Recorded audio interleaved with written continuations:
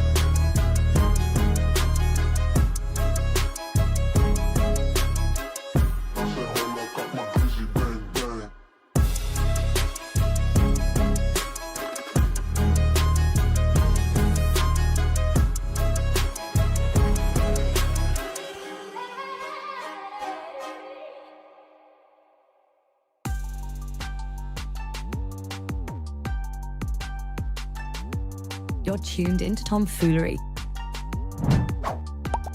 Make sure to hit the thumbs up button and subscribe.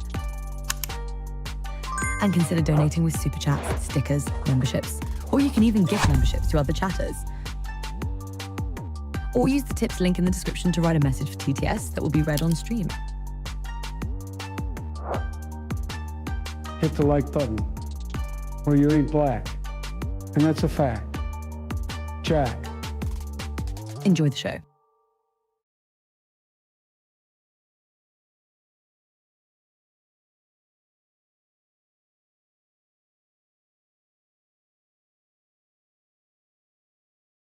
Hey yo, what up fools? Today is 8/2/2026. It is 9:47 p.m. Eastern time. How we doing? How's everybody doing? What up Sparty? WTF over 2. Big Jerry in the house. How's it going? Van Dread. Wasted. Will Finn. How's it going?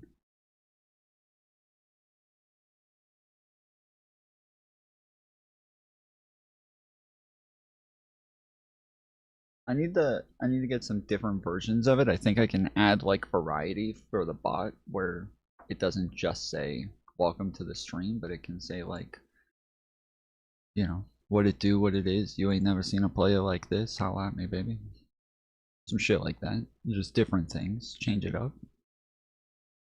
Know what I'm saying? Know what I'm saying? Know what I'm saying? Know what I'm saying?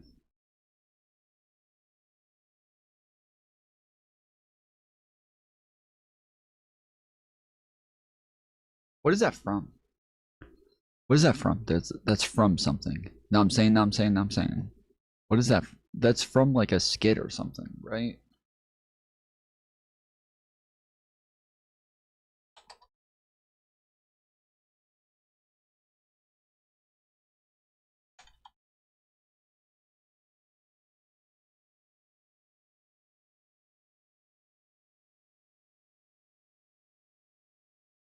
Is it Trailer Park Boys? what I'm saying? Everybody think walking so. the face of the earth trying to judge the J-Rock, you know what I'm saying? See what I'm saying? But I ain't shook, because motherfuckers try to take me out and stuff, but they can't, right? You know what I'm saying? You're saying, know what I'm saying, too many times. 80 or 90 times? That's too many times. Once or twice is cool, but 80 or 90 times, man? What are you, from the department of know what I'm saying? You taking the know what I'm from the senses? You department, counting no, my man. know what I'm saying? We're hanging out, right? You know what I'm saying? Everybody walking the face. Yeah, this is not it. I feel like it's from like Whitest Kids You Know or some shit like that. Oh, wait. Is it from what's the movie with Jamie Kennedy?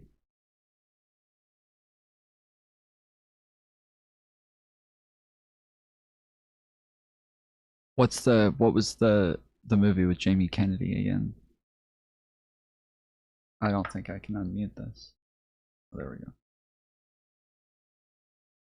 Dope flying around, and you know, once that stuff comes out, J-Rock starts doing crazy stuff. He does this little thing with pretending he's got a mosquito on his finger, and makes me laugh, especially when I'm all baked up. J-Rock, do the, you know what I'm saying, fly. I'm saying, no, I'm saying.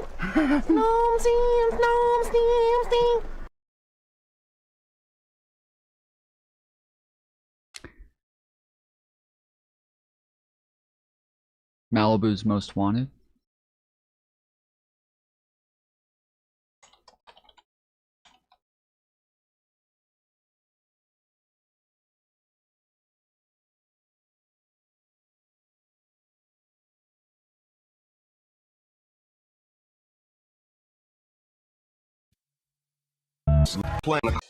Take them out of. Yeah, I guess not. I don't know. Don't say, no say, no say. I don't know. I don't know where the fuck it's from. It's gonna bother me. I'm not gonna sleep. I'm not gonna sleep tonight. Shit. Well, that's that.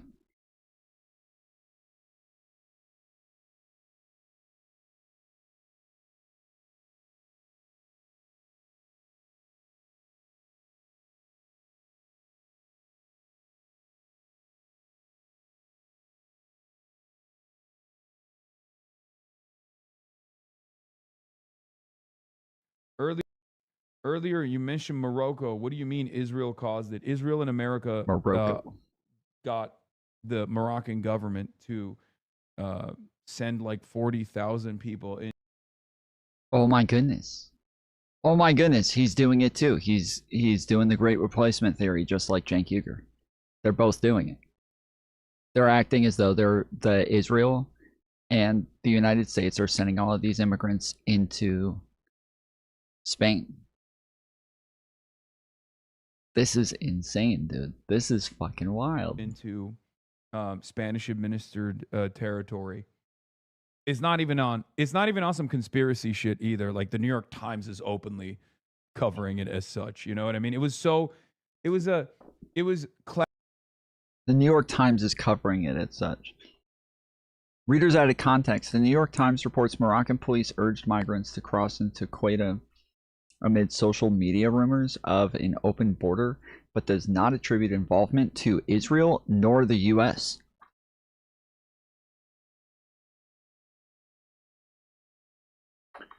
We gotta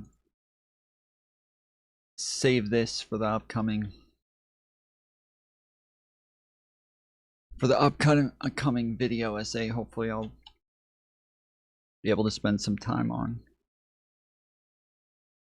classic Israel in the way that they did it, in the shameless way that they took ownership over it, that even the fucking New York Times was like, okay, well now we have to investigate what's actually going on here.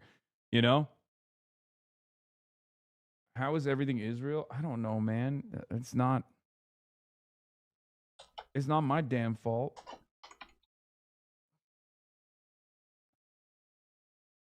The New York Times said Morocco did it, but did they say Israel told them to? No, they didn't. But Israel took ownership over it. So, what the fuck? What the fuck?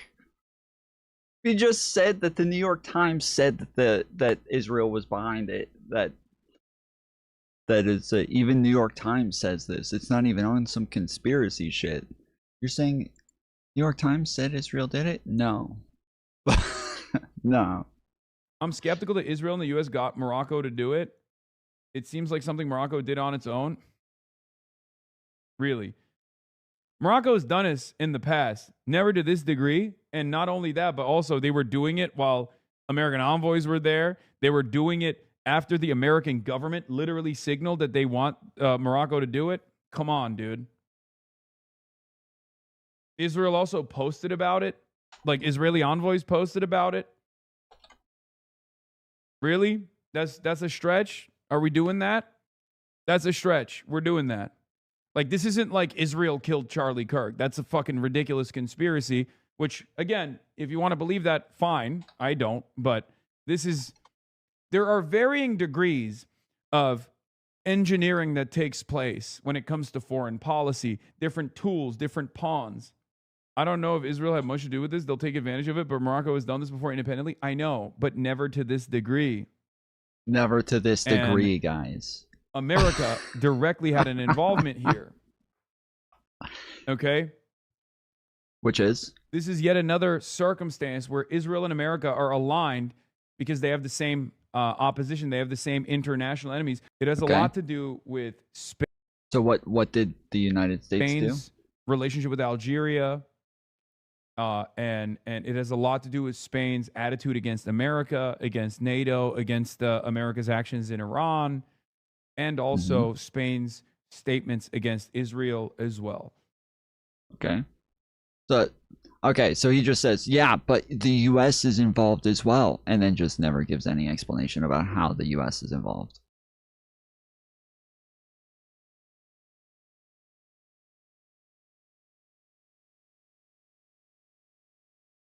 He's not even on some conspiracy shit, guys.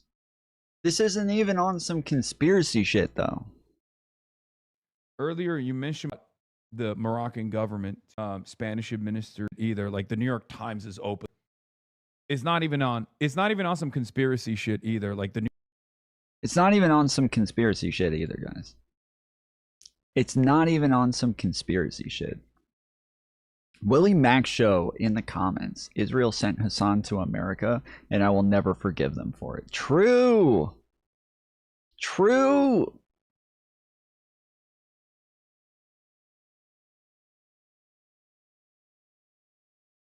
So he's admitting that Muslims are bioweapons. You're flooding Europe with Muslims for Israel. Why would giving Muslims power in Europe be good for Israel?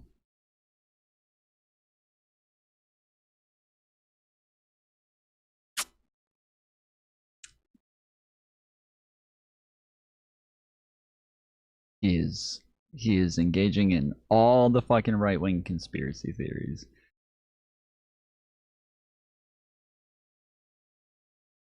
Get in there and make it about Israel.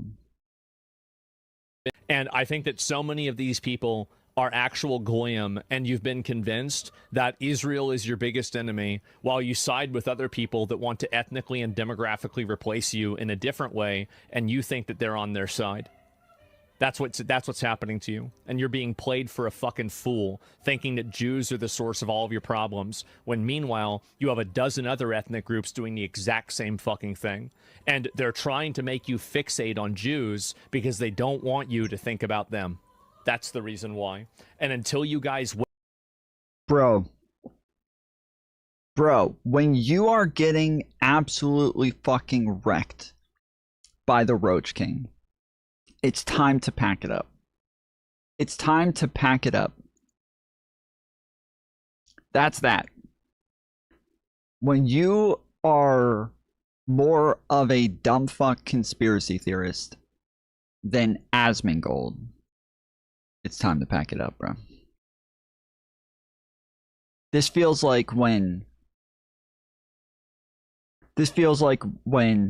Alex Jones was sitting there looking at Candace Owens being like, dude, this chick's lost her mind on some conspiracy theories. She's too far gone. Like, oh shit. Oh shit. That's She's crossed the line, dude. she's about to get sucked up by a fucking black hole. You can't be more conspiratorial than Alex Jones. That doesn't work. Do you agree with Asman that Dems are trying to replace white people? No, of course not. Of course not. What do you did I really need to answer that fucking question, or I don't are you actually asking the question, or what the fuck? Like, what is that?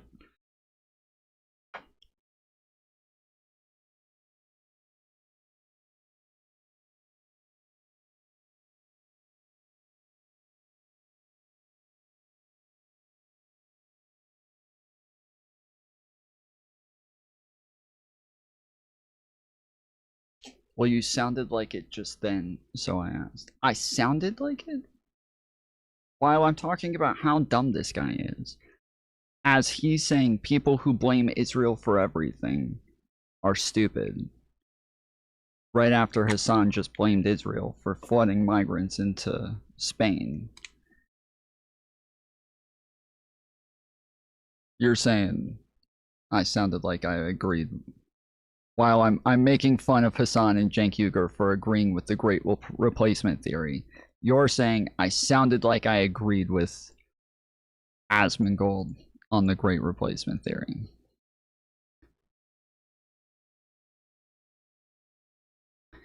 I'm pretty sure that's what he means.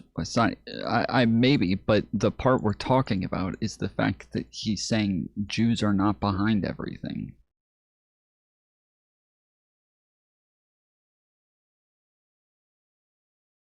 Wake up and realize that you're going to keep getting divided, the same as the Democrats have gotten poison pilled by fucking trans issues. You've been poison pilled by Palestine issues. You can't think about workers' rights. You can't think about, and do you know why? Do you know why that happened? It's because they got too close to winning whenever Occupy Wall Street happened. They got too close to winning, and then after that, they had to get poisoned, and that's exactly what happened. No, I have no interest in this at all. He's talking about how these people are blaming everything on Israel. They're blaming everything on Jews.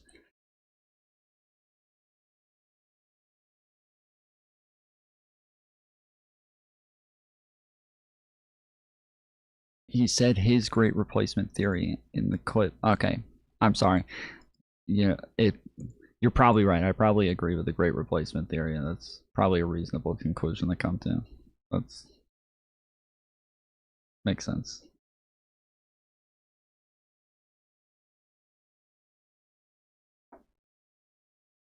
The one thing that I think the conservative Americans were correct about, especially as it pertained to the pandemic, was questioning authority and questioning our institutions.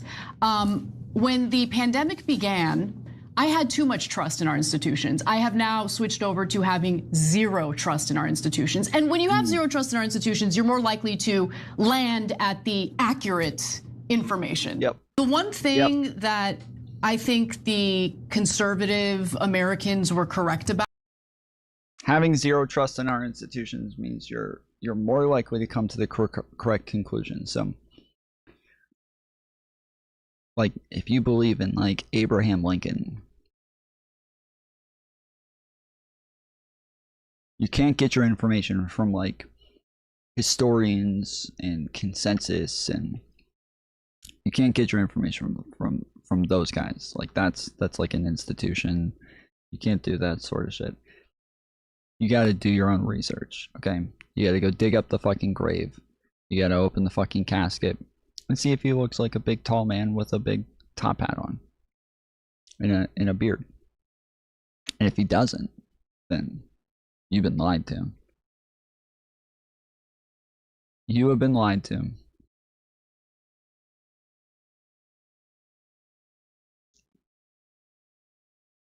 Pretty simple. Plain and simple.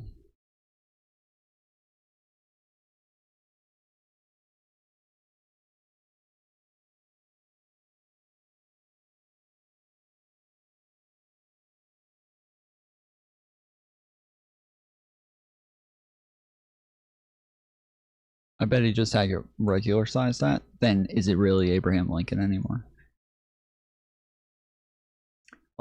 Like if we've been taught our whole lives that Abraham Lincoln had like a really tall top hat, and then it turns out his name is Abraham Lincoln, but he had like a regular sized top hat. Does it really mean anything that his name was Abraham Lincoln if it's not really the same Abraham Lincoln that we've been taught about? It's like finding out Jesus didn't actually die on the cross. You're like, oh, but his name was still Jesus, so...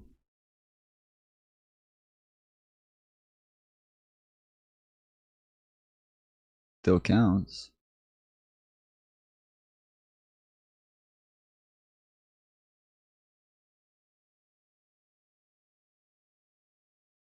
His hat just looked tall because he was tall? Perspective thing? Wouldn't that be the opposite? Like, perspective would mean that if he's really tall, then his top hat in proportion to his body would look shorter even if it was tall. Whereas if he was really short, then his top hat would look tall. So, he was probably a fucking shorty. He was probably a short king.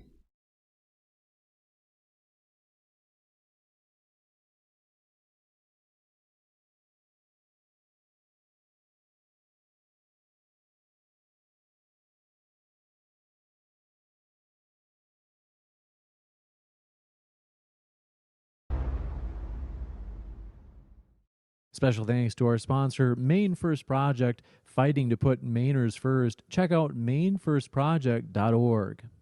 Huge thanks to Revival of the Anointed's Rule, equipping Christians to fight for biblical values through policy victories. Check out revivetheroar.org. First, I do want to introduce our sponsor, Zach from Maine First Project, as the sponsors make these events possible. In fact, well, first, Zach, those ticket, Steven, now with this 5-minute opening, and I'll start that on your first word, Dinesh. And then also, yep, go ahead and pull it out of the standing. Also, just a friendly reminder to you guys, if you can hold it about. I finally made it all the way out here to the edge and built another train track right after stream last night. And finally getting all those goods. We got 4.4 million iron out here and 5.9 million stone. You don't have the stones. Also, this is actually fucking sick. I got 4 fucking laser defenses on my body now, to where I can literally just walk up to any of these motherfucking aliens and they can't do shit. Look at this. Look at this. This is fucking sick. Come get me. Come get me, bitches. Come get me. Whoa, whoa, I'm too fast. I'm too fast. This is fucking amazing. I don't even have to shoot any of them.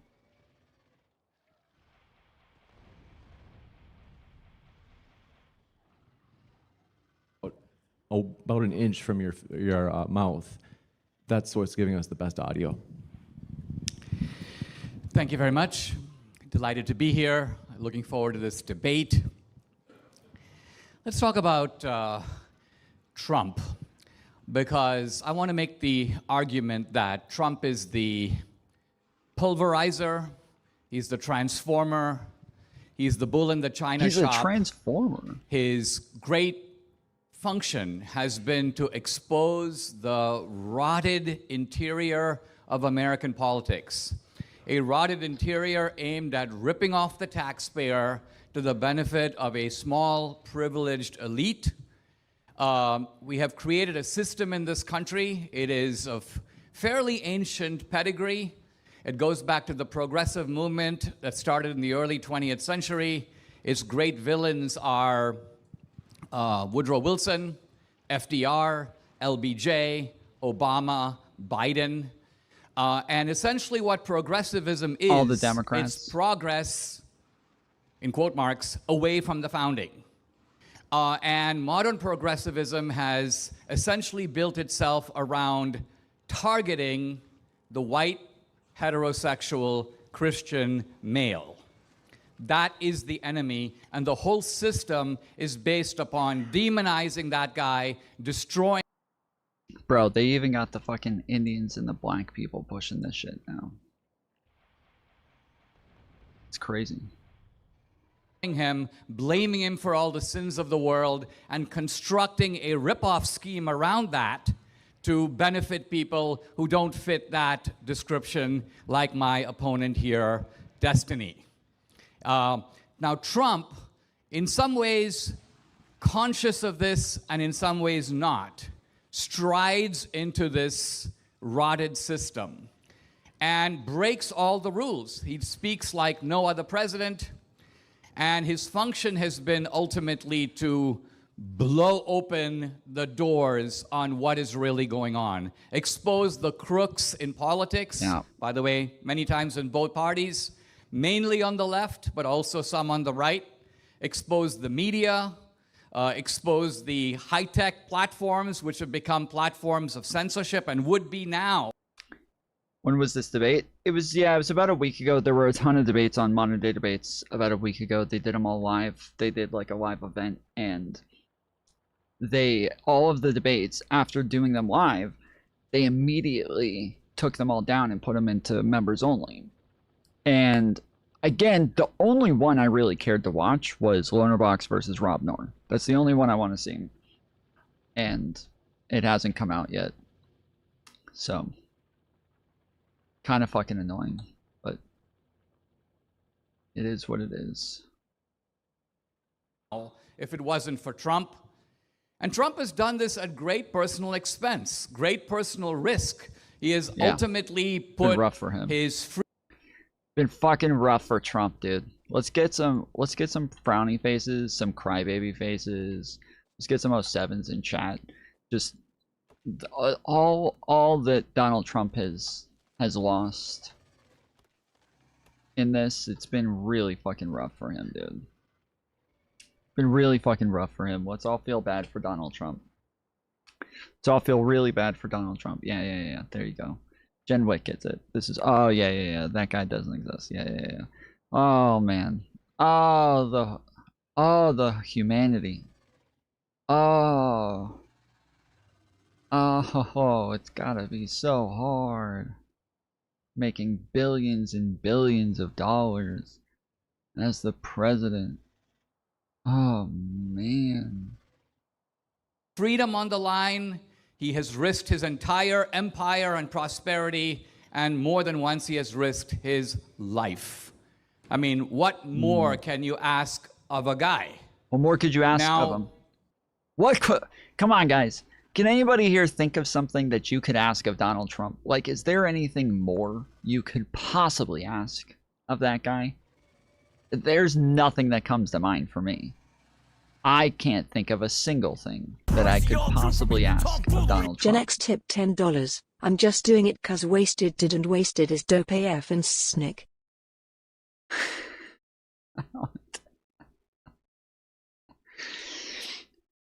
You're just doing what?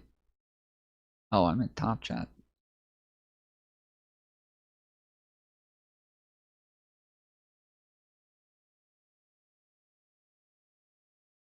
On the foreign policy front, Trump has pulverized two of our terrible enemies, Iran, which is a global menace, and Venezuela, which was an outpost for Iran.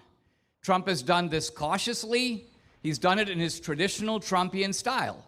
Basically, it's the style of the Western hero who goes into the bar, pistol whips a few of the bad guys, and walks out. And his message is as a new sheriff in town. So even if Trump were to quit and exit Iran now, which, by the way, I think he should, he will have left that country in an institutional shambles, which will benefit us long term. So on foreign policy, Trump has done more And he does it almost backhandedly. He's like the teacher who just kind of flicks his hand and you kind of take it on the face and you never recover. Now, on the domestic front, Trump's goal has been what is he talking economic, about? What does that even mean? as well as cultural. Is he talking about teachers like smacking students or something? Is that what is he talking about? Cultural, Trump has done a lot to revive patriotism, a genuine love of the founding, a genuine love of America. He has, and he's not doing this single-handedly. Let's remember, Trump is part of a movement that he represents. And that movement is to expose radical feminism and the perversion it's inflicted on the family. That movement has done a... I've never heard Trump talk about radical feminism. I mean, I'm sure I've heard him. I'm sure he's mentioned it at least once or twice, but I can't think of any times. Like this is the first go-to. This is the first thing Dinesh goes to is like, yeah, radical feminism. That's what Donald Trump is here to fight. Radical feminism. A lot to expose the kind of way in which a lot of these corporate CEOs, many of them Republicans, by the way, are basically whores. And they will go along with the system if you offer them money. And the leftists figured that out. And so a lot of the hypocrisy of the left is basically, we'll pay you off if you come over to our side. And that explains the behavior of Zuckerberg and Bill Gates and all these sort of professional whores on the American political scene. And if it wasn't for Trump, not only would these people not... This is the guy who literally went to jail for campaign violations because he was donating over the legal amount, and that he like used all of these like go-arounds to try to donate to different people to get somebody, to get money put towards somebody. And he's talking about these are just whores where all you gotta do is pay them. They realized that's what you're the fucking guy who you're the John. That's you. You're the fucking John. You're the one who pays them. Be exposed, they would still be at it. They would still be squeezing you by the throat, squeezing you by the neck. This debate couldn't occur on social media platforms just a few years ago. You just got to remember the COVID scheme that the left set up in the Biden era. That's where they want to go. I was having these debates. I was having tons of debates on COVID. You can go through my channel. I had debates pretty consistently on COVID. Now, it is true. They had some like ridiculous shit with the AI bots where they would take you down for some funny shit. And even Destiny got taken down a bunch of times as well. Like I hadn't even talked to him and was like, yo, what the fuck do I do? Like every time I debate COVID, they take my shit down. I normally win the appeals, but they keep taking it down anyways, and it's getting annoying. And he's like, me and my editor, we set up a second channel, and that's where we're uploading all of our COVID debates. And then if it doesn't get flagged on that channel, then we upload it to the main channel. So he's like, just try that. I did do that. That definitely worked out a bit better. The reason that they loved it is they kind of had their foot on your throat and mine. And this gave them a great deal of pleasure. Trump has put a stop to all this. So do we still have a long way to go? Is there going to need to be a MAGA movement post-Trump? Yes. And quite honestly, my son-in-law, Brandon Gill, who represents the district next to here, I spent most of yesterday with those guys charting out a little bit of where this needs to go. But Trump, I think, is, and Maggie Haberman said this yesterday, I think, on television, an immensely consequential figure, perhaps the most consequential figure of the 21st century. Oh, shit. This is a guy who has had a major impact, and mostly for the good. Thank you very much. Thank you very much for that opening.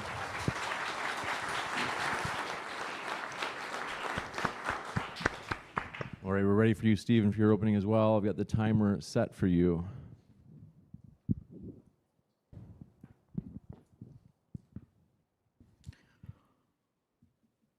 I see we're pretty far apart in realities, me and Dinesh, and I'm sure we'll go through that in this debate.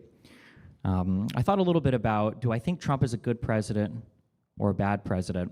And I actually do think that in some regards, Trump is a pretty good president, just not for the United States of America. If I was a conservative and I was looking at things to get fixed in this country, on the domestic front, I could look at the budget. One of the things that conservatives talk about over and over and over again is that they like to balance the budget. Trump took a shot at that, and he failed worse than George Bush did. We had Doge come in, and they found essentially nothing. Doge has been all but disbanded at this point. Nobody even mentions it anymore.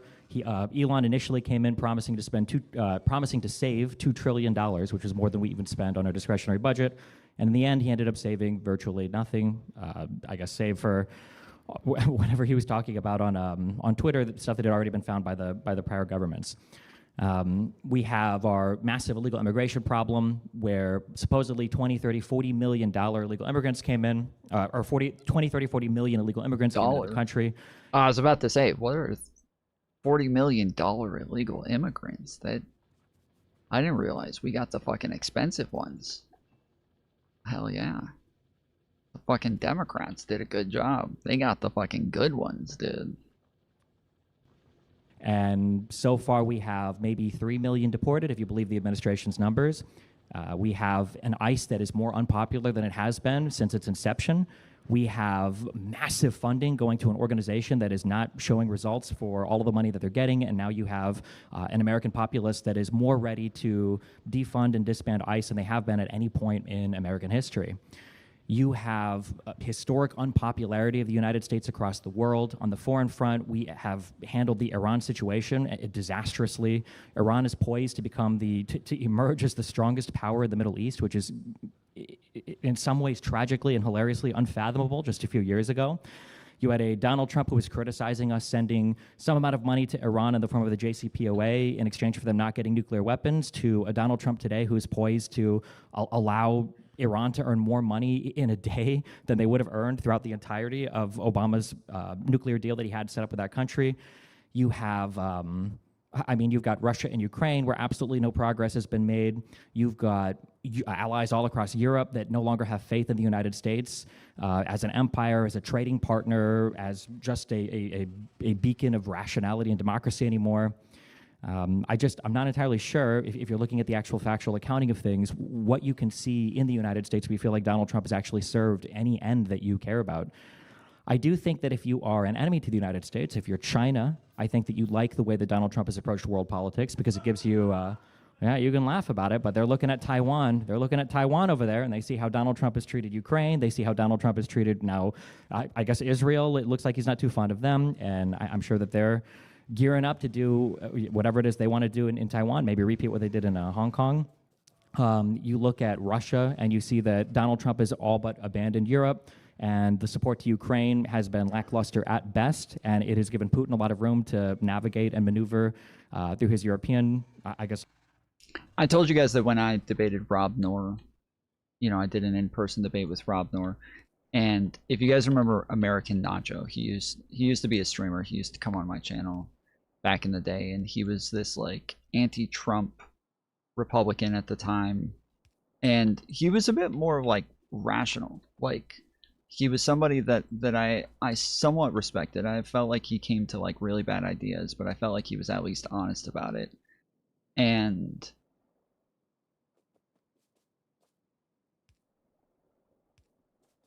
he would even like fight with other conservatives about shit like this. He was at the debate that I had with Rob Noor, and I hadn't seen him in years. He had just kind of disappeared, and he was so fucking loud, like talking shit while I was debating Rob Noor. And then I tried having a conversation with him after stream, and he was just so like fucking belligerent, both from being absolutely like trashed and insanely drunk, but also from going back to MAGA. Obviously, you're gonna you're gonna have some issues retaining rationale by going back to MAGA. But I mean, I don't want to like make too many assumptions, but I feel like he might have even been like divorced or something. Was he drunk? He was absolutely trashed. Like he couldn't have a coherent sentence. There were even other Republicans there like talking to us who were trying to get him to chill, and we're like, no, like you're not making any sense. Like you're not listening to what Tom's saying. Like what was his name? Var, Jake Var was one of them. Fuck, do I keep clicking the wrong thing? But he's also in the audience here. I saw like clips and videos of him in the audience at this one, and it's I every time I hear people yelling, I think, oh, that's probably him. That's probably his drunk ass. It's like friends as he's traded with them, and Donald Trump has stood by and basically done nothing. Yeah, just I guess we'll hash it out on the factual level here, but I think that Donald Trump has failed to come through on basically every single thing he promised the Republican Party, other than, I guess, posting like an insane grandpa on social media. And I think that he's weakened the United States' position around the world and probably made our adversaries feel more comfortable in their constant belligerence of us and our allies. Thank you very much.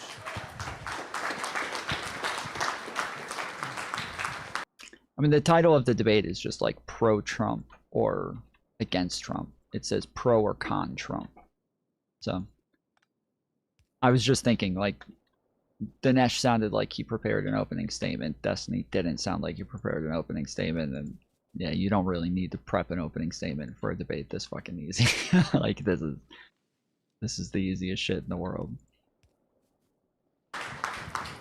Thank you very much for that opening as well. We'll jump into the 80 minutes of dialogue. And then just a friendly reminder, everybody here, is we want to both let the debaters do the debating and also want to show them respect, as we do appreciate them being here. With that, gentlemen, the floor is all yours for open dialogue. I guess we can start with the Iran thing. Man, what a disaster. By what measure? Well, we started a war of annihilation that we weren't ready or able to follow through on. And Iran is poised to have more control over the Strait of Hormuz and more, I guess, like foreign money flowing into that country than they had at any point in the last 50 years.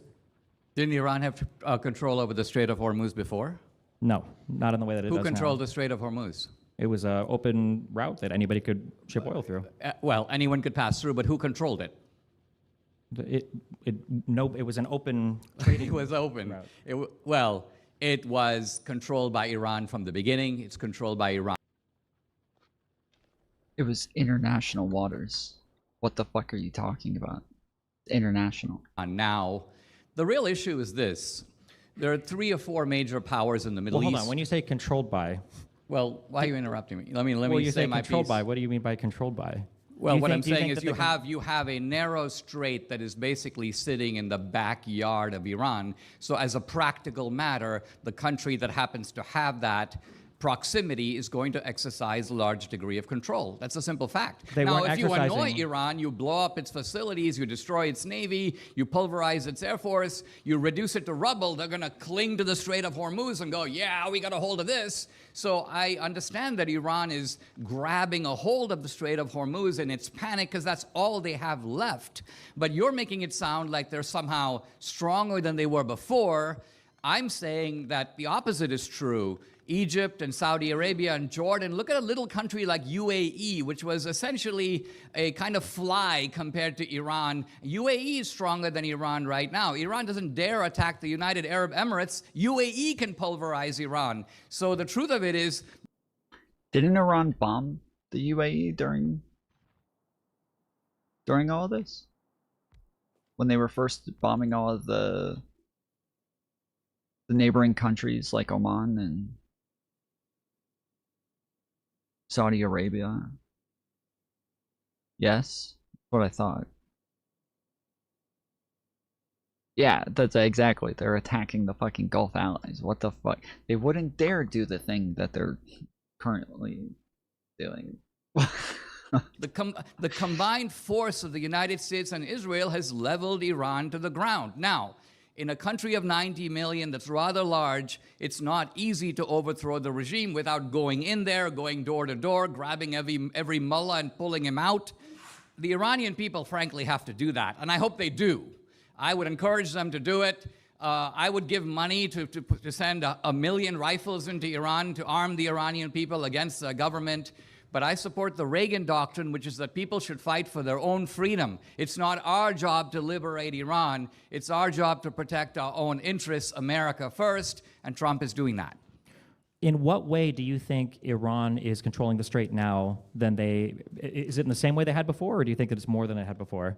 No, I'm saying it's in the same way that they have before, but they are So you think exercising... that people have always been afraid to sail tankers through that strait, the Strait of Hormuz, and that they were going to get bombed by Iran for doing so? That's always been a fear. No, that's not what control means. If I control my backyard, I might allow people to pass through, but they're passing through at my behest, at my say-so. I can charge them money if I want to go through. I still have the... But you can't. Again, these are considered international crimes. They're getting away with it because the United States is bombing them. That's the only reason they're getting away with it. But they can't just do it just cause. The same degree of control. Now, I may not exercise it. You can modify the statement then, in that Iran is now exercising deadly, I guess, restraint over the Strait of Hormuz than they were before. Regardless, their control of the strait has changed in character in a way that it never had before. Yes, I agree with that. And that's due to the United States attacking Iran for reasons of which I still don't even fully understand. And the only way for us to alleviate that situation is to give Iran a deal that leaves it a stronger nation than it was before we entered this conflict. The entire terror network, not only of the Middle East, I'm not just talking about Hamas and Hezbollah, I'm not just talking about Boko Haram in the north part of Africa, but extending through Venezuela, Hezbollah in South America. Iran was the malefactor. Iran was the hub. They were doing it from their base. And so clobbering the base is what Trump set out to do. Now, you may not think that's a good idea. You may like the terror network. You may think that, as Tucker Carlson... They're all going to work backwards. They're all going to work backwards and just find anything that they feel like Trump has done during this. They're all going to say that's what he set out to do. Whatever it is that he has actually done throughout this, that's what he set out to do. He set out to blow up their to stop their navy. He set out to stop their their missile program. He set out to, they're gonna work backwards from whatever it is they feel like he's achieved, and then say that's what he set out to do. So he's done it. It's a win. Carlson says Hamas is a political movement. It's like the Labor What up, Party. Robert? It's a force for good. The Muslims are up to doing great stuff in America and Australia and Canada. We need more of them. We need more mosques in Dallas. If you take that view, then you're going to think that Trump's bad. But if you agree that there is an Islamic project that began in the 7th century, long before Israel, the Muslims conquered the Holy Land, they're the original colonizers. They have just realized that there are dupes like you who will buy into the rhetoric of anti-colonialism, and so they mouth that rhetoric, the Ilhan Omars of the world, but they are the original colonialists. The Muslim view is colonialism is great when we do it, and it's not good if anybody else does it.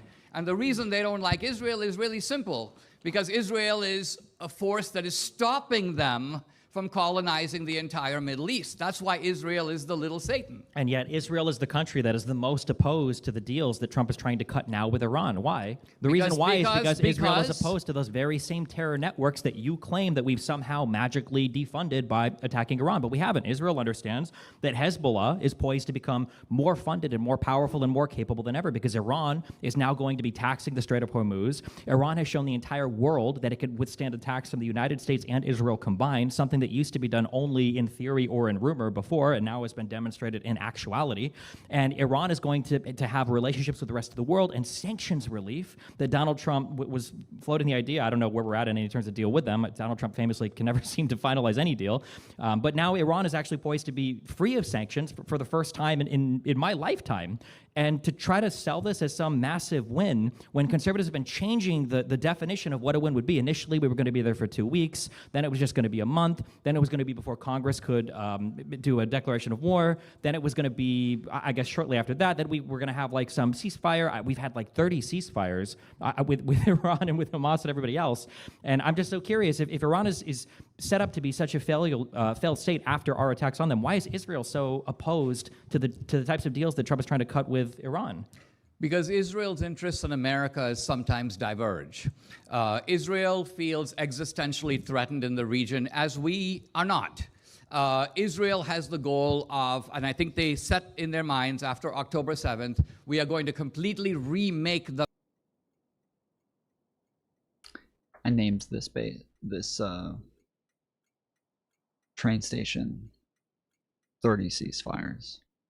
Map of the Middle East, and this requires the Iranian regime to fall. So Israel is committed to the decimation of the regime or regime change. Trump, I think, is wisely chastened by the fact that in Venezuela, as in Iran, there are some risks of quagmire, getting stuck over there, of risking a large number of American lives. So I think Trump is recovered the wisdom of the Reagan doctrine, which is that people need to fight for their own freedom. They fight, we help. What was the goal of us attacking Iran then? The goal of us attacking Iran is the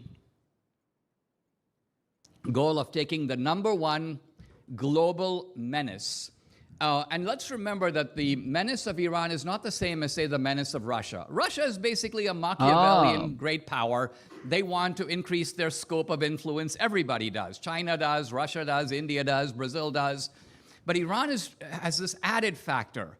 And it is a certain ideological messianism, a fanaticism. They say things like, we love death more than we love life. They couldn't be more clear about the fact that we are their main opponent. That's why in the Iranian parliament, they burned the American flag. I mean, how stupid are we not to see that they have identified us as their main enemy? So you can't pretend like they're not an adversary. They are. And so in politics, it's a really good idea, if you can, to walk over to a place and clobber your adversary and put him on the ground where he can't get up. Now, true, you may decide, once I've done that, I'm going to sign a deal where we don't fight anymore, basically because you don't have your arms and you don't have your legs and you can't really hurt me anymore. Except they're still maximally exercising control over the Strait of Hormuz in a way that has left the entire world laughing at the United States for the inability to actually enforce maritime trade, which was one of the biggest benefits that we had of having the largest and strongest navy in the world, such that Trump was literally begging and crying and screaming for his NATO partners to show up, the people that he'd thrown under the bus for the past 10 years, wondering why they're not showing up in the Strait to help him. But the reality is, there is no help there. Donald Trump can tell us every single day, which they have for weeks, that we've blown up every boat in the Iranian Navy. I was unaware that the Iranian Navy was a huge threat to the United States. I haven't heard of any massive Iranian ships sailing around that was blowing up the United States at all in the past several years, but I do see all the drones flying through the Strait of Hormuz. I see tankers getting hit and struck. I see that the amount of oil that's going through there has basically collapsed, and nothing the United States has done has made that trade route any safer. It's been only bad for global trade, and it's been only bad for U.S. power over the past however many months we've been now stuck down in Iran in a war that I asked you, what was the point of going to war over there? It sounded like you were saying regime change, but then earlier you said the regime change has to come from the people, and I don't know what the United States has to do with regime change in Iran anyway. I'm old enough to remember that we've tried regime change in the Middle East a few times, and generally it was considered an unpopular thing, but I guess in this case it would be under a Democratic president. Of course, it would be unpopular, but for some reason, Donald Trump gets a free pass. If I were to try to find any reason for why we're attacking Iran now, maybe we could point to them going after nuclear weapons, but that's equally confusing to me because Trump promised me and the American people that their ability to acquire nuclear weapons was completely destroyed when we bombed them several months ago. But apparently that wasn't true, I guess, or maybe they were able to rebuild really quickly, or maybe they found the nuclear dust, or maybe Donald Trump was just lying like he always does, but we're not supposed to take him literally, or we're just supposed to take him seriously, whatever that means. Maybe we're still attacking him now because we feel like Iran can still pursue a nuclear weapon, in which case I wonder wonder why we ever pulled out of that JCPOA in the first place. I don't remember there being a nuclear weapon on the table when Obama was in office, despite the fact that Netanyahu and Israel are always crying that they're a few weeks away from a nuclear weapon. It seems like that threat didn't become real until Trump came in again.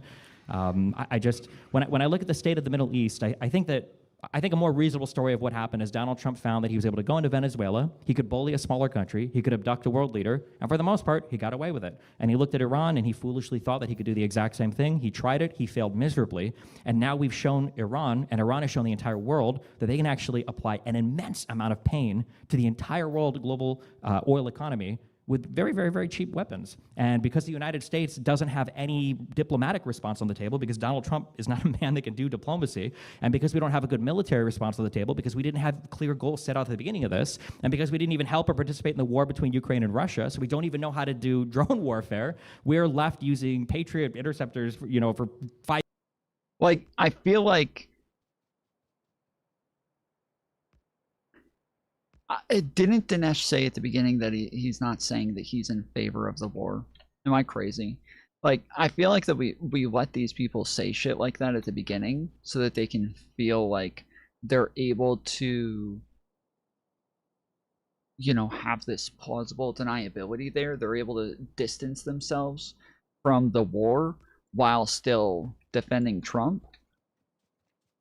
And we gotta stop letting them fucking do that. Like, the argument should be like focusing on like, well, okay, well, why aren't you in favor of the war? Like, why would you keep defending it like this if you're not in favor of it? Why would you keep acting like he's doing such a good job with the war if you're so against it?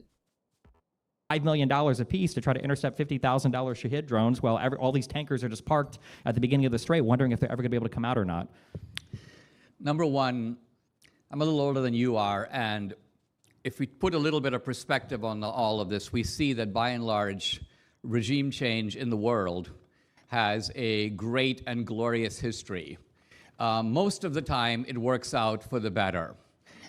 We've had, just to take the span of my own lifetime, we saw regime change in massively deadly adversaries like Germany and Japan, Italy. Regime change in Italy, by the way, was done by the Italians. They grabbed Mussolini, strung him up in the piazza in Milan, and the outcome was better. In the Cold War, there was regime change in about 30 countries, all of it to the good. Regime change, not just in the Soviet Union, where they abolished the communist system, but regime change in places like Poland, Czechoslovakia, Bulgaria, Romania, the list goes on. All these countries liberated at the end of the Cold War, regime change, and it all turned out for the better. I hope we see regime change in Venezuela. Now, having said all this, regime change is, I think, a goal, but in foreign policy, you always have to measure the means that are used to achieve the goal. Can we get regime change in Iran? Yeah, but we may not be willing to pay the price. Now, if you look at this Iran war, and we got to try to be adults about all this, if you get into a war and you have clear objectives, the simple truth of it is, if you then turn around and say, well, yes, we've lost 7 men, or Iran fired a missile and it got through to Israel and killed 2 dogs, you're talking about a really powerful country.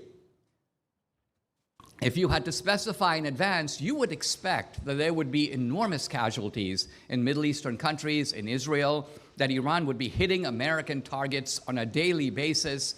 This is a war. So what I'm suggesting here is that what Destiny is doing here is setting up an absurd calculus. Iran has endured. Well, what alternative do they have? A guy getting his ass kicked in an MMA fight is enduring, but that doesn't mean he's winning. Similarly, Iran is able to lash out here and lash out there, which we would fully expect. They're grabbing onto their own backyard, no surprise. They're unable to maintain even control over their old network. So we've disrupted the whole Iranian system. So when you talk about places like Russia and China, they're like, Trump actually is willing to use force. He's willing to do it prudently, but he is willing to kick ass. And this was what makes him different from, for example, an absolute mindless Joe Biden, a giggling, idiotic Kamala Harris. So again, when you're measuring Trump, you have to measure him against the absolutely... They always bring up the most random fucking shit. What, like that Kamala Harris giggles or something like that. Like, we're talking about Donald Trump taking us to war and just totally fucking up the entire global world order, and they're like, well, Kamala Harris giggles. She even cackles. So, you know, lesser of two evils. Impermissible alternative. Can you imagine what America would have been like had the Democrats won? Can you imagine the world we'd be living in? The rottedness of the system would continue. The censorship would be accelerated. The surveillance would be going on. There would be political targeting to a degree that we probably never imagined. Trump would probably be serving a life sentence. So this is who these people are. This is what they do. And Trump is... We're literally dealing with like record levels of political targeting under Trump. Trump is the one who's doing all the fucking political targeting and being very open about it as well. For them to still act like this is like, you know, this is a thing that we were afraid of from Democrats, but yeah, Donald Trump's doing it at like an insanely fucking high rate that, you know, can't be competed with. But that's very different when he does it. Liberated us from that. Donald basically Trump, the every great single thing you're saying liberator. is just not true. Not true? But I mean, I guess so. Well, I mean, like what's not here's where the true? metal meets the road. I mean, or the rubber meets the road, I guess. What do you think a successful end state for Iran looks like? What do you think it's going to look like for the United States to leave that conflict to emerge feeling like we were victorious? Because I will tell you that when Obama was in office, supposedly inept president who didn't know what he was doing when it came to foreign policy, we had a deal on the table with inspectors in the country, and we had a pathway to some kind of normalization with Iran where there was still intense pressure on that country. When Trump came into the first term, he tore up the JCPOA with nothing to replace it with. He set off the Abraham Accords and claimed peace in the Middle East without dealing with the Palestinian issue. Biden comes in, and lo and behold, what happens every time the Palestinians are ignored? They rise up and they do an attack. It happened with the first Intifada, it happened with the second Intifada, and it happened with October 7th. Go figure. Big surprise. Trump comes in the next time after achieving peace in the Middle East, and then he comes in and he does peace in the Middle East again by attacking Iran, and then he's done peace in the Middle East again by getting us in a war with Iran. What is the...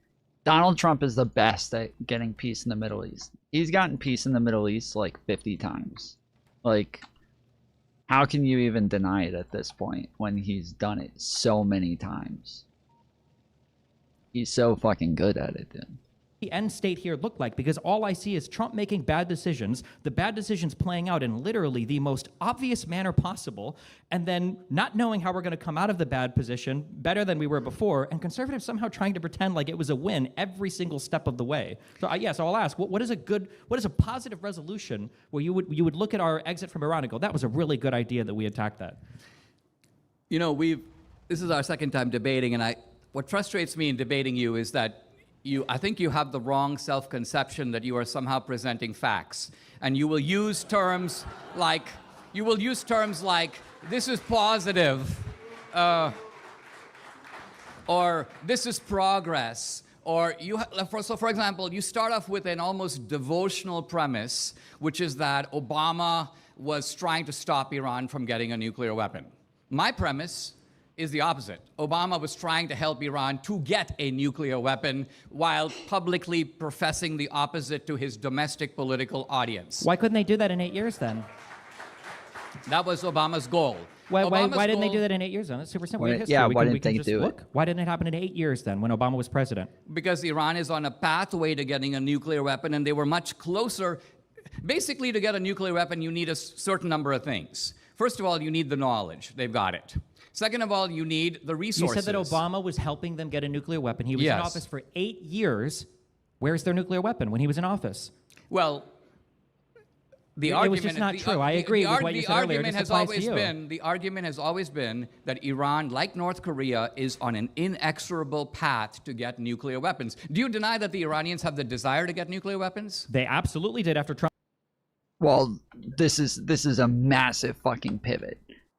Like, what the fuck is happening? That Obama was helping them get nuclear weapons, Well, they want nuclear weapons, right? Trump tore up the JCPOA. Yeah. No, but you're saying under Obama, Obama was so charming and persuasive that these radical mullahs who burn the American flag and say debt to America have the option of getting a nuclear weapon, but because Obama signed a document and gave them pallets of cash, the Iranians decided we will forego this ambition. We're not going to do it even if we can because we love Obama. Is that your position? My position is that you can do the goofy conservative, well, what would happen if a Democrat was in office? But the problem you have here is you have to actually contend with the history of what happened. And the history of what happened was Obama was in office for 8 years, and Iran did not have a nuclear weapon. And they were making no progress towards said nuclear weapon. The entire International Atomic Agency, everybody else agrees with that. It wasn't until Trump came into office the first time and then tore up the JCPOA, and then on his second time felt that it was so essential that we had to go and bomb Iran, and then we had to start an existential war against them. What happened? How is it that, I ask one more time, if you have no answer, that's fine. Obama was in office for 8 years. Why wasn't Iran able to get a nuclear weapon if Obama was so friendly and warm towards them acquiring a nuclear weapon in that time frame? Because they hadn't gotten there yet. They obviously were in pursuit, and a nuclear weapon. This is so fucking stupid. This is so fucking stupid. This is exactly what happened when I had this debate with somebody as well, where they just kept saying, yeah, but they have to do things, though. Yes, but Obama was helping them. The United States was helping them. It's fucking easy at that point. This is easy shit. They can just do it. Obama's helping them. The president of the fucking United States is helping them, bruh. Like, this is easy as fuck. It is a huge escalation. And they saw the Syrian civil war that Obama supposedly had some hand in funding FSA fighters' weapons with, and they thought that was a signal from the Obama State Department that Hillary Clinton was going to be really friendly towards an Iranian nuclear regime. They saw the death of Gaddafi, the fall of Libya. They thought that was a warm signal from the Obama administration that they were friendly towards an Iranian regime. They saw a constant denial to Israel of their request to constantly go in and start wars with any of their surrounding neighbors that they felt like were giving them problems. This was a positive signal to the Iranian regime. There has been one president that came in and with no mind or thought for what's going on in the Middle East decided to believe Netanyahu when he showed up at DC and said, you really got to go after Iran. They're a big problem now. I don't understand how you can look at the historical facts. If this was 2010, maybe we could have this discussion, but history has already played out and it didn't happen. What you're claiming would happen didn't happen. You're offering the Neville Chamberlain view of foreign policy, which is that Hitler's not a threat because he hasn't yet invaded Poland. Hitler's obviously planning to invade Poland. He's militarizing Germany. He's increasing German strength. And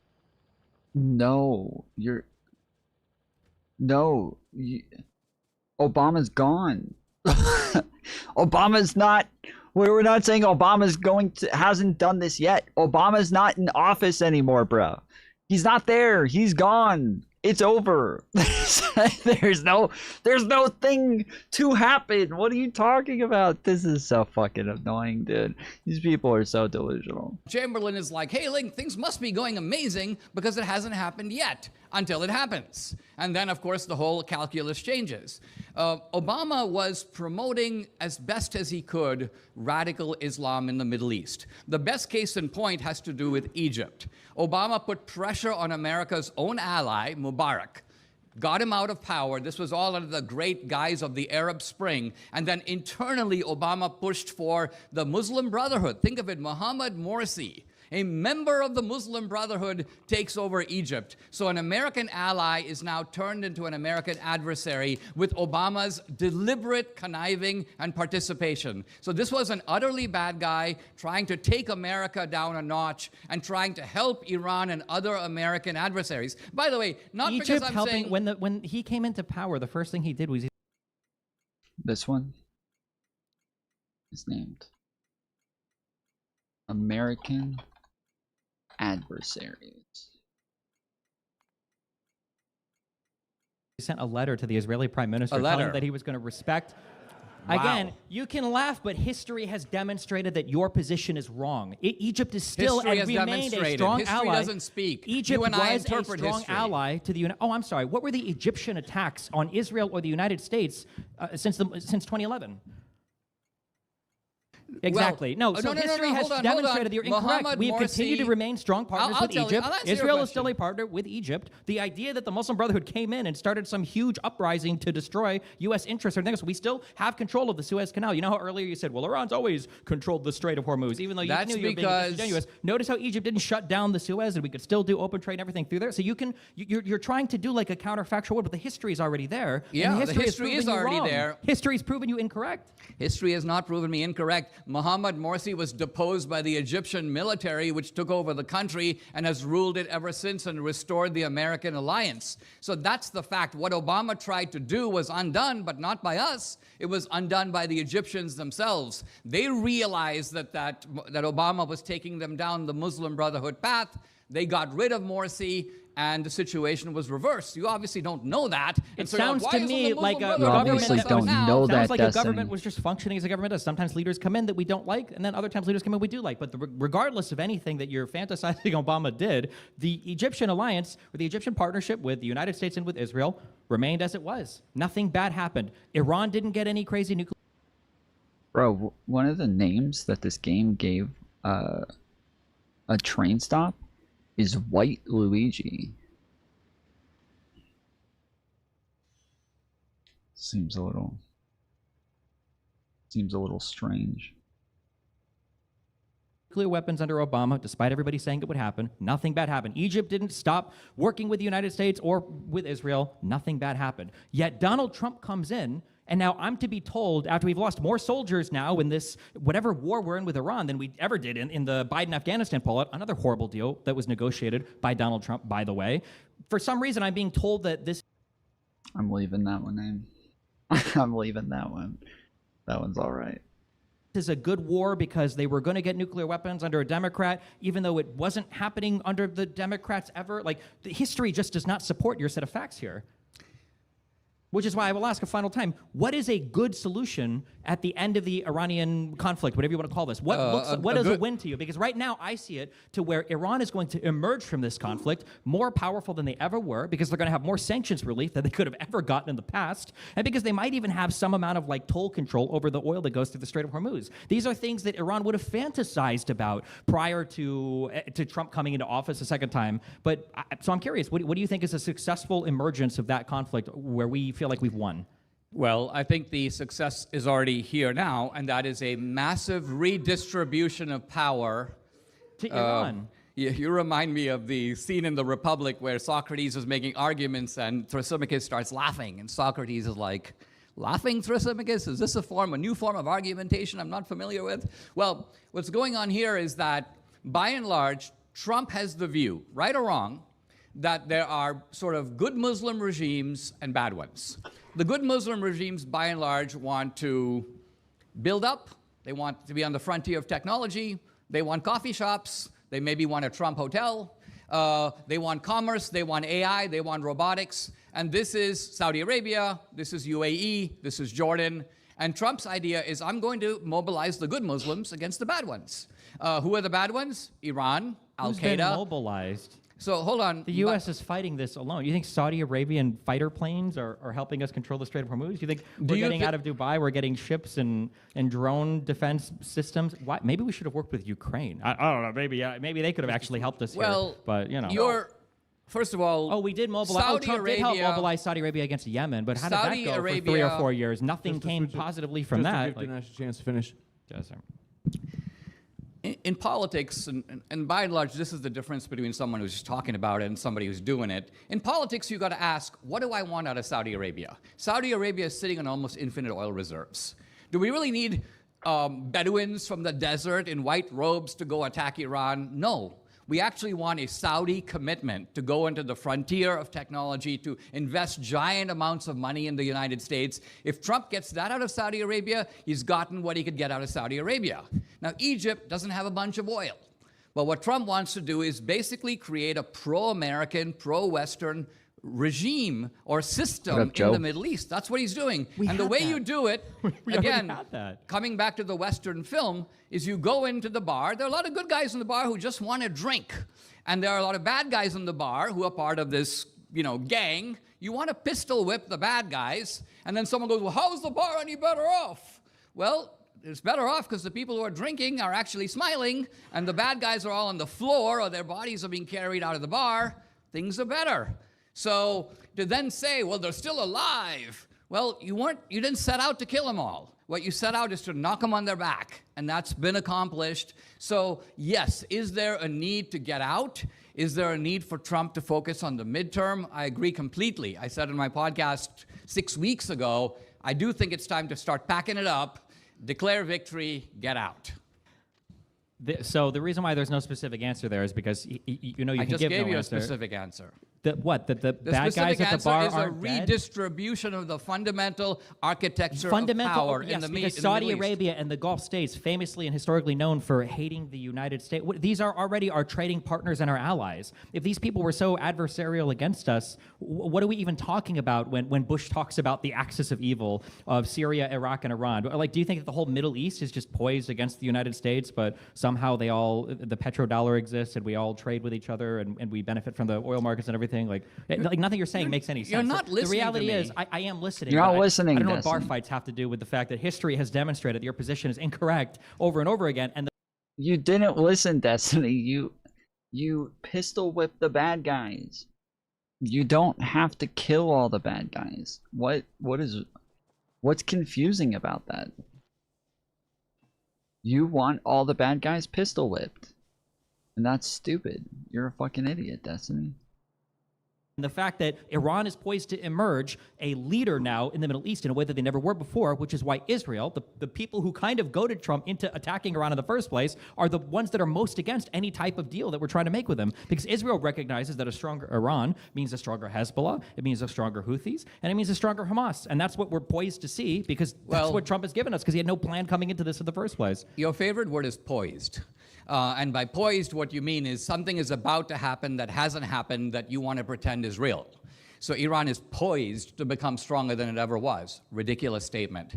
What we mean, what I'm talking about here in a redistribution of power is relative. In North America, the United States has power relative to Canada, relative to Mexico. If Iran is weakened, that relatively strengthens Jordan and UAE and Egypt and Saudi Arabia. It relatively strengthens the Abrahamic alliance. This is the inevitable consequence of bringing one elevator down, the other seaside of the seesaw is going to go up. So I'm not saying that Saudi Arabia was unfriendly before and is friendly now. I'm saying that Saudi Arabia and Egypt, all these countries were nervously looking at Iran. Why do you think they're cheering the American action? Why do you think openly Muslim countries that would have a basis for solidarity with a fellow Muslim country, think of how pissed they have to be at Iran for them to cheer the United States and cheer Israel. This is not easy for them to do, and the fact that they're doing it shows that they have had it with Iran, and we are on the right side, and Trump is in the process of remaking the Middle East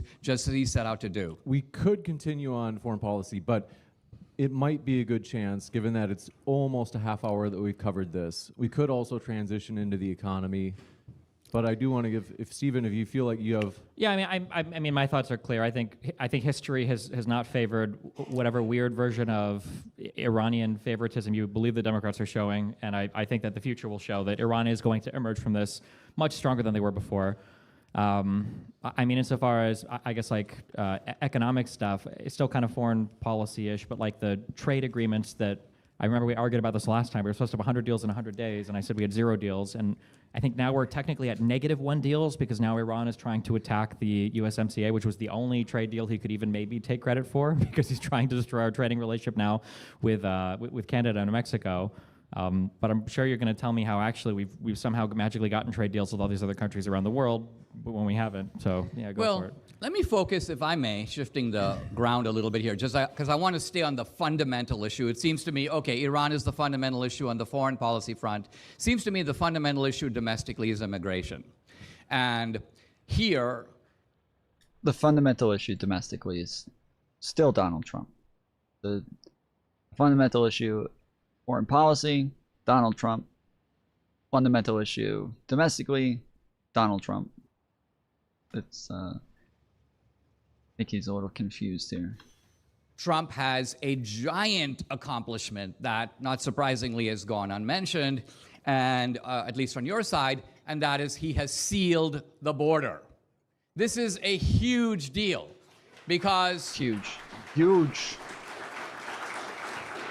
When you have millions, if not tens of millions of people pouring in, when you have Democrats with a straight face telling us nothing can be done, even though we have immigration laws, even though this is illegal, nothing can be done about this. Either you agree to comprehensive immigration reform, which is massive amnesty and legalization, otherwise nothing can be done. And Trump is like, watch me, and basically in 3 weeks the border is secure. So that was done, and that remains an accomplishment because, again, what's the alternative? What would have been happening had Kamala Harris come in? You'd have It was done because what's the alternative?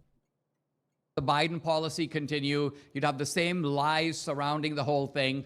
Now, how many illegal immigrants does Trump say came in under the Biden term? Well, the number is debated, but it's somewhere between 5 and 8 million. It could easily be higher. So is Trump lying every time he says 30 or 40? Yeah, I was about to say, Trump says like 20 million, 25 million. Now he's up to 30 million. The number can be debated, though, guys. It can be debated. Somewhere between 5 and 8 million. 40 million? Well, Trump is, I think, talking about the overall number. In other words, there are probably 30 to 40 million illegal immigrants in the country. He says 40 million illegals came in under. Yes, he says Joe Biden let that many in. Shut the fuck up. He's talking about the overall number. The Biden admin. So do you agree that Trump is lying when he said 30 or 40 million came in? Well, I agree that Trump is. Well, I agree that Trump is a fabulist and says outrageous things and trolls people and we call those lies trolling, in guys. the adult world. That's Yeah, a lie. he's But trolling. lying then about the 30 or 40 million, right? Yes, but he did lie, but he lied about it in an atmosphere where the media has been lying to our face. The New York Times has been lying to us. CNN has been lying to us. So we are. So in it justifies Trump. We brought Donald Trump in because we were tired of being lied to. Also, it's okay that he lies because everybody else is lying.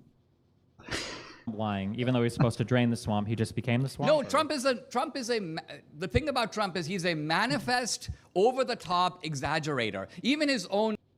He's fighting fire with fire, guys. If you can't beat him by doing the right thing, which the Republicans have always done, eventually they gotta fight fire with fire. They had no choice. Ego is so gargantuan, so Brobdingnagian, so huge that there's an element of self-parody to it. Trump in person is not like that, by the way. Trump in person is actually a very sweet man. He's very curious about people. He's not a narcissist at all. He shows an interest in you rather than himself. He met my daughter for the first time. My daughter was 21 years old, and he's basically asking her about Dartmouth and what it was like and what she majored in and what she wants to do with her life. Trump is really nice to his sycophants, guys. He's a really nice guy to the people who are sycophantic about him. You wouldn't believe it. And she was really quite stunned because he was, at the time, the president of the United States. So Trump is a little bit like Muhammad Ali. I just saw an interview a few years ago with Ali. They were showing him videos of his old self, I'm the greatest. And Ali was like, yeah, I was really something. And I realized for the first time that Ali knew that he was putting on an act. Ali was putting on the I am the greatest, the Thriller in Manila, I'm going to kill the gorilla in Manila. You didn't know that he knew he was putting on an act? Until then? That's what that's what it took for him to know that Ali knew he was putting on an act? Do you wonder if Hulk Hogan knew he was putting on an act as well? You wonder if Robert De Niro knows that he's putting on an act? Manila, this was all his shtick. And it's Trump's shtick. He does the same thing. Do you think that there's a possibility that he might make himself endearing to you and your family because he knows that you'll go out and you'll make good propaganda pieces for him? Did that ever cross your mind? Well, by that logic, he should be nice to you also. I mean, if I was nice to him, I'm sure he would be. Okay. You gotta give it to that. That was good. Oh, that was good. I gotta give him that one. That was pretty quick. That was a quick comeback. I like that. Well done. I mean, if all it took I mean, you know, if all it took was Trump having dinner with Maggie Haberman and she'd write a favorable book about him, then that would be a rather easy way to solve our political divisions. You mean kind of like the meals that he's had with Bill Maher, where Bill Maher has come out and said amazing things about him? Probably because Bill Maher saw him up close for the first time and realized this is actually a pretty nice guy. Or maybe because Donald Trump is a con artist who's made all of his money in reality TV and not real estate, and he makes a living by making strong impersonations on people like you and Bill Maher to get them to say nice things about him. I don't really care about Trump interpersonally, you know, as a human being. I don't know why anybody would. We should care about him in his capacity as the president of the United States of America. If you're telling me that interpersonally he's this nice, humble man, but as the president, he's prone to exaggeration and falsehood, why would I care about how nice he is when you're playing bingo or cards? I care about him when he's speaking in his capacity as president of the United States. The falsehood we're talking about is exaggeration, trolling, bombast. And Trump is so manifestly doing this that I think... He's unqualified to be president, I guess? Well, I mean, look, here's what Trump will say. Trump will say something like, if the 2020 election hadn't been stolen, I could probably have won California. This is manifestly that, but like untrue. 10 times slower, I guess. Trump actually knows it's untrue. But Trump is doing it because he knows the triggering effect it will have for him to say it. And that's why he says it, and that's why I support him saying it. So it's okay to... So yeah, so this is, you're in favor of him lying because you think it triggers the libs, and this is the way you're gonna save America. This is Trump saving America by constantly trying to own the libs like he's fucking Sargon of Akkad in 2016. A lie as long as you trigger people hard enough? Is that the role that we're supposed to take No, no. Again, that's essentially what you said, because you're saying he's just triggering people. He triggered his own side into a massive riot at the Capitol on January 6th. So I don't know what you mean when you say... Look, true. This is like Vogue magazine saying Michelle Obama is the most beautiful woman in America, right? Everybody knows it's false. Everybody knows it's a lie. Or Dylan McVaney is actually a gorgeous woman. This kind of... Is this the same line that Donald Trump tells us when he says he loves his beautiful wife when he was fucking a porn star, when she was at home taking care of their newborn child? I mean, what do you mean? We could...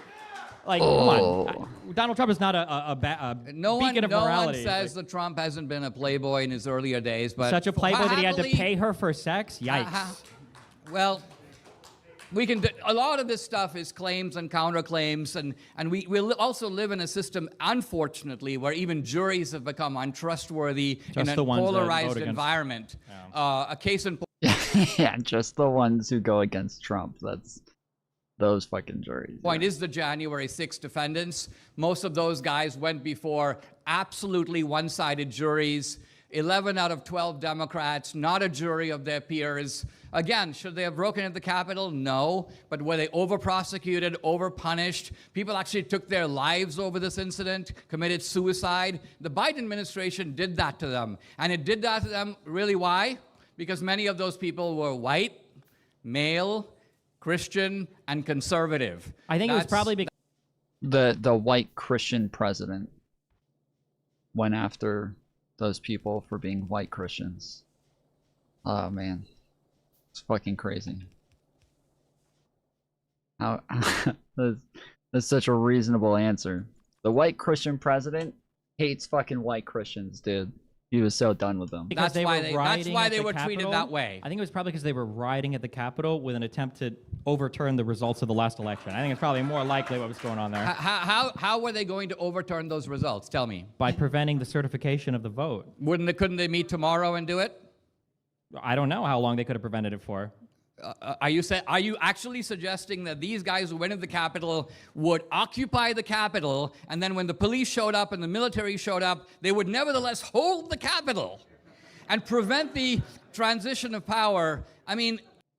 Yes, they were wanting to take fucking congressmen captive. That's how that works. They literally drew this shit out. They were fucking stupid enough to write all this shit down and put it into group chats. They were dumb enough to literally tweet this fucking shit out.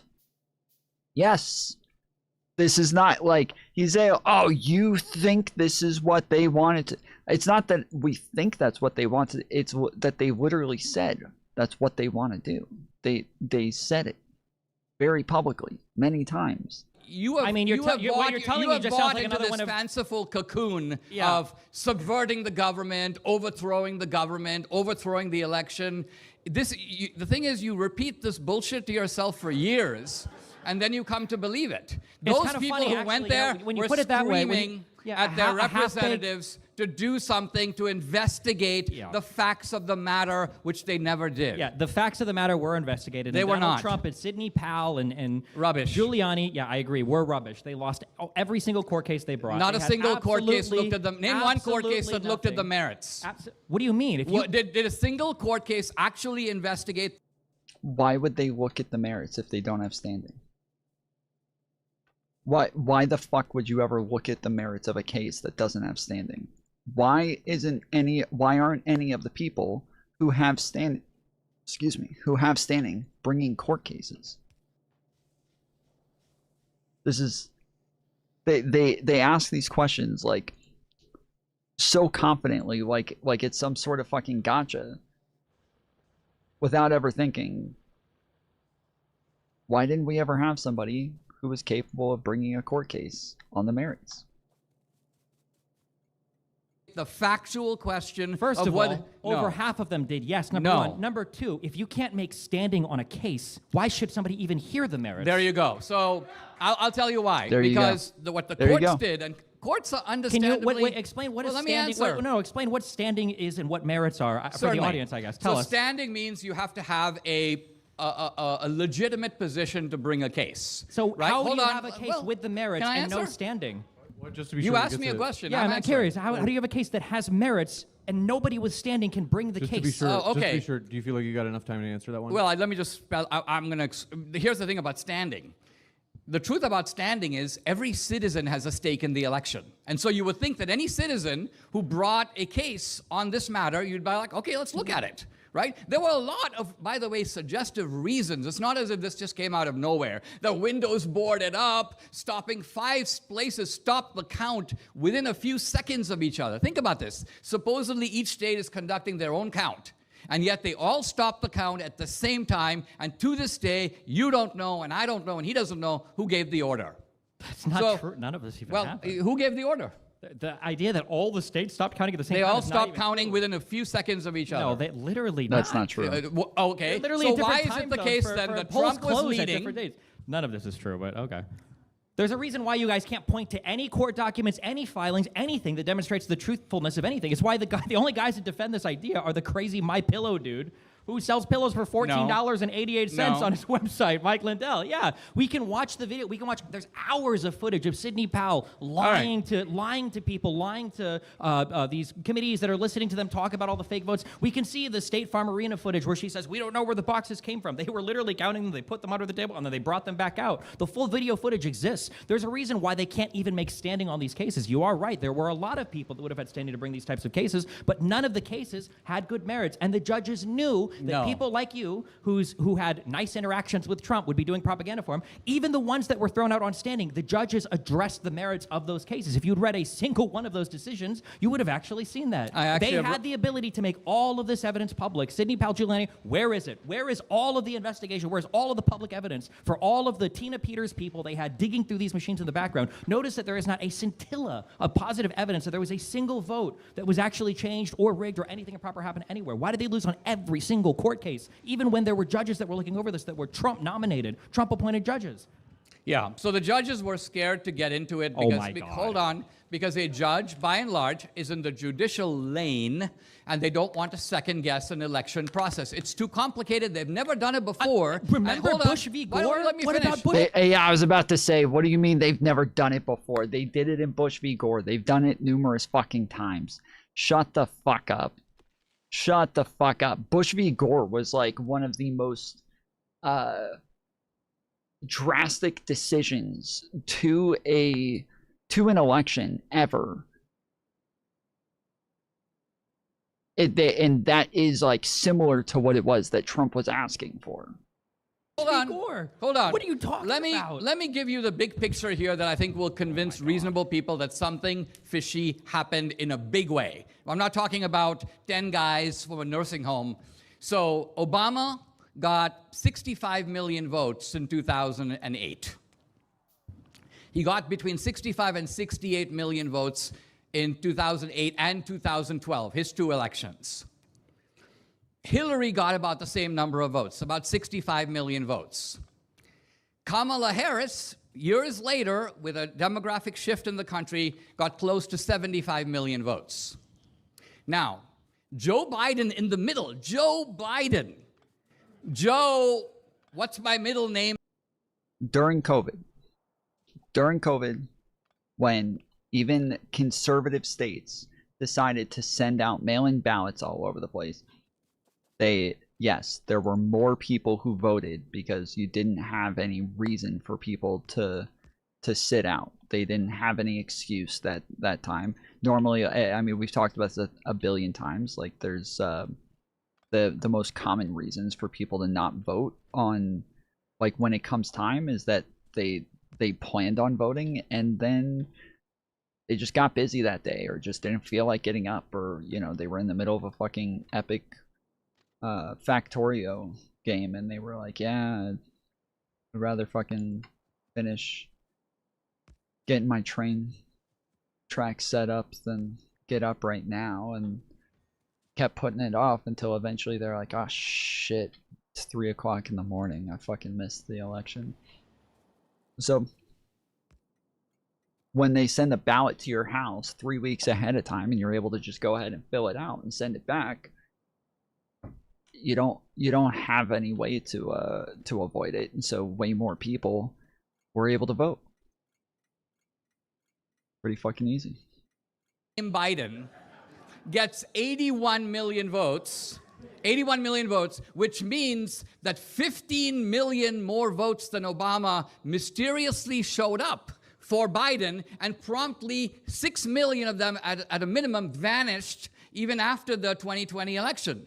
So Biden, the guy who can't raise $100 to build his library because everybody basically considers him to be a vegetable and a pawn.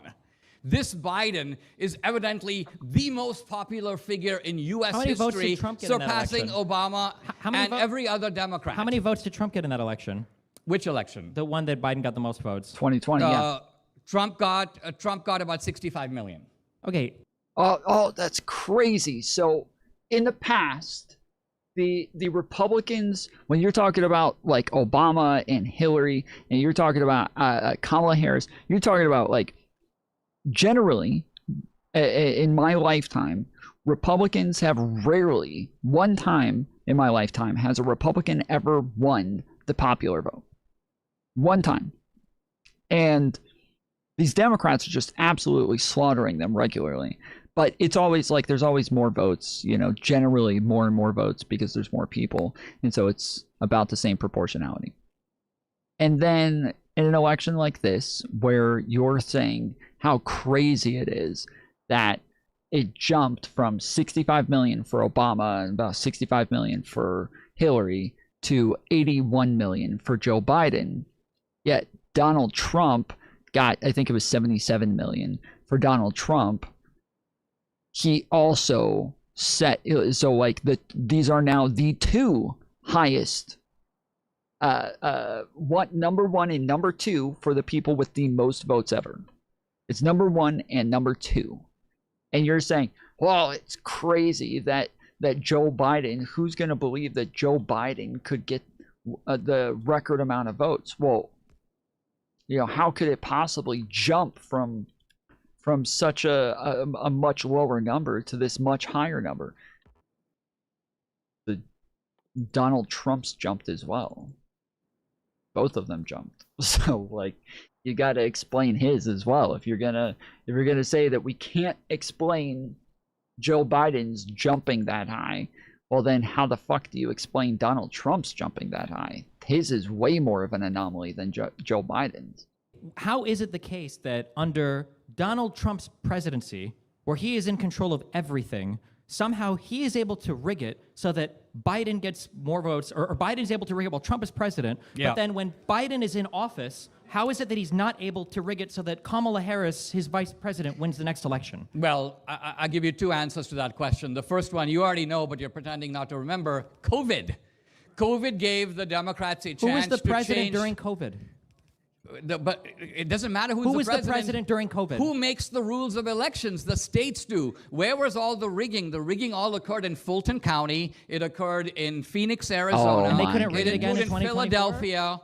So my point is, this is where the rigging occurred. No, with no evidence, no proof, and it doesn't make sense. What It's do you mean, no ridiculous on its evidence? face. You know it's ridiculous, right? So the I know it's- Democrats were able to rig it under a Republican president, but the Republicans can't rig it. Like, it doesn't make any sense. And then, not to mention.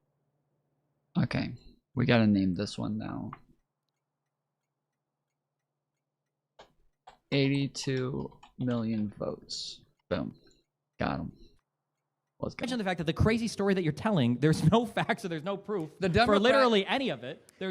Despite all of this, despite the fact that Donald Trump has, by the way, he said every single election since like 2008 has been rigged. He came in 2016 and he put together a committee to try to find all the rigging. He found absolutely nothing. He's come in recently and he tried to find evidence of all the rigging and he's found absolutely nothing, despite him sending his weirdo FBI agents and Tulsi Gabbard to Fulton County and all these other places to try to seize ballot boxes or try to seize voter rolls. We still have absolutely no proof whatsoever that the 2020 election was rigged, despite all of you guys repeating it over and over and over again. And I hear this crying about standing and crying about they didn't look at the merits. The reality is there's just no good evidence. And you know how we know that more than anything else? We know that because, one, every single anchor at Fox News knew that all of the vote rigging claims were bullshit. We saw that leak in the Dominion lawsuit. And we know that because we haven't seen any of the evidence publicly. We saw the same 3 videos played over and over again that were debunked literally 12 hours after they came out, and nothing new has come out since then. Well, you're stating as fact things that are not fact. What the judges basically said is this. If you brought the case before the election, they go, well, the election hasn't happened, and so it's premature to bring the case. If you brought the case after the election, they go, oh, it's moot. The election's already occurred. So in either case, they denied standing. No, that's they denied not standing. true. It is true. That- they to be denied clear, standing no. beforehand because it's premature, and they denied standing after because it's already done. It's a done deal. The reason That's why a they were fact. denying it is because Republicans were trying to say that they didn't like the rule changes only in the states after they lost the elections. For you to contest And a let's look at rule those. change, for you to contest a rule change after you lose, obviously makes it look like you didn't really care much about the rule change. All you cared about was the fact that you lost the election. The proper time to challenge those rule changes would have been through your state parliaments prior to the actual election itself. You can't wait till the election happens, say you don't like the rules because you don't like the results, and then the only remedy that you offer the court is to throw out the results of that election. That's absolutely insane. It's not insane. It is. If a rule has been changed that is unconstitutional according to the state law, the election should be thrown out. That is actually the law. Then they should have challenged hold it on. before then. They did challenge it. The Through their law says parliament. this. Look, I mean, I made a movie about this. I know. Yeah, a lot and I about don't this think you know how the topic. governments work. The all law their says- parliaments have to, or all their state assemblies or their state legislatures have to do is change the rule or the law. Then that's all they have to do. It's not Right, that hard. but the state assemblies in Philadelphia and in controlled by the Democrats. The state assembly in Wisconsin is controlled by the if Democrats. it's all controlled by the Democrats, Yeah, then that's why then- they then- rigged the procedures where they could rig them. If it's all controlled by the Democrats, then it sounds like they had exactly the rules they wanted. So how can you say that the rules themselves were bad? Because the rules were made under COVID to make it easy to cheat. So, for example, With no why would proof. you be counting ballots after election day?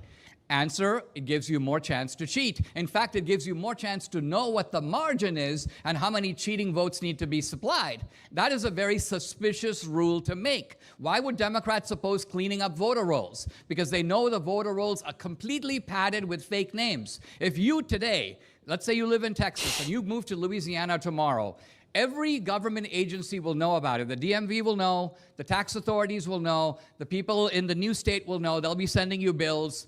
The one person who will not know are the voter rolls. Your name will remain on the voter rolls here. It will be added to the voter rolls there. You are now living in, think about it, in your lifetime, how many states you've lived in. There's a very good chance your name is on 7 or 8 voter rolls. And if the states try to clean them up, Democrats will file lawsuit after lawsuit to block it. Why? Because they're the party of cheating. Therefore, every time I read an article, there are 7 ways to fix our elections, it's very hard to fix our elections when one party has a vested interest. Recently, a leading Democrat, I think Elisa Slotkin, said, if you have voter ID, Democrats Eliza. will never win another election. What does that tell you?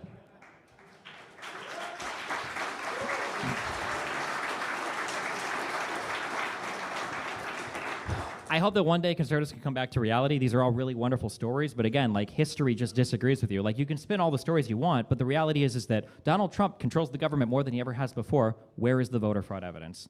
It's nowhere. Donald Trump was president for 4 years when he claimed that there was rigging in the election, even that he said that he won because he lost the popular vote by 3 million votes. He claimed that there were millions of people that voted illegally there. Not tens of thousands, not even 100,000, but millions of illegal votes. And somehow, through all the Trump-appointed judges, through the Trump-friendly, some legislatures, through Trump-friendly politicians, through Trump-biased prosecutors, none of that evidence ever found its way in front of the American people. All the pieces of evidence that found their way in front of the American people, all of them were lies that were all debunked within 12 hours, many of which he repeated on January 6th in front of his audience. So, you're I hope adopting that the someday we Wikipedia have, strategy where something is debunked if, like, Salon says it is. I consider it debunked when a prosecutor tries to bring it before a judge, and the judge says, sorry, you have absolutely nothing here. That's what I consider debunked. Now, Right, I know in your eyes it's not debunked until it shows up on whitehouse.gov and Donald Trump says that it's not true, but for the rest of us that are following the actual process and procedure, I think that the process and procedure is pretty important. I agree, and I'm not saying that Joe Biden,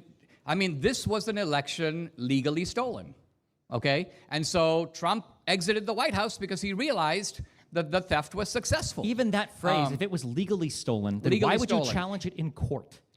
Because judges, look, it is an if it open. was legally hold stolen, on. why it would is, you it challenge is an it open. in court? I'll tell you why. None of this story makes sense. It is an open secret of our elections. Let's take a judge, okay? And let's say the judge is now aware that large. I mean, it is like it is true that, yeah, like if it's legally stolen, it's just because you were able to change the law in a way that makes it to where, like, it's legal to steal it, and so you would want to get the laws challenged so that that's not the law. Like, technically, you can steal something legally and still challenge it in court. This is literally like a huge part of the problem with Donald Trump, is that they keep doing things that are technically legal, but it's because they keep fucking changing the laws to make it so that it's legal. So numbers of ballots went to homeless shelters, okay? Somebody else, not the homeless people, filled out all those ballots, voting for all the homeless people in exchange for $10 or a glass or a thing of beer. This happens all the time. This is, for example, an industry in San Francisco. But the judge is like, it would take me 2 years to bring these homeless people in. I would have to conduct a fact-finding investigation. Tom Pilas, I mean, it's not about being fair. It's that, like, these are literally the challenges to what it is that Donald Trump's doing all over the place. This is literally like our argument against what it is that Donald Trump and the Republican Party are doing nonstop, is that they're doing things that aren't technically illegal, but they should be, because the Supreme Court keeps giving them the ability to do the fucking shit. And if they actually had any real any gall to them, they would make the right decisions, but they don't, and so they just legalize everything that Trump wants to do. On my own, I am reluctant to meddle in an election process that belongs in the legislative branch. This is why judges pretend to look at the evidence while in fact looking for a way to kick the case out, even if they know the election is stolen. It's not a judge's job. It's a jurisdictional issue. It's not a judge's job to go out and look for evidence. That's the prosecutor's I'm not saying they have to look for evidence. That's the civil plaintiff's job, is to go out and find evidence. You know this because you tried to find evidence with your film 2000 And I did find You evidence. didn't. I watched it all. You failed. You watched it all. Yeah, Yes, really. I That's did, and you because didn't you find were on the anything. side that was doing the cheating. You're like, I don't see any evidence right here. As a member of the Bank Robbers USA, I mean, I don't see the guy coming into the back door of the bank. That's probably a faked video. It's not a fake video. I watched the video. You found people with suspicious routes, and you didn't show a single person that had been engaged in the fraud that you said that they were suspicious of being engaged in. The thrust of the evidence had to do with electronic geo-tracking. Cell phone geo-tracking is one of the most reliable ways that people are convicted in this country today. It was used in the Koberger trial. It's used every day by law enforcement. We were able to place thousands of mules at 10 or more drop boxes. 10 or more, not 2, not 3. Even if you're dropping off votes to your family member, you have no reason to go to 10 drop boxes. These Their drop boxes cell are phones- along commonly traveled routes. These drop boxes are sometimes next to post stations. You could have been been tracking USPS workers for all you know. That's why, despite the fact that you have these thousands of geo-tracked cell phones, you couldn't find a single one of these people that were dropping off ballots at multiple boxes. Just a couple of these people would have made that 100 times more explosive, but you couldn't even find one. First of all, that's not true. I don't necessarily want to go down this road. You did find a couple. They sued you and they won. No, they didn't sue me and they haven't won. Aside from the people that sued you and won over you claiming they were I mean, they you're were just ballot making harvesting. up stuff now. There's one case that is in litigation, so yes, I am being sued over it, but the case hasn't been resolved. So for that reason, I'm reluctant to go into specifics. It's just the nature of litigation. But I can talk about the geo-tracking evidence. In geo-tracking, by the way, you can create a map where if a cell phone is moving and it goes past a drop box, that's completely different from a cell phone pausing at a drop box and then moving on to the next drop box. Not all drop boxes are in public locations. Well, if there's a stop sign or a stoplight there or anything like that, I mean, the idea that you would even have thousands of people doing this in the first place when the actual argument has been this entire time that you have like a couple of people going and picking up shit from thousands of people, it's ridiculous on its face. A lot of them were placed on side streets. You had to get off the highway, go to the box. So the canard that, hey, I'm a regular jogger and I happen to go by these 10 drop boxes, that's not what's going on here. And we're not talking about one guy doing it. If one guy goes, listen, I've got a weird habit. I like to, whenever I see a drop box, I like to have a cigarette.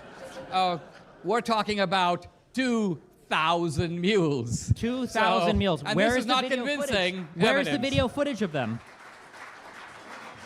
Where's the video footage of the same person moving to multiple drop boxes then? Just a couple. Right. First of all, I do have the same person on more than one drop box. Why weren't they in the film? They are in the film. They aren't. They are in the film. I have the same guy in different outfits Going to the on same different drop box. occasions. The same drop box. And that one guy was from an old person's home because that's one of the people that sued you guys. It's why the film got removed from the publishing website that it was originally on. I'm familiar with the case. Yes. You're misrepresenting the case. We never claimed that guy. That's a different situation with that guy. I'm saying we have film of the same guy on more than one occasion. So if someone is seen, first of all, let's back up for a moment. Most of these states, most of the Democratic the same states, guy going to multiple boxes is not in the film. You can watch the film. Most of the Democratic states did not do surveillance because they realized... The state doesn't have to. You can have a gas station with a camera set up. You can have a bank with cameras set up outside. There's a million different... No, the election Democrats rules banned say all that you video should have surveillance. 24... The election rules say you should have 24-hour surveillance of the drop boxes. That is in the election guidelines, but guidelines are rules. A lot of the states didn't have drop boxes. Some of them turned off the camera on the drop box. Some of them deliberately pointed the camera not at the drop box. Now the Epstein guy was in charge of the cameras for the drop boxes. I'm not saying it's an Epstein guy. We have guy. no evidence of any of this. This would have been a good argument to make in the film, but you didn't make any of these arguments in the film. The cameras were turned on and off. Well, we use footage when the camera's pointed at the drop box. But if a camera's pointed at a tree, it doesn't work in a film because all you see is the tree and you can't actually see the drop box. So I'm just telling you the factual infrastructure around all this. The Democrats, by the way, if you ask them, can you give us the surveillance footage for the states? They will bill you thousands of dollars. They will take months to provide it. And why? If it was all on the up and up, it's all transparent, why don't you put all the surveillance footage online? Why don't you let the American people see what happened actually in real time at all these... What is the reason for concealing all this evidence if it's all, according to you, on the up and up? I want to, if Stephen, why would you? If you want to give a pithy response, I can give you a chance because I know Dinesh made a number of points there, but I also do want to because we only have about 27 minutes left. Sure, I can think of a million reasons why you wouldn't want every single publicly recorded camera to have all of that footage placed online because people probably. I mean, I guess there's 27 minutes left before they get to audience questions because there's a little over an hour left in the video.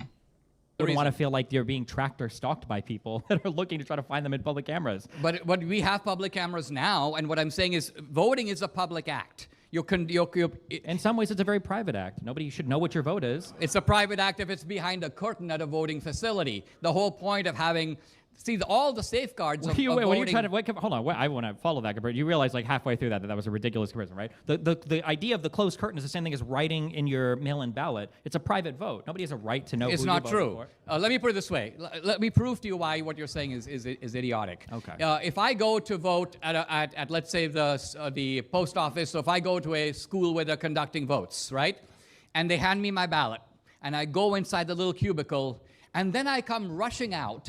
And I tell the people, hey, listen, guys, I just remembered I've got something really important to do. I want to take my ballot with me. I'll fill it out. I'll come back and drop it off later. Would they allow it? No. They'd be like, we can't trust you. You can't leave this facility. Who knows what's going to happen the moment you step out of here? That's basically mail-in balloting. Then why hasn't Trump made it illegal yet? Trump can't make it illegal. Why has Trump himself voted with mail-in ballots? Trump does not have... Why hasn't Trump found any of the voter fraud that he claims? If they're states' I- rules, then it's a states' rights issue. Then leave it to the states to figure it out. If you don't like how they do it, Texas v. Pennsylvania, they lost that case there. You don't have a right to tell another state how to do their vote. Sometimes I notice that states' rights are very important to conservatives. Other times they seem not to care. But go deeper well, on this. Well, but confusing. I'll just finish my point. You're confusing what states have the power to do or the right to do with the vulnerabilities in our system regardless of who does it. Mail-in balloting is less safe than voting in person. That's a fact. You want to camouflage that fact, so you're now changing it to a jurisdictional issue of who has the power. I agree states have the power, but I think states should limit mail-in balloting to people who are sick, people who are traveling out of the country. There should be the possibility of doing it. Sure, let's but it limit should it to not. the sick people are traveling. How do you prove that you're sick? Do I have to send in a positive How do you think COVID we did test? Well, you guys absentee don't balloting in this country for the last 100 years? Right, you request a ballot and they send it to you. You think you have to send them a doctor's note along with your ballot that the guy has to check out and then call your principal to make sure that you're actually sick and you weren't just playing hooky? The system was based on a certain degree of public trust, but the truth of it was this. The truth of it was that mail-in balloting or absentee voting was a tiny percentage, 3 or 4% of the overall vote. When it becomes 30 or 40%, think of the rampant opportunities for cheating. It was that way during COVID because people were afraid of getting sick. Correct, and it was exploited. That's why Jane Fonda said COVID was God's gift to the left. And what she meant by it is it gave us the chance to steal the election. What do you think? I'm just curious. I hate to do it just because we've covered the topic so deeply. Is a couple of example questions. These are optional. You don't have to take these questions, but in terms of covering other topics, one would be executive power. Has Trump used presidential authority legitimately to overcome an unaccountable bureaucracy or dangerously weakened checks and balances? Or we could cover the economy, namely whether or not ordinary Americans are better off today compared to when Trump took office. I'll take both very quickly, and then you can go after me. So I'll start with the first one. Just remember what the Democrats and the left said about Trump, and still say about Trump. He's a fascist. He has no sense of the limits of power. He will run roughshod over the judges. He will do whatever he wants. He will go after his political opponents. Now, here's the fact. There have been numerous judicial rulings that have gone against Trump. There have been MAGA conservatives who have urged Trump, ignore the ruling. Just go ahead and do what you want. The judges are wrong. They don't have the power to do it. Every single ruling that has been made against Trump, the Trump administration has complied with. So you got to stop this, stop it. You got to bring this criminal illegal back, bring him back. In every case, Trump has shown himself hedged in by the rule of law. So has he exceeded his power? No. He's used his power, his executive power, the same way Biden did, the same way Obama did. Yes, he has made executive decisions, but when those decisions have been struck down by courts, Trump is basically, he might appeal it, but that is called following the system. Now, are you better off than you were under Biden? Well, can we do these? Let's do these. Can we do them one at a time? Okay, yeah, go for it. I got to try the strategy of just making stuff up all the time. I guess it seems like an effective way. Name one live court decision that Trump has flouted. The tariff one. He said that he was going to do tariffs and other means possible. He listed like 12 other laws by which he could do tariffs. Because Trump has other forms of authority to do I'm tariffs. just saying, I just named one. That's him doing it. The tariff Donald Trump power has no is not respect for the purely rule of law. legislative. Donald Trump is constantly attacking our judicial system. You mean can tell rhetorically? It's enough to get you to say that all the election results were fake, despite all the. I'm not judges saying ruling it because of against them. Trump. I've looked at it myself. Not just rhetorically. We can look at the fact that we're still in war with In Iran. fact, despite I don't the fact that we make- didn't get a vote on it. We can look at the fact that he tried to sneak the Alien Enemies Act in on a Friday night so that he could fly people out of the country. And he did that just trying to escape any kind of judicial review on it. We can see with how they refuse to appoint real attorneys. Lindsay Halligan has gotten thrown out of her appointed position over and over and over again because they refuse to appoint or actually get a Senate confirmation on a new prosecutor there. And they're trying to say that the 90-day limit can actually be reset every single time you appoint a new person. I mean, we can look at example after example after example of Donald Trump abusing the powers of the White House, of him ignoring the executive agencies that exist under him. We went to war with Iran while the head of our intelligence committee, Tulsi Gabbard, says that the White House all but didn't consult, basically, essentially at all, the intelligence committee on whether or not they should have actually gone to war there. I mean, that we can see that we can. So she did say that they did consult her. When she testified in front of Congress, they asked her if they consulted her, and she said yes. But whenever they said, okay, well, why did you initially say that they didn't that Iran wasn't a threat, she chose not to fucking answer. See the amount of political prosecution that's happening. We've got the crazy indictments on Comey. We've got a DOJ that is just completely and totally out of control. We've got a dismissal on things that all of us should agree as Americans we don't want here, like Russian propaganda through the form of tenant media. We see that Donald Trump dismisses all of these things that are in favor of helping his allies, and we see him attacking his adversaries. I mean, geez, what equivalent past president on the Democratic side or the Republican side has gone onto a social media account and said, here's the prosecutor I want, Lindsay Halligan. Here are the 3 people that I want indicted. I think it was, what was it, Bolton, Comey, and Letitia James. And then seeing the actual DOJ follow through on that. When has that ever happened in U.S. history before? Yeah, well, I know it's happened in U.S. history before because it happened to me under Obama. Yeah, I make a film about Obama, and 5 weeks later, the FBI is banging on my door. I am aware that there was direct communication from the holder, Justice Bar Metzeram, where Holder described himself as Obama's wingman. How do I know Obama was pissed off about my film? Because he was attacking me daily on his website, otherwise called BarackObama.com. So the truth of it is, I upset him, and I upset. Saying you upset him, even if we say that, yeah, he was upset about your film, that's not evidence that he colluded with the Justice Department against you. But he said, yes, Obama did this to me. How do we know he was upset about this? Wait, where did that come from? You mean, how do we know he did collude against you? That's the fucking question, not how do we know he was upset about this thing? I'm not just because I criticized Obamacare. I'm not saying any of that. I went into his world. I showed his crazy family. I interviewed his brother in the slums of Nairobi. I juxtaposed this guy living in third world slumdog millionaire conditions with Obama claiming that we are our brother's keeper. I basically exposed his hypocrisy, his narcissism, and so I ticked him off. And he was like, get this guy, find something on him. And so I was prosecuted for an offense that no American has ever been prosecuted for in this country's history for doing what I did. So there you go. What was the offense? The offense was donating $20,000 of my own money to a longtime college friend of mine running an... This is such fucking bullshit. Nobody's ever been convicted for using workarounds for donations. That's not true.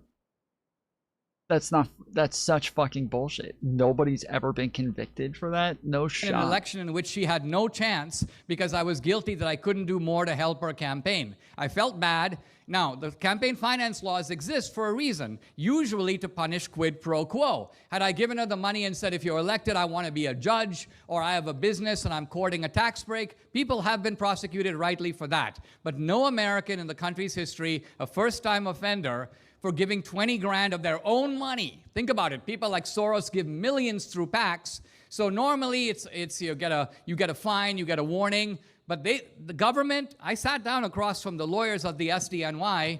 If they could have put me in jail for 20 years for doing what I did, they would have done it. They were talking about the fact that if you don't plead to this, we will hit you with mail fraud.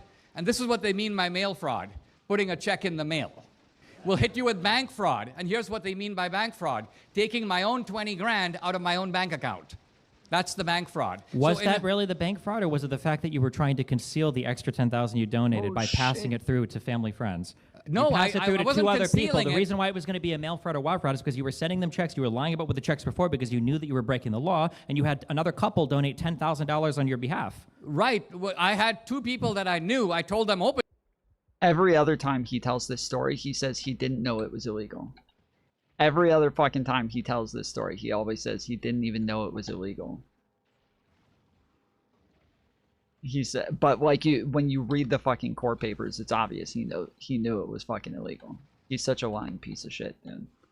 Openly, I go, do you They like were helping Wendy you Long? break the law. You knew that, but why didn't you just donate the $20,000 yourself? Because there were right. So I because you thought knew it was this- illegal. Yes, No, that's why you didn't prosecute you for thought it. No, I thought it was a clever way to get around the campaign finance Yes, limit. that's called breaking the law.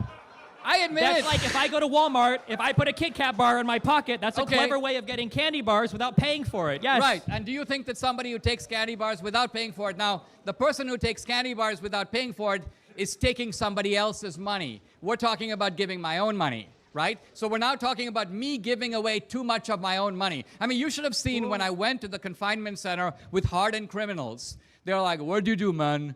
I'm like, I gave away too much of my own money. They were like, you're shitting me, right? They're like, what'd you get? I'm like, I got 5 years of probation. This guy goes, oh no, well, oh no, I'm a drug smuggler. I got 2 years of probation.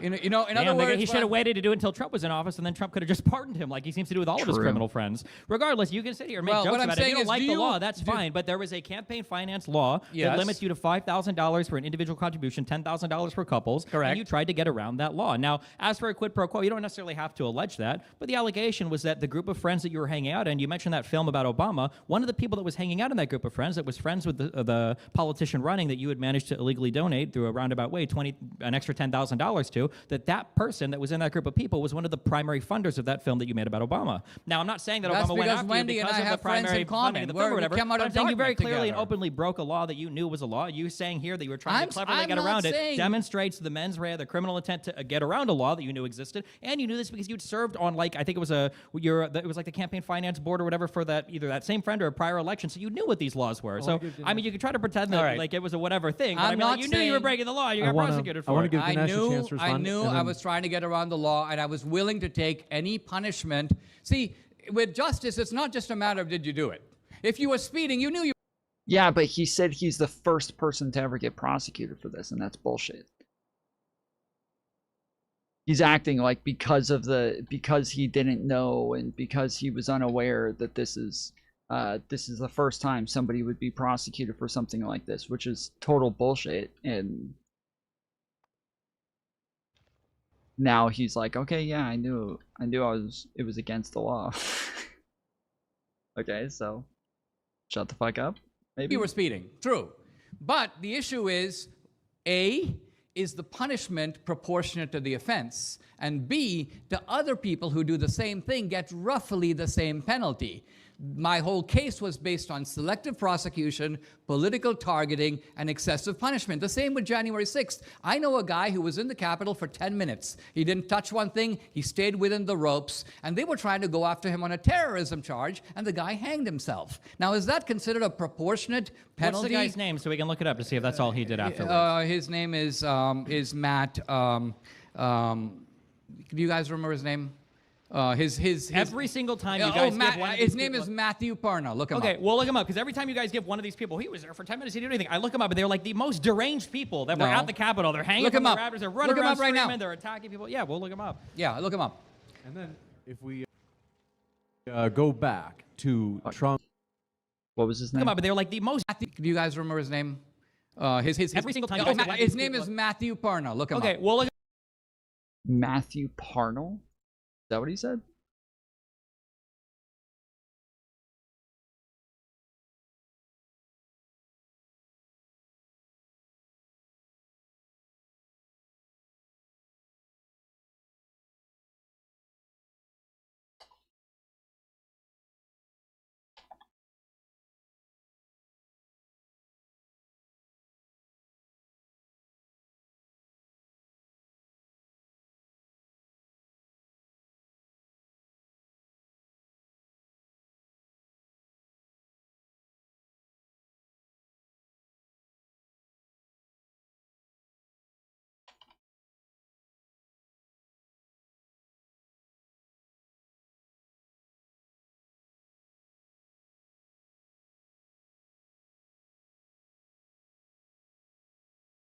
I don't. Am I hearing this correctly? Perna?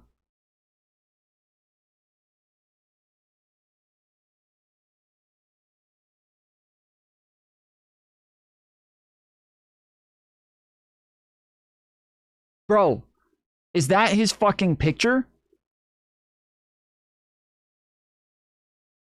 These are the fucking guards that are all lined up, and he was in that group of people, and he's just walking around staying in the fucking lines. No shot, dude. A Capitol rioter died by suicide, and he was awaiting sentencing on charges of witness tampering, entering and remaining in a restricted building or grounds, and 2 counts of disorderly conduct, officials said. Matthew Lawrence Perna died. Matthew Lawrence Perna died on February 25th, 2022, of a broken heart, his family said in an obituary.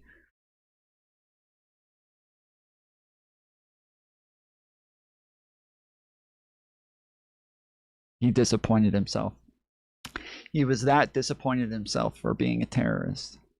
His community, which he loved, his country, and the justice system killed his spirit and his zest for life. I mean,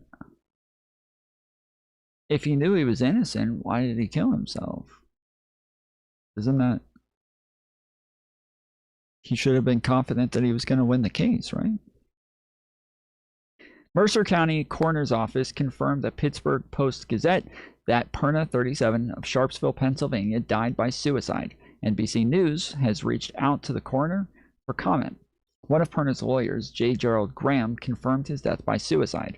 The obituary said Perna attended the January 6, 2021 riot to peacefully stand up for his beliefs, and that upon learning the FBI was looking for him, he immediately turned himself in. He pleaded guilty to all charges in December. Sentencing was set for April 1st, court records show. The government had recently announced an intention to seek an additional sentencing enhancement with Perna, and he was psychologically frail and not able to deal with the stress of the situation, Ingram said.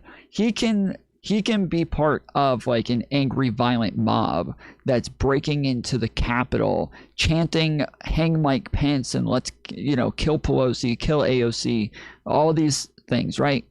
But he can't deal with the stress of an additional charge. He can't deal with that stress, and so it's the government's fault for holding him accountable for the things that he was doing. The obituary said he entered the Capitol through a previously open door that he did not break, touch, or steal anything, but stayed within the velvet ropes taking pictures. Quote, for this act, he has been persecuted by many members of his community, friends, relatives, and people who had never met him, the obituary said. The obituary pointed to a long persecution process of having played a role in his death. Quote, the constant delays in hearings and postponements. The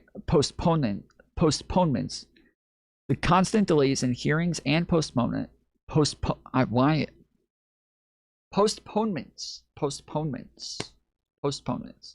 We got this, guys. We got this. You guys ready? Everybody ready? We got this fucking shit. Let's go. Quote, the constant delays in hearings and postponements. Why, dude? Postponements dragged out for over a year. Because of this, Matt's heart broke and his spirits died, the obituary said. Perna traveled from Pennsylvania to Washington to attend former President Donald Trump's Stop the Steal rally and marched with others to the Capitol after, according to the statements of the offense.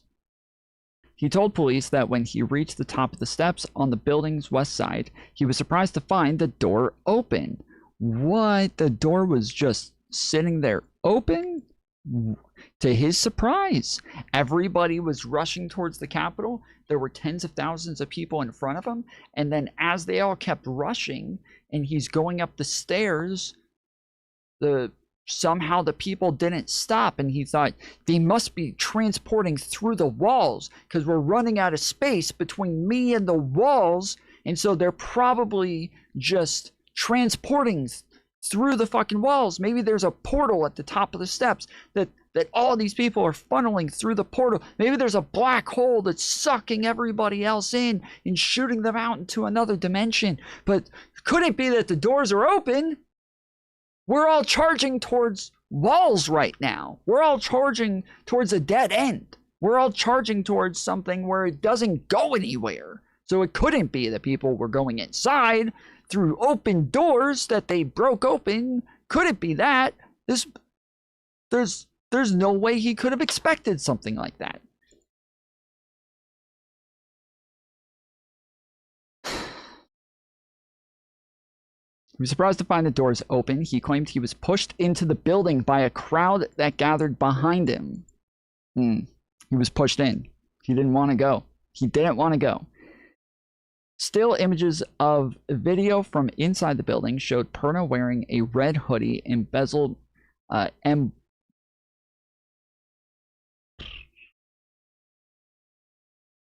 with the phrase, "Make America Great Again." He was in the building for 20 minutes and was seen recording the riot on his phone, chanting USA, USA, with the crowd, the statement of offense said. The same day, he posted a video on Facebook with 2 others in a hotel room. He claimed that people with Antifa were chiefly responsible for breaking the doors and windows at the Capitol, according to court documents. It's crazy, dude. It's fucking Antifa. Those people from Antifa went into the Proud Boys organization, became major parts of the Proud Boys organization, just big faces that were out there all the time doing propaganda for the Proud Boys, high-ranking members for the Proud Boys, and that they did all of that for years, just so eventually they could take a riot shield and bash in the fucking windows so that everybody would blame the Proud Boys instead of Antifa. It was genius. Genius. Referring to the Vice President Mike Pence, Perna then said, according to the documents, "It's not over. Trust me, the purposes of today was to expose Pence as a traitor." Perna was one of the people whose photographs and the FBI shared, asking for the public's help to identify them. A person familiar with Perna recognized him and flagged him to police, saying Perna's Facebook account had posts indicating his support for Trump and QAnon. Perna was a Penn State University graduate who loved travel and previously lived in Thailand and South Korea. Obituary said Matt did not have a hateful bone in his body. He embraced people of all races. Perna's family supported him. His actions this year.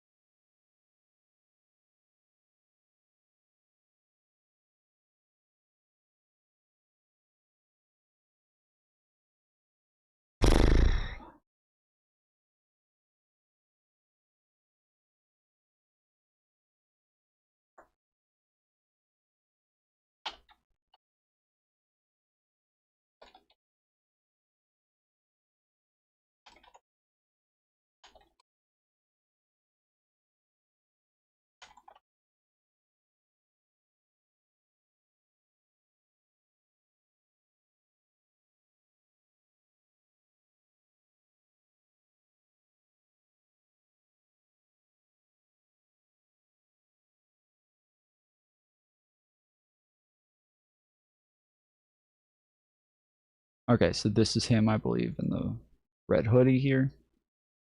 Yep, that's him.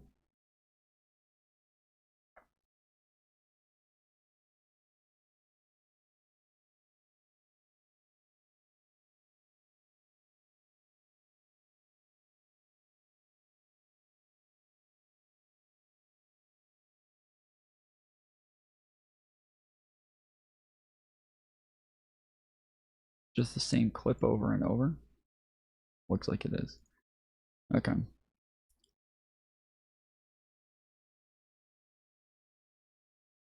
In Pittsburgh announced charges against 2 people from southwestern Pennsylvania in connection with the attack on the U.S. Capitol. Good evening, everyone. I'm David Johnson. And I'm Malika Gillespie. That is Matthew Perna from Sharon on the left. The other is Jordan Mink from Oakdale. The arrests come 1 day before the inauguration of President-elect Joe Biden.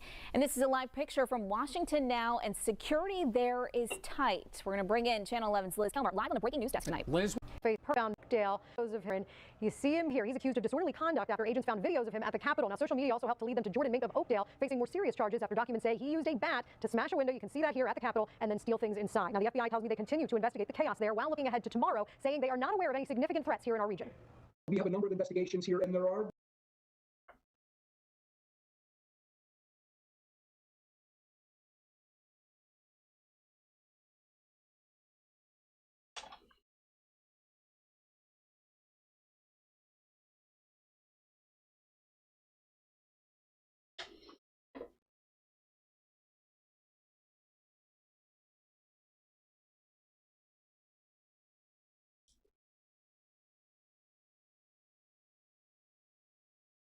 So this is the indictment of Matthew Perna.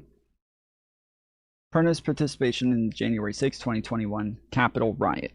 On or about January 6, 2021, Perna traveled from Pennsylvania to Washington, D.C. He attended the Stop the Steal rally and then marched to the Capitol. At approximately 2:47 p.m., Perna entered the Capitol through the Senate wing door after the barriers set up by U.S. Capitol police officers outside the Capitol were breached. Perna was wearing a red hooded sweatshirt with white lettering, making Make America Great Again. Perna remained inside the building for approximately 20 minutes. He held a cellular device in his right hand and filmed and chanted USA, USA with the crowd. While inside the Capitol, Perna remained in the Senate wing lobby. On or about January 6, 2021, Perna posted an 8-minute video to his Facebook account. At the beginning of the video, co-defendant Stephen Ayers introduced himself, defendant Perna, and a female. The 3 individuals are sitting in a hotel room. Defendant Perna claims that individuals with Antifa were chiefly responsible for breaking the doors and windows at the Capitol. Defendant Perna further stated, "It's not over, trust me. The purpose of today was to expose Pence as a traitor."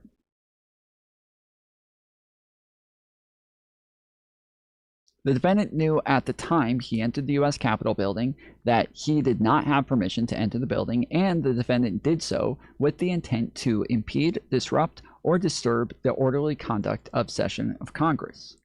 The defendant knew at the time he entered the U.S. Capitol building that he did not have permission to enter the building. The defendant, in concert with others, obstructed, influenced, and impeded an official proceeding that is a proceeding before Congress, specifically Congress certification of the Electoral College vote set out the 12th Amendment of the Constitution of the United States.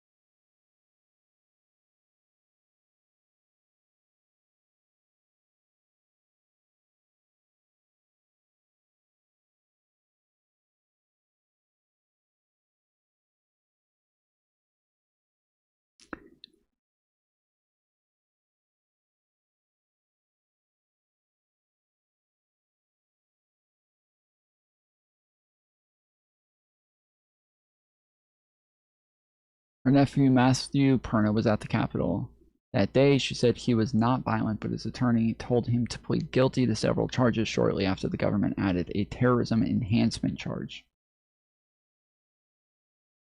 4 days later, my brother called me and told me that Matthew hanged himself.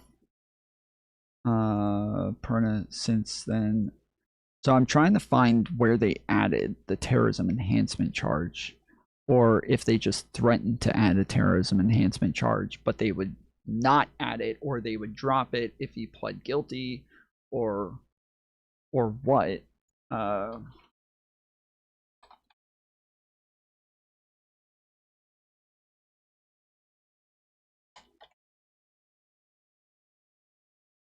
Matthew Perna pleaded guilty to 4 charges related to the January 6th. Felony charge obstruction of official proceedings in Congress, misdemeanor charge entering and remaining in a restricted building or grounds, 2 counts of disorderly and disruptive conduct in a restricted building or grounds. That's it. That's all he pled guilty to. Obstruction of an official proceeding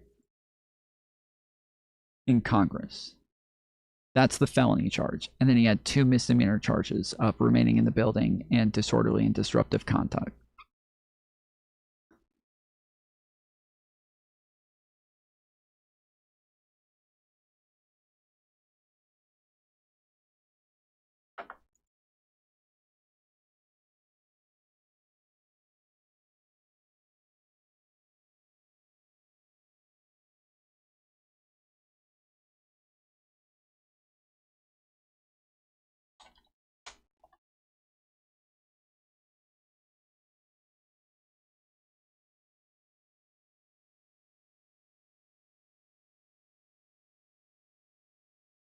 Terrorism enhancement proposal was never formally dropped or ruled upon by the judge because Matthew Perna died by suicide before his scheduled sentencing.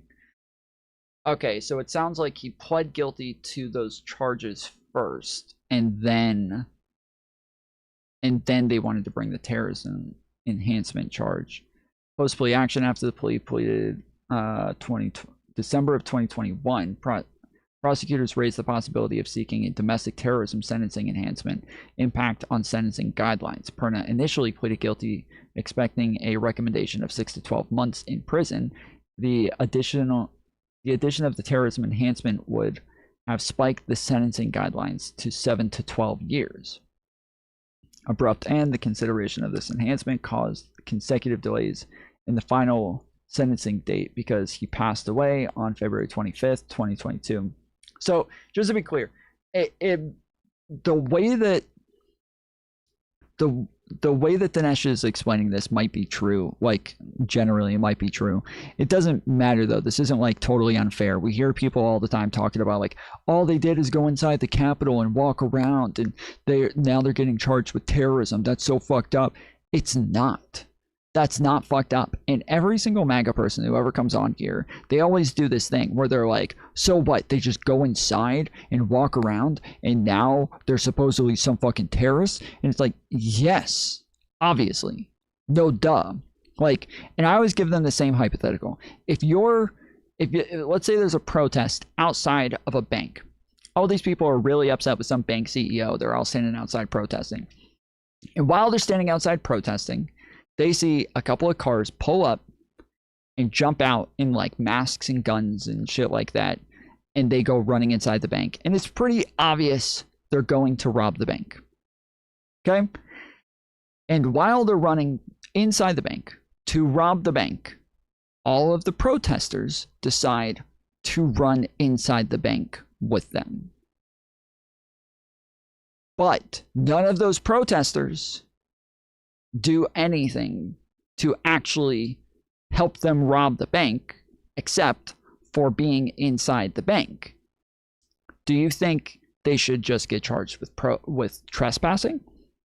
It should just be trespassing if they just go inside the bank. Hundreds of people flood inside of this bank while it's being robbed, while they're well aware, while they know it's being robbed. Should they just get charged with trespassing? Well, of course not. The whole reason they're flooding inside the bank is to help the robbers rob the bank. Just their presence helps the robbers rob the bank. Just being inside the bank and making things more confusing and adding more people to deal with and not knowing who has the guns and who doesn't have the guns and who's just a protester and who's a robber. Like, you're creating an atmosphere that gives those robbers a big advantage. That's the same thing with the Capitol. By having more people, they're overwhelming the cops, making it to where the cops are much more quickly ceding ground, more and more and more, backing up towards the Capitol, and then eventually just moving out of the fucking way because too many of them are getting injured and hurt, and they've already moved all of the Congress people out of the chambers, so now they're just going to let them go in. But when these people know Congress is in session, they're chanting things like hang Mike Pence, hang AOC, hang Pelosi, and you're going with those people and flooding inside of the Capitol. You can't afterwards pretend like you thought it was a fucking public tour and that it was open to everybody. And you can't pretend like you should just be charged with trespassing. You didn't just trespass. You were aiding and abetting. You were part of the entire process. You were somebody who was making it easier for these motherfuckers to engage in terrorist activity. You can't play this whole like victim bullshit where it's, oh, I was staying inside the ropes though while I was engaging in terrorist activity, guys.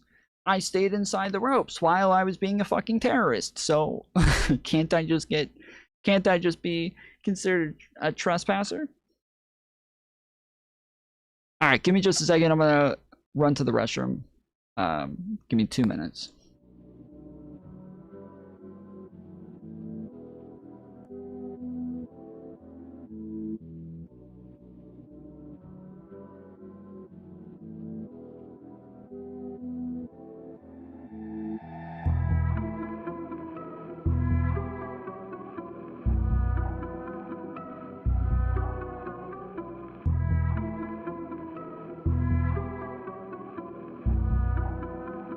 Pure, unadulterated tomfoolery.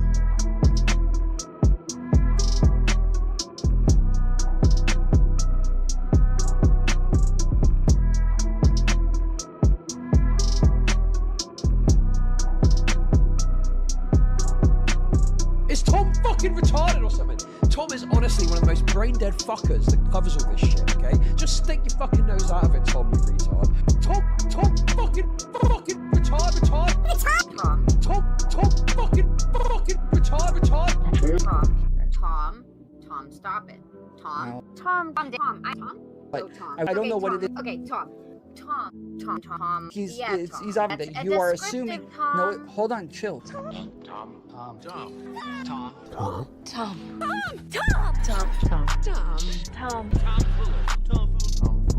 Tomfoolery. You need a tomfoolery. Tomfoolery.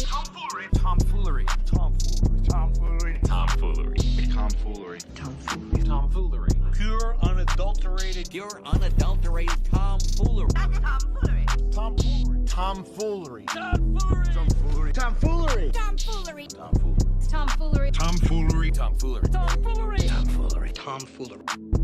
I will not put up with tomfoolery in my classroom, children.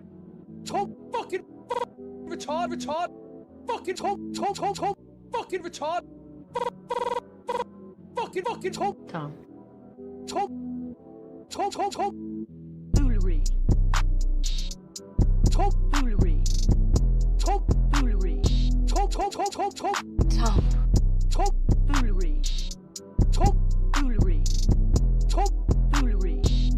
Retard. Brain dead fucker. Brain dead fucker.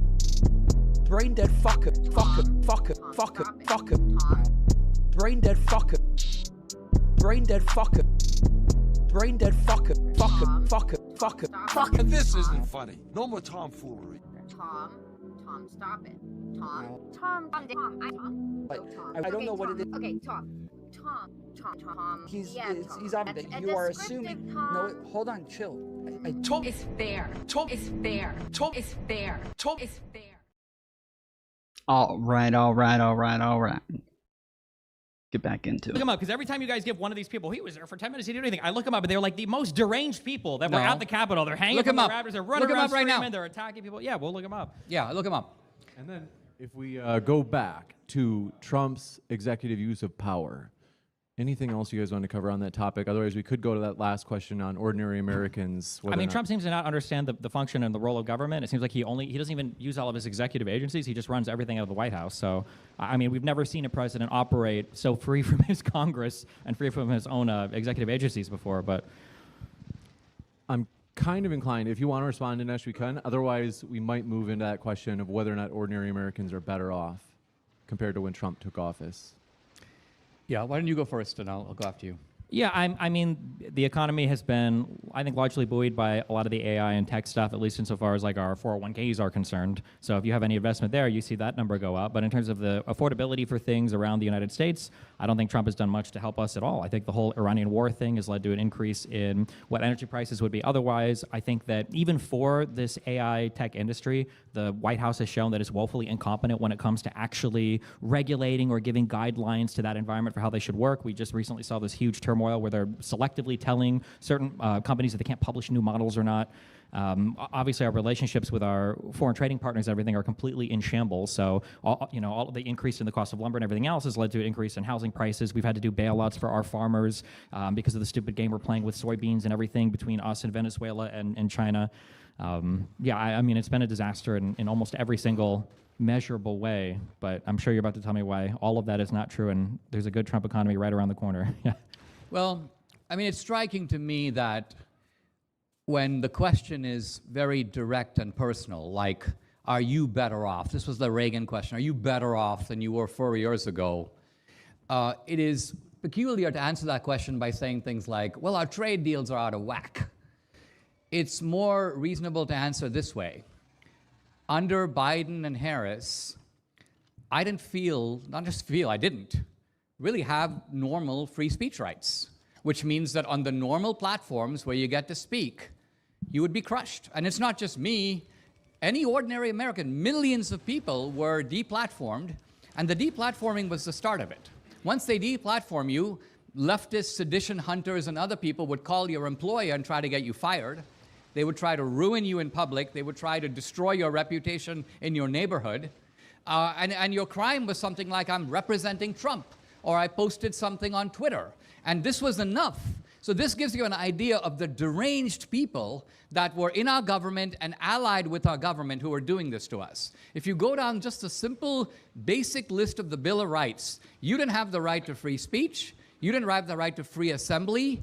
Your vote was being canceled out or diluted by illegals and cheaters voting on your behalf. Essentially, you didn't have a right to freedom of religion because your church was shut down under COVID. And while bars and other places were left open, you guys remember when you didn't have freedom of assembly and all of the fucking illegals were doing everything in your name? You guys remember that? You remember all the times that, like, illegals were out there stealing your fucking information and shit? Oh man, so many illegals did that to me. Oh, I'm so sick of the illegals stealing my shit, dude. They're always stealing my shit. So, by and large, what I'm saying is, even in terms of your ordinary life, you were living in an environment where you were under scrutiny with the chance that the state would crush you. This is George Orwell, a boot stamping on your face. And we felt it, and we don't have it now. So in this decisive respect, we're better off than we were before. And this is not something that is abstract about Iran, about trade deals. This affects your everyday life, your basic freedoms, and mine. I didn't hear anything about Trump making us better off there. Is that Biden bad, so Trump good? I missed the part. I might have missed it. Were the Trump made us better off, or? We are better off economically. I mean, don't you think that a system in which you let in millions of illegal... Like, the majority of the things that they're talking about when it comes to the censorship from Democrats, it was all under Donald Trump. Like, the majority of the shit, when they're complaining about all of the bans and all of the, you know, all of the social media shit, it had nothing to do with Democrats. Democrats didn't do anything. It was social media platforms, and none of us blame Donald Trump for that. Like, people like Destiny and me were suspended and banned tons of fucking times for the same shit. But we didn't run around saying, look what Donald Trump has done to us. Look at what he did. This is disgusting. Like, we understand that it's generally the social media companies, that there are regulations on them that say that they have to have good faith enforcement to not, like, promote misinformation, and that both Republicans and Democrats voted in favor of this shit. It was not Democrats who did this, but it was Republicans and Democrats who voted in favor of this. I keep wanting to say 501c4, but I know that's not it. Section 230, is that what it is? Yeah, Section 230 is the thing. Illegals. Not only do you it's bad enough to let them in. And by the way, the letting them in was deliberate. The Biden administration had put the word out. I know this from Venezuela in particular. Biden wants you to come. If you come to America, they will have a job for you. They will have home subsidies for you. You'll get a car. All of this may not be true, but they were putting the word out. How do you think those caravans were coming thousands of miles and they did not put the word out. Donald Trump put the fucking word out. There is not a single video of Democrats, neither Joe Biden nor Kamala Harris, inviting people in or telling everybody to come. There's no videos of them saying that there's open borders. There's no videos of them saying that everybody's being let in. There's none. It doesn't exist. They don't exist. There are tons of videos of Republicans and Donald Trump by himself even. Tons and tons of videos of Donald Trump by himself saying over and over and over and over and over that America has open borders and that everybody is being let in. Donald Trump alone can be responsible. If that's the thing, if you're saying they're putting the word out, right? They're putting the word out that if you come to the American border, you will be let in. If that's the claim, then Donald Trump is the one who told them that. Yes, exactly. This is what Kamala Harris said. Do not come. That's what Kamala said. Donald Trump said, you come and you will be let in. He is more responsible for the flood to the border than any single person. Donald Trump is way more responsible for the amount of people who flooded to the American border than anybody else. There's no shot you can pretend anybody else is anywhere close to as responsible as Donald Trump was for the amount of people who flooded the border. showing up at our border? You think people know how to start off in Honduras and travel? How do they get health care? Who gives them food? Who gives them masks? Coyotes, you dumb fuck. He's acting like this is crazy, right? How did they know all of this? Where did they get the information from? How did they find out how to get through all of these different pathways? And how did they just know how to do it? And then in 5 minutes, he's going to be sitting there crying about how having open borders encourages people to take dangerous routes and work with coyotes who are likely going to kill them. I feel like in 2 minutes, he'll be making the exact fucking opposite argument that Democrats, by opening up the borders, encouraged people to use coyotes that were likely going to kill them. Apps. Who shows them how to go through other countries? The left had set up a facilitating network for all these people to come. You don't think these people, when they come here, are going to go north? Get in a car or walk. What do you mean? How hard is it to go from in another south country? How do you to go north? through? Mexico doesn't allow you normally to come into their country.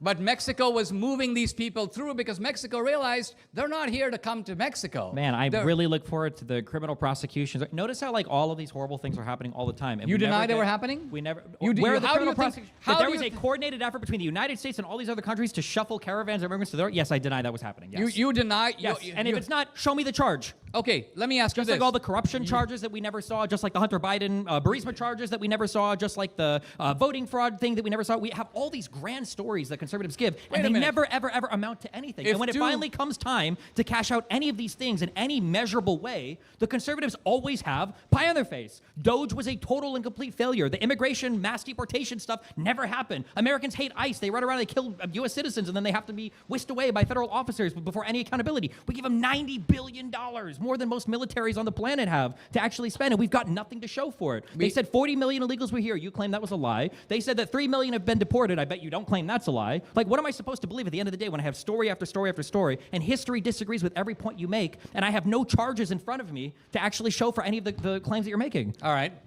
You saw with your own eyes, as I did. Oh my God. A large caravans of hundreds, if not thousands of people moving together. How do you create a caravan, by the way? How do you create these caravans? Why doesn't Destiny ask him? Who said there were open borders? Who said that Donald Trump said before the election ever happened, Donald Trump said there were going to be open borders. Donald Trump said there were going to be open borders before the election ever fucking happened. He was priming all of these people to flood the fucking border.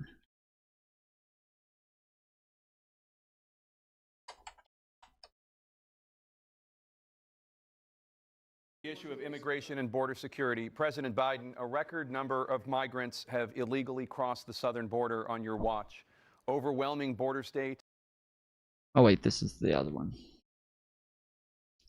We're going to talk about immigration now, gentlemen, and we're going to talk about families within this context. Mr. President, your administration separated children from their parents at the border, at least 4,000 kids.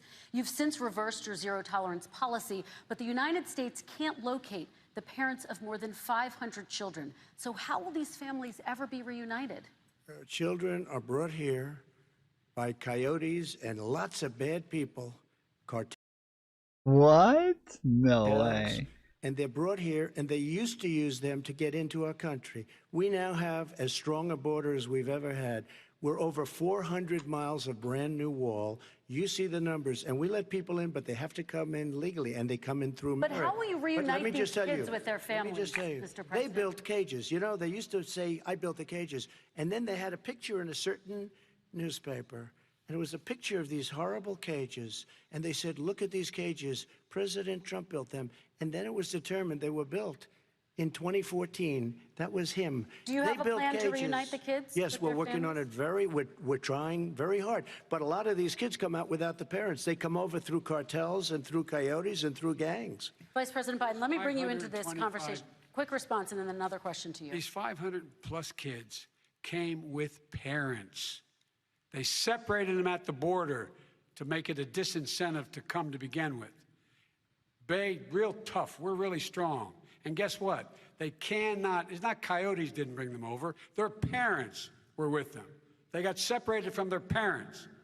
And it makes us a laughing stock and violates every notion of who we are as a nation. Let me ask you a follow-up Kristen, question. they did it. We changed the policy. Your response they to did that? it. We changed. did not They built the separate cages. They, who built the cages? Joe? Let's talk about who what we're built the talking cages. about. Let's talk about what we're talking about. What happened? Parents were ripped, their kids were ripped from their arms and separated. And now they cannot find over 500 of sets of those parents, and those kids are alone. Nowhere to go. Remember, guys, going into this presidency, you could tell Joe Biden, he was gone. Everybody knew when they voted for him in the first term, they knew he was going to be gone. nowhere to go. It's criminal. It's criminal. Let me ask Kristen, you I will about say it. this. They went 10 down. We seconds brought and then reporters, everything. They are so well taken care of. They're in Wait, what was that? It's criminal. It's criminal. Let me ask Kristen, you I will about say this. immigration. They went 10 down. seconds We and brought then I need to ask reporters, you. everything. They are so well taken care of. They're in facilities that were so clean. But some of them haven't been reunited But just with ask families. one question. Who built the cages? I'd love you to ask them that. Who built the cages? Let me ask about your immigration policy, Mr. Vice President. The Obama administration did fail to deliver immigration reform, which had been a key promise during the administration. It also presided over record deportations as well as family detentions at the border before changing course. So why should voters trust you with an immigration overhaul now? Because we made a mistake. It took too long to get it right. It took too long to get it right. I'll be president of the United States, not vice president of the United States. And the fact is, I made it very clear. Within 100 days, I'm going to send to the United States Congress a pathway to citizenship for over 11 million undocumented people. And all of those so-called dreamers, those DACA kids, they're going to be immediately certified again to be able to stay in this country and put on a path to citizenship. The idea that they are being sent home by this guy and they want to do that is they're going to a country they've never seen before. I can imagine you're 5 years old, your parents are taking you across the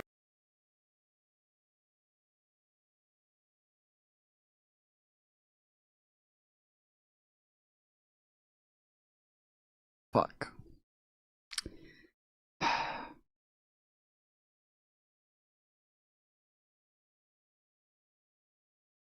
I know I have the clips in like other places of Donald Trump literally saying they're going to have open borders in this debate, and then even in other places on stages, but I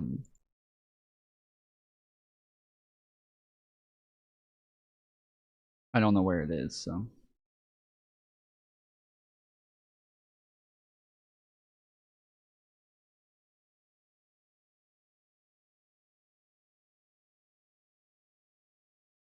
But yeah, before Biden ever took office, he was already saying, Trump was already saying they were going to have open borders. Like, he was saying it before the election ever happened.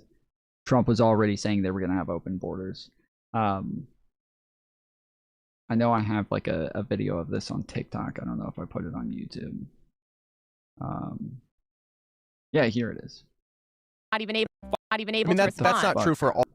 The farthest left, like the farthest. Not even able. Fuck you, Biden. I am surprised that it's that heavily correlated. I didn't think that it was that spot on.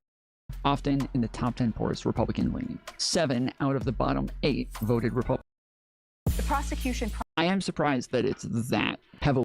So are the ones who use the most in taxes. 4 out of the Okay. Yeah, it won't let me fucking click on the... Fuck you. Biden did better on the border. Oh, Trump it is did. this video. And the 20, 30, 40 million people that came in was a fucking lie. The wall didn't get built. That was a fucking lie. ICE didn't do fucking anything. That was a fucking lie. The border was the Republicans' fault. The border was 100% the Republicans' fault. While you have Kamala Harris saying, do not come, you have Republicans running around everywhere saying that we have open borders. So yeah, here it is. President Donald J. Trump, CPAC, Florida, 2021. Upon the exit of Trump from the Oval Office, the Biden-Harris administration and Democrat lawmakers promptly encroached on individual freedoms and education with mask and vaccine mandates and prolonged school and business lockdowns in the COVID-19 pandemic, while leaving the borders open for the free movement of illegal immigrants. Further by, so this is October 21st of, well, okay, before the surge even started.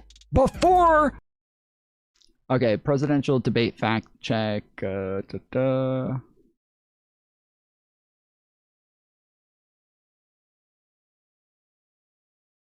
President Trump unleashed a torrent of fabrications and fear-mongering in a belligerent debate with Joe Biden, at one point claiming the U.S. death toll would have been 10 times higher under the Democrats because he wanted open borders. Yeah, so this is Trump talking about the COVID-19 pandemic and saying that that if Democrats had been in office, that the death toll would have been 10 times higher because they would have allowed open borders. Because he closed the borders.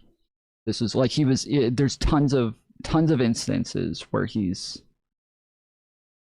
claiming Democrats would have open borders. The surge even started. They are already saying we have open borders. They are straight up sending a loud message to everybody coming from the South that we will let them in, that they will get in easy peasy, no problem. So did they just get in easy peasy? Did they just come in and walk? We said, okay, fine. So yeah, anyways.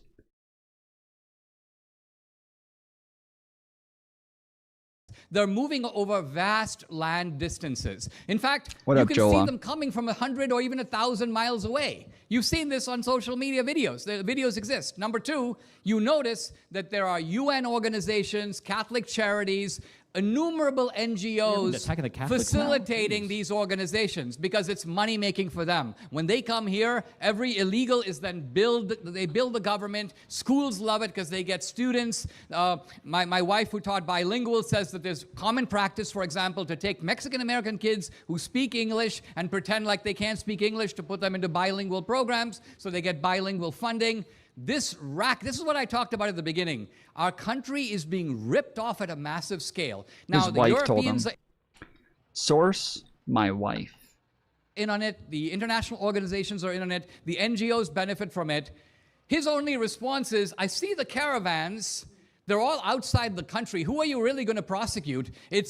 People are funding these people and giving them maps because they know that there's a system to be scammed at the border. And then the Biden administration tells the border control guys, you have to let them in. Just give them a court date, even if it's 2 years. Well, in the debate that we just watched with Trump and Biden, Trump was saying that it was the fucking coyotes doing Years from now, let them in the country where we can't find them ever Crazy. again. They may or may not show up for the court date. All of this is going on openly with U.S. government collaboration. And now he's like, where are the charges? If I don't see a charge, it didn't happen. Really? That's not how these rackets work. These rackets work where... What do we elect Trump for, to drain the swamp then? If you're going to tell me at the end of the day none of this stuff can be found or prosecuted or charged or anything. Have you seen any caravans since Trump took office? Nobody wants to come to the United States since Trump took office. Thank you. Thank you.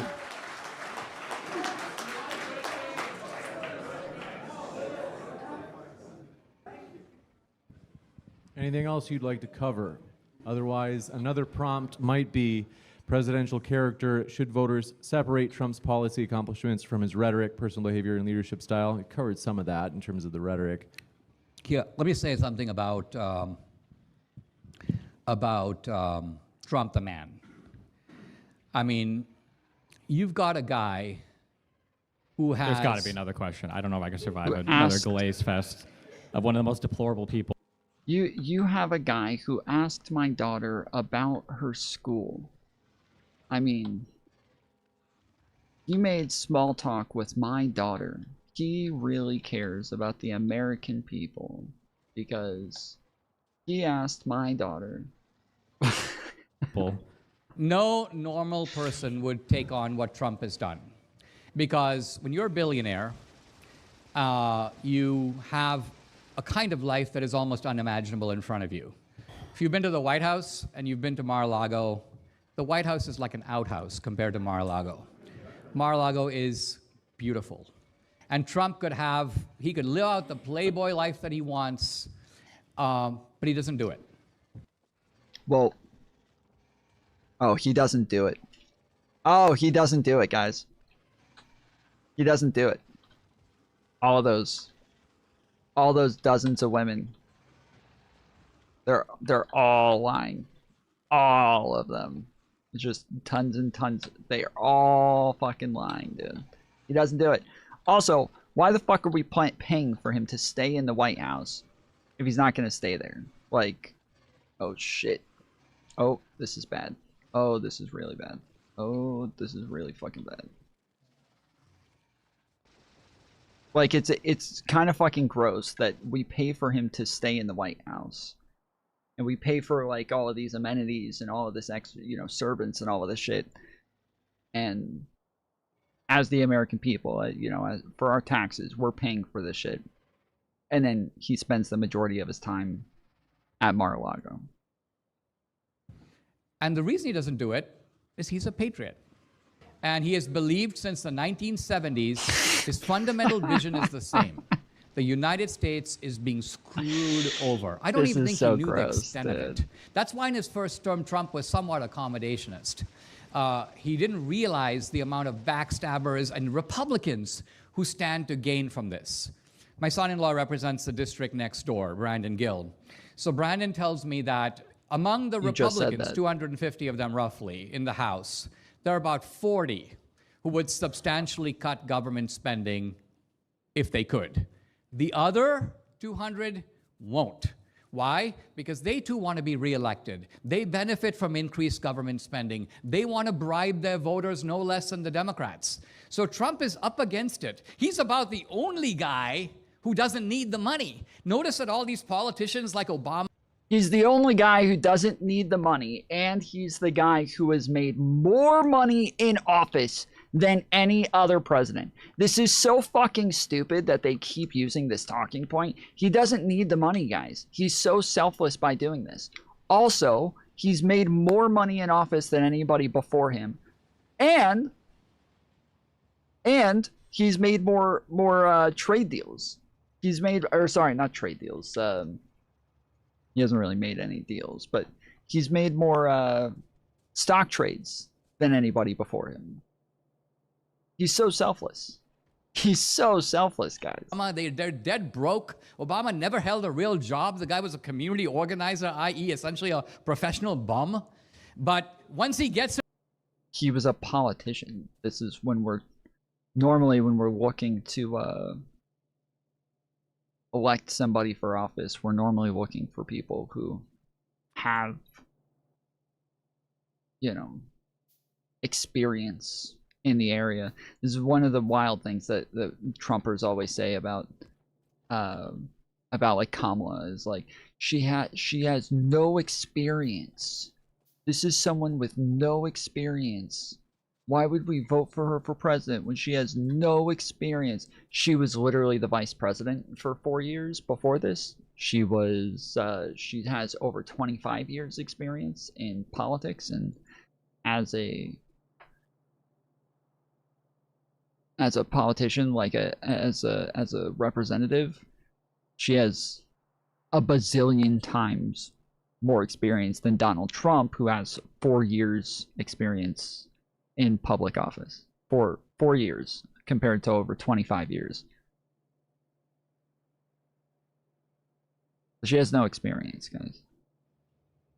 Joe Biden or Obama never had a real job except for doing the job that we're talking about right now. Into the White House, he starts cashing in left and right. He's a multi-millionaire. He gets Netflix contracts, even though the guy's never made a film, doesn't even know what to do, but Netflix will put money on him. Book publishers will give him 10 or 20 million dollars because the money's coming from some donor. All these people have learned to play the system. And by the way, again, it's not just Ilhan Omar, it's also Marjorie Taylor Greene. It's not playing the system. People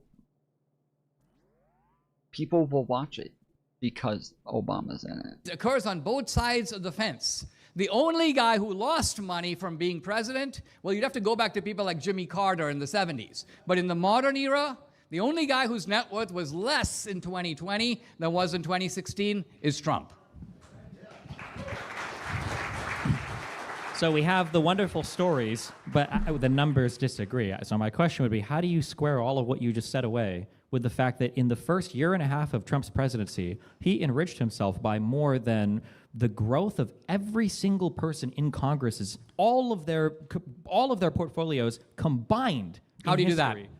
With crypto scams and by cutting deals with people in other countries by abusing his office as the presidency. Okay, so okay, let's go through those one by For one. instance, yeah, the crypto. So a crypto scam. Hold on. Don't you think it's weird that a person can anonymously basically send a ton of money to the president and there's no way for us to even know who that is? Isn't that kind of a weird thing?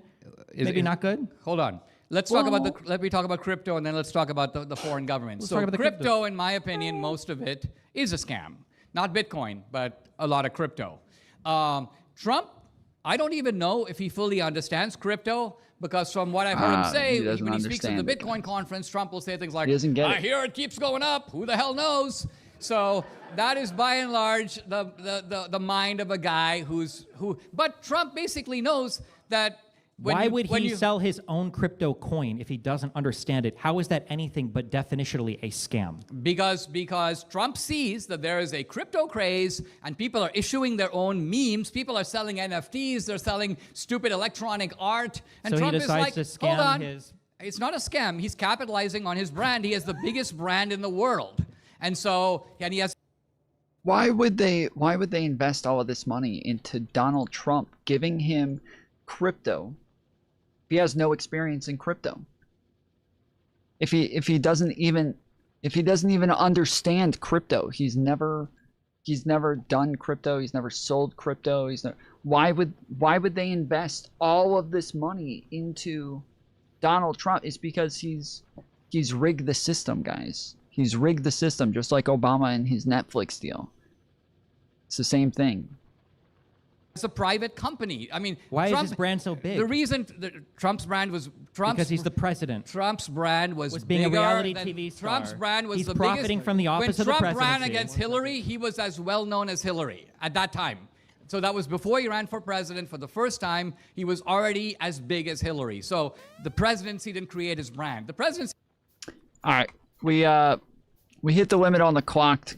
We got $10. We got $15 to go. If you guys want to donate to the channel, use the tips link pinned at the bottom of chat.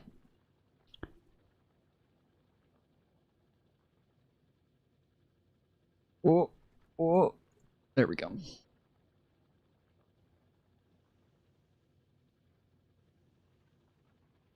Crypto basically equals money laundering. I mean, it can be, but yeah, the entire idea of crypto is weird, and it's odd that it's even allowed to exist. It's very strange, but it's kind of hard to say that it can't exist at the same time, because things like bits and shit like that exist on Twitch, and you're able to turn all sorts of things into some type of other type of cash, and so yeah, it's a difficult thing to get into. He created Obama's brand. Obama was a nobody until he ran. Obama didn't sell a crypto coin. No, Obama's basically just selling this monstrosity of a library, which I think is by and large a reflection of his inner soul. If you take a good hard look at it, as opposed to the $400 million Qatari jet that's going to be. How would we have felt about Biden or any of the Clintons or any of the Obamas flying around in a $500 million Qatari jet? Is the Qatari jet the property of Trump or the U.S. government? It's debated, I guess, where that goes to after his presidency. No, it's not debated. After where it goes to after, in terms of Trump's presidential library, of course that's debated right now. And it doesn't matter who it goes to afterwards. You guys would have collectively lost your minds if Hillary or if Bill or if any Democrat was flying around in a $500 million Qatari jet that they got in exchange for letting them build a base to practice in Idaho or Montana or whatever. You guys would have lost your minds over it. Of course you would have. I don't understand why ignorance can be an excuse here for Donald Trump creating a crypto coin that's lost like 98% of its value since its inception that allows him to anonymously take money from people that we don't know who they are. It doesn't bother you that the president of the United States could get a $5 million crypto buy from some dude and you wouldn't know who it is or that it's even happened? Look, I support. Okay, There's yes or no? Would that just yes or no? There's legislation underway. Would that bother you? Dinesh. There's legislation out there now with. Would it bother? Wait, that hold bother on. you? That the Republicans are pushing that will prevent public officials from issuing their own coins. I think Trump got out early in this whole thing. Frankly, I don't even think it was Trump. It is true there are a lot of hucksters around Trump, and some of them are actually extended members of his own family. I agree. Trump is not the first guy, by the way, to have a son or a nephew who's trying to make money off. It's always everybody else who's responsible for Donald Trump's decisions. It's all of the other people who are hucksters, while Donald Trump profits greatly from all of this shit. It's the other people who are the hucksters, guys. It's not Trump, the one who's profiting. It's the other people. Of the presidency. The real issue in these situations is very often, what are you selling for it? So, for example, what was Biden doing? What the Biden people were doing were collecting money in return for something really... Dear Rito31 tipped $10. Just tuned in. What's up, fools? Dorito, what it do? Let's go. W's in chat for Dear Rito. Coming in clutch. We got $5 left.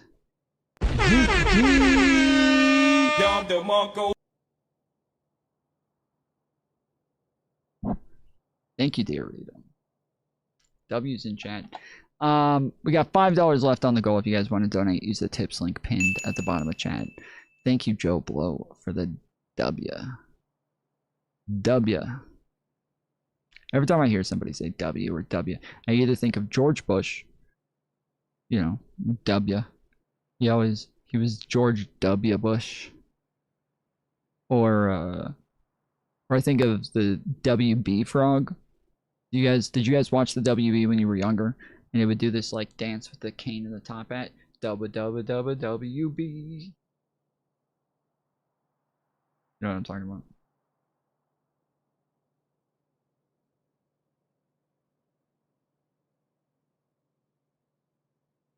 We would have hit the goal if it wasn't for Tom not donating.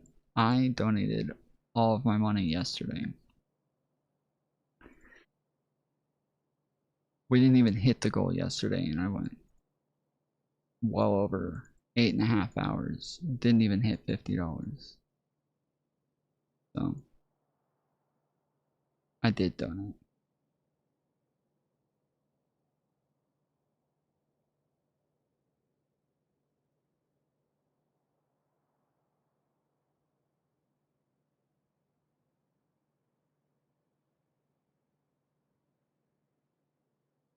Specific, which is letting Burisma off the hook in Ukraine. That's why Biden wanted to get that prosecutor fired, because he was being paid to make that happen. Oh my goodness. Where are the charges for Oh my goodness. Well, I mean, Trump tried to charge him and got impeached for it. No, he didn't. No, he didn't. He didn't try to charge him. Wasted Design tipped $5. I'm just doing it cause Jen did and Jen is dope AF and snick. Based.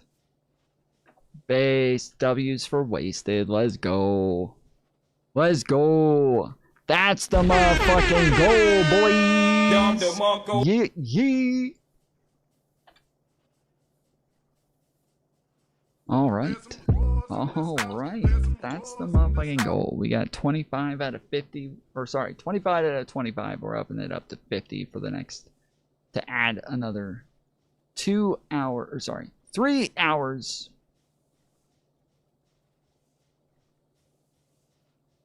No, we're adding 3 hours now. It's up to 50 to add another 2 hours. Yes, that's what it is.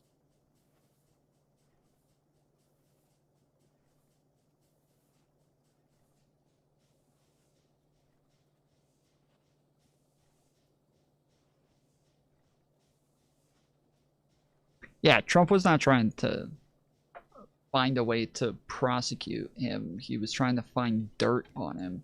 He asked them to give him dirt on him. That's why he didn't. Did he say he almost got impeached? Where they should get that prosecutor fired because he was being paid to make that happen. Where are the charges for that? Well, I mean, Trump tried to charge him and got impeached for it. Nope. Okay, yes. I was about to say yes. He did get impeached for it. But yeah, it's because he was pushing a whole lot of bullshit, saying that, or he pretty much did a quid pro quo with them. So just a minute ago, Dinesh was saying, like, normally when we're looking at corruption, we're normally worried about what it is that you're getting in return. Donald Trump literally said that he was going to withhold the Ukrainian aid that had been voted on by Congress. He said that he was going to withhold their aid if they could, unless they could find some dirt on Biden when it came to the prosecutor. And we already know all of the information about the prosecutor. It was literally the United States was in on the deal. Like, it was the United States who wanted that fucking deal. But Donald Trump isn't really, he's not really on board with the United States, so can't expect them to care about what the United States wants. Nobody, so nothing came out from this. And the guy that even started that rumor, that myth of that pay for play, ended up admitting that he lied to the FBI over all of it. So none of that is true, Biden which is is nice. tape That's why they saying, spent "I so wanted long to get the investigating Hunter Biden, they SOB found nothing." fired. But secondly, I want to ask that question again. Does it bother you that some... Yes, nobody said he didn't ask him to get fired. The fact that it was some sort of scheme that involved Hunter Biden is the lie. Somebody could anonymously give the president of the United States millions of dollars and you'd have no way of knowing about it. It doesn't bother me if a guy has a private company that he had before. Let's say Trump. If I go to a Trump hotel in Scotland and I play golf and I give him $10,000 for a week's vacation over there, this is not a problem. I'm not bribing Trump by doing that. First of all, it's not easy to bribe a billionaire. Part of what these people don't get is that, oh, you know, and they say the same thing with me. Oh, you got $7,000 for Israel for making a post. I mean, I have donated $300,000 to biblical archaeology in Israel over the past 3 years. You think I can be bought with a $7,000 post? I mean, given that this guy sells literally every single... How does the uranium processing work? Because, like, I've gotten 100 of the uranium-238 and then 1 uranium-235. So does it give me 1 235 for every 100 238 when it goes through the uranium processor? I don't understand. This doesn't make sense. Single thing he gets his hands on. There's Trump Bibles. There's Trump pieces of suits that he's worn when he's gotten shot at. There's Trump trading cards. There's Trump. I wouldn't be surprised if there were Trump toupees by now. But so just to be clear, if the next Democratic president comes into office and this guy has a business and that business starts dramatically outperforming what it was doing before as a result of him being the president, you're not going to complain about that. You're going, oh no, well, just like how Trump had a crypto coin and he was making a ton of money, I have no problem with a Democrat doing the same. I want to give Dinesh a chance, and then we have to go into the Q&A.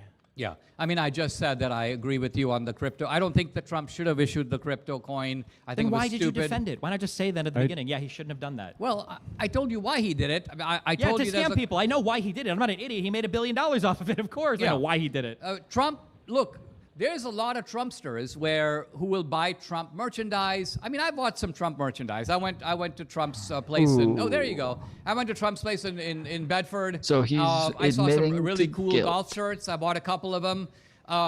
But it doesn't necessarily mean people like the idea of being associated with Trump. Trump is in a weird position where even though he's the representative of a movement, he also has this kind of larger-than-life personal brand.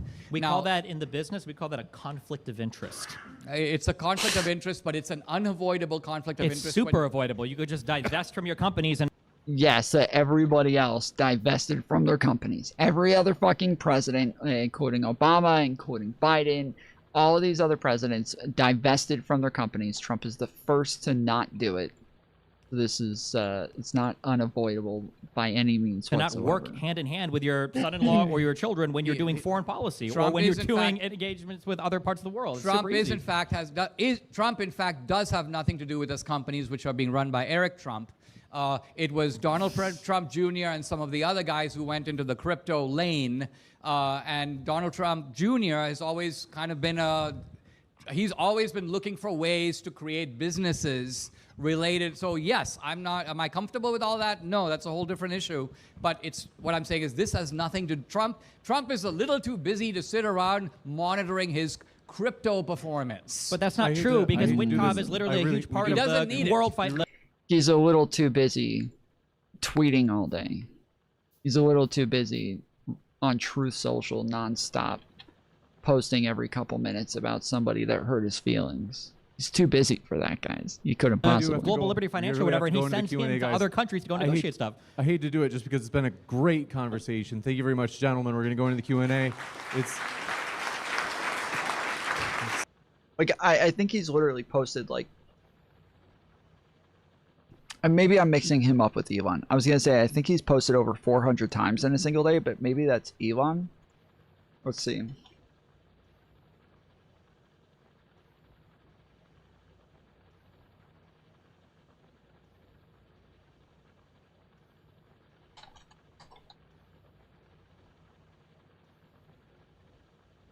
The highest number of posts Donald Trump has made on Truth Social in a single day is 168 posts, which occurred on December 1st, 2025. So this is during this presidency. 147 of those posts were sent out in a massive 2-hour window between 10 p.m. and 12 a.m. There's like a lot of these are literally being sent out at like 2 to 4 a.m. sometimes. Like, this guy is so fucking busy, dude. He's way too busy to handle his own companies. He's up at 4 a.m. posting on Truth Social about Bill Maher. Like, come on, dude. Come on. Other heavy days he also surpassed the 100 post day mark on other occasions, such as March 10th, 2025 with 141 posts. So March 10th, 2025, while he was in the middle of like a war and he was supposed to be securing this this deal with Iran, he again surpassed the 100 posts. Too busy. So, folks, if you can line up in the center column on the left side, and a huge thank you to our sponsors, Uncensored America, Roar, The Main First Project, Apologetics Arc, and Yoga Uni International Cuisine. With that, do want to remind folks is a couple of things. Is if you happen to be in the back or sitting anywhere, actually, if you can do a favor and just keep the conversations down. You happen to be sitting anywhere. That way people are able to hear without being distracted. The other thing is, we really do appreciate our speakers. So I know not everybody's going to like everybody, but it is important for us that you respect the speakers. We want them to feel welcome. With that, folks, I want to remind you, if you can do me a favor, keep down the chat in the back. Come on up. Mitch, happy to have your question. And then right here so you're in the camera view. Thank you both for being here. My question is about rhetoric and absolutes. For example, one side might say the 2020 election was 100% stolen, and the other side would say non-citizens never vote in elections. Both. Is this going to be a both sides thing? Are we about to hear some both sidesing bullshit? They're easily disproven, and they're both absolutes, and they fall apart with just one example.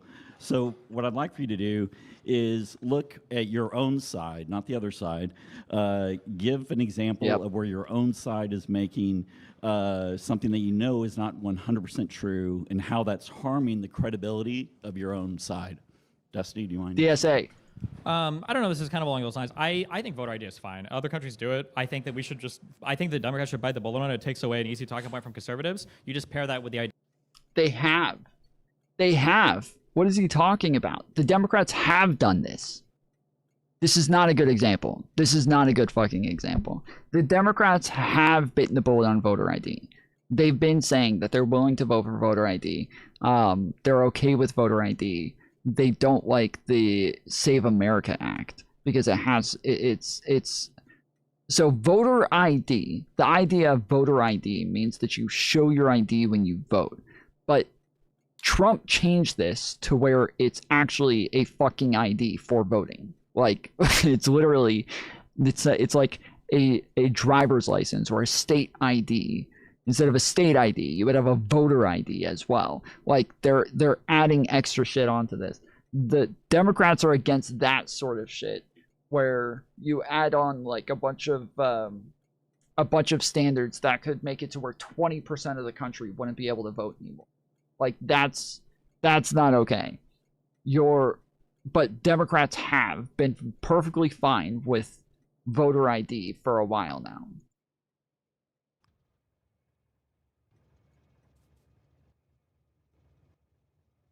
Idea that it should be like nationally funded.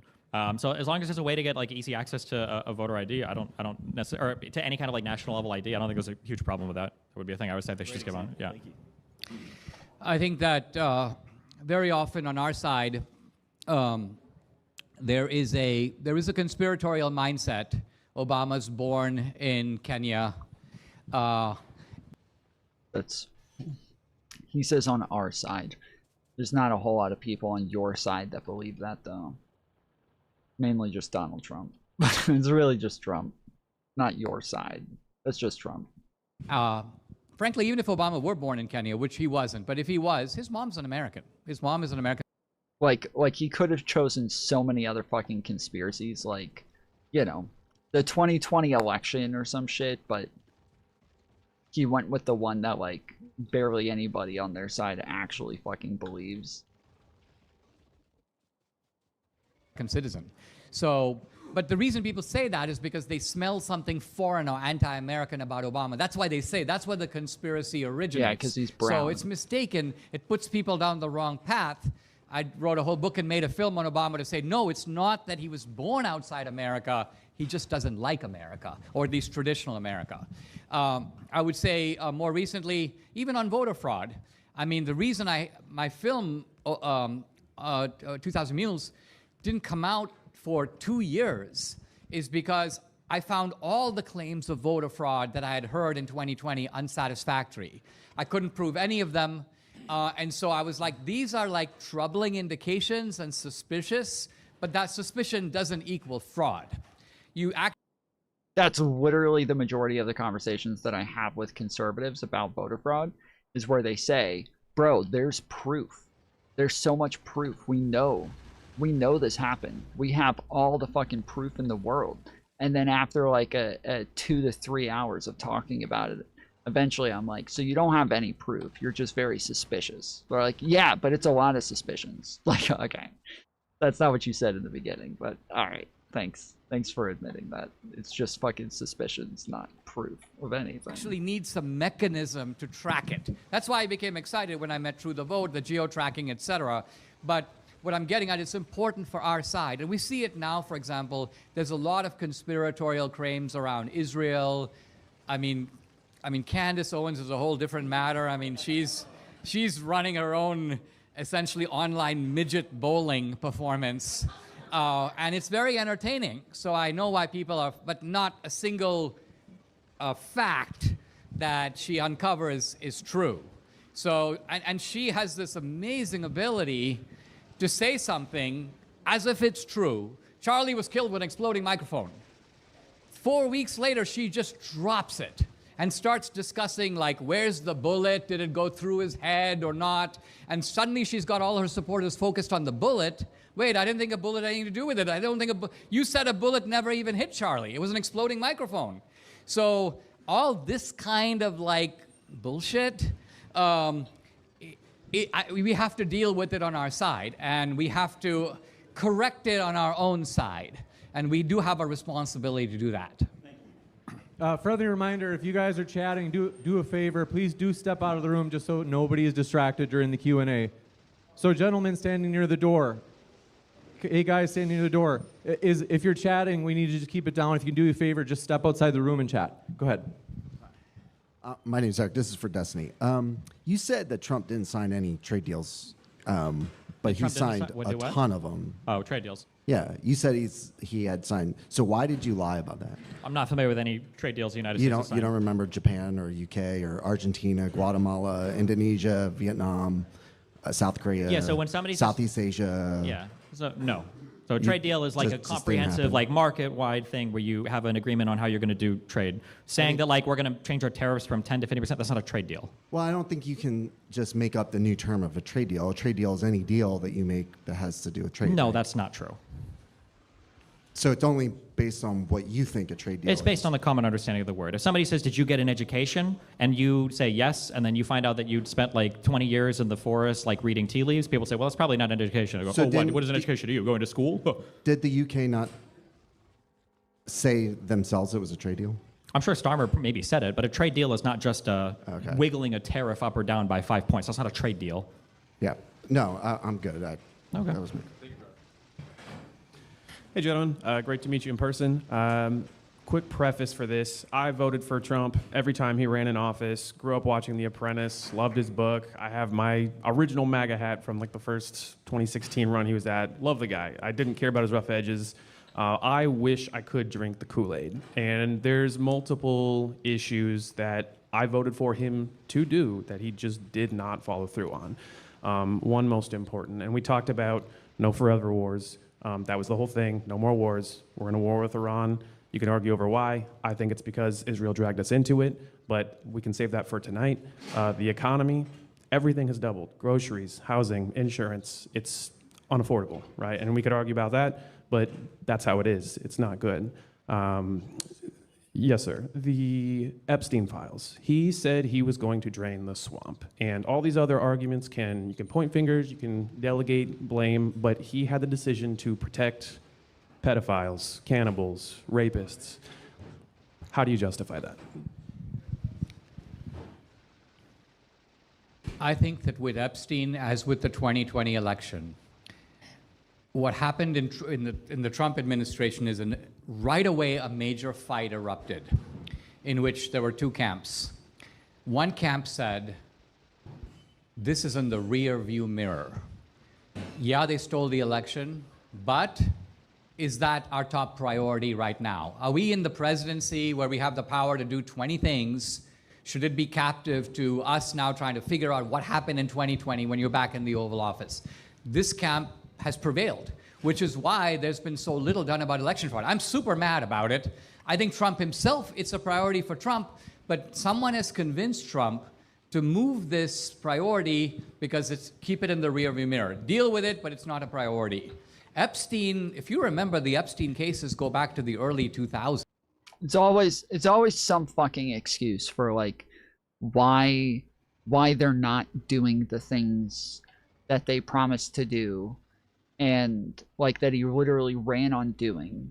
And while he has talked about the fact that he is doing these things and keeps pretending he's doing the things and is sending out scathing truth socials, you know, telling Pam Bondi that she has to go after his enemies and that they're not going hard enough and that they have tons of fucking indictments of people. When none of it gets done, they're going to pretend like none of that ever fucking happened. And instead, it's that they decided it's in the past, and they're just you know, moving on. Oh, fuck. Oh, shit. They have nothing to do with Trump.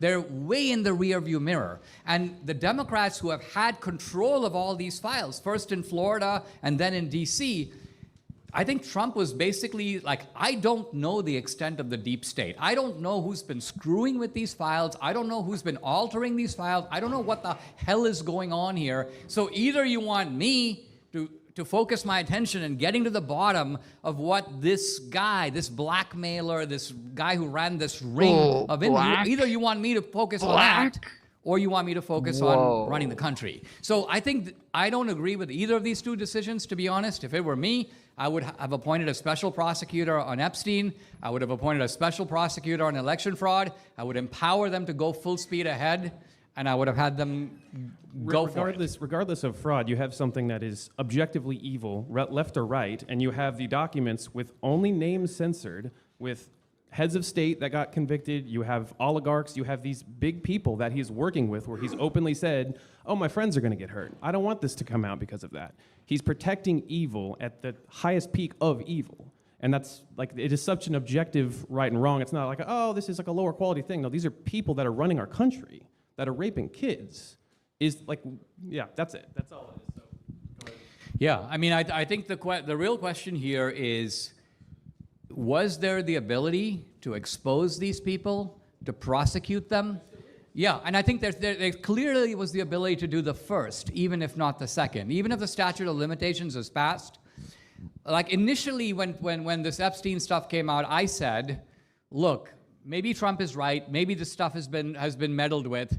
But the moment I saw names coming out, Prince Andrew, all these guys, I'm like, you know what? More of that. We actually do need to know who these people are. And by the way, you know, one of the kingpins of this whole thing is Bill Clinton. I don't know if you saw the Netflix special where they were interviewing the caretaker of the island. And this person was like completely familiar with Bill Clinton. He was like a regular on the island. So we're not just talking about the fact that he... Again, the island was nothing. The island was nothing. Everybody hyper focuses on the island because it's called Pedophile Island. There aren't a whole lot of crimes that are associated with the island. There's very, very few. Like when you hear Pedophile Island, when I heard Pedophile Island, I thought they were gonna have like the hottest fucking 5-year-olds you've ever seen walking around butt naked with like, you know,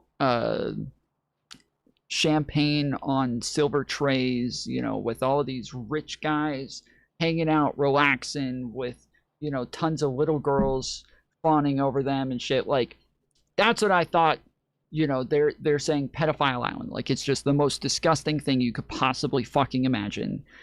And instead, it turns out that it was like a business place that was also somewhat of a, like a vacation home where he did take some of the women that he was trafficking with him, who were, I think almost all of them were adults at the time. I think from what I remember, I think all of them were adults. And so what we call Pedophile Island, that's what I fucking picture. Is that not what you guys picture? Do you guys not picture like a ton of like little girls and little boys walking around on this island that they were captured on? I thought that like at some point we were going to hear about all of the kids that they found locked in fucking basements tied to radiators and shit. I thought that this was like the hub of trafficking, where they were going to be moving all of these like, you know, kids that they fucking kidnapped, you know, through you know, putting them on planes and moving them from one place to the other. Like, that's what I thought Pedophile Island was. Whereas instead, it was just a nickname that was given to the island by his friends, and that it was not a big part of the trafficking scheme. It wasn't a big part of the it wasn't a big part of what it was he was doing. It wasn't a big part of the criminal organization. It wasn't a big part of any of it. That's not what I imagined. Okay, so what did you think of? Like when you heard, because I feel like that is what people still think of. I pictured trafficked high schoolers being courted at parties on an island. Okay. I thought the island itself had an inner spirit with pedophilic tendencies. You thought the trees were whispering to everybody. Do it. You know you want to. For thousands of years, humans have done this. It's only recent that they started telling you it was bad. This is modernity. Don't fall for the leftist propaganda.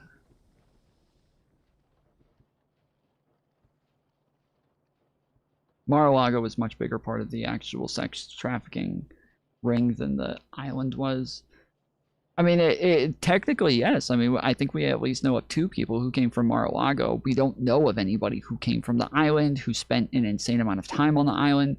Like, we just don't know of this. Like, it's just not, it's not what people imagined it to be. It's not what it was thought to be.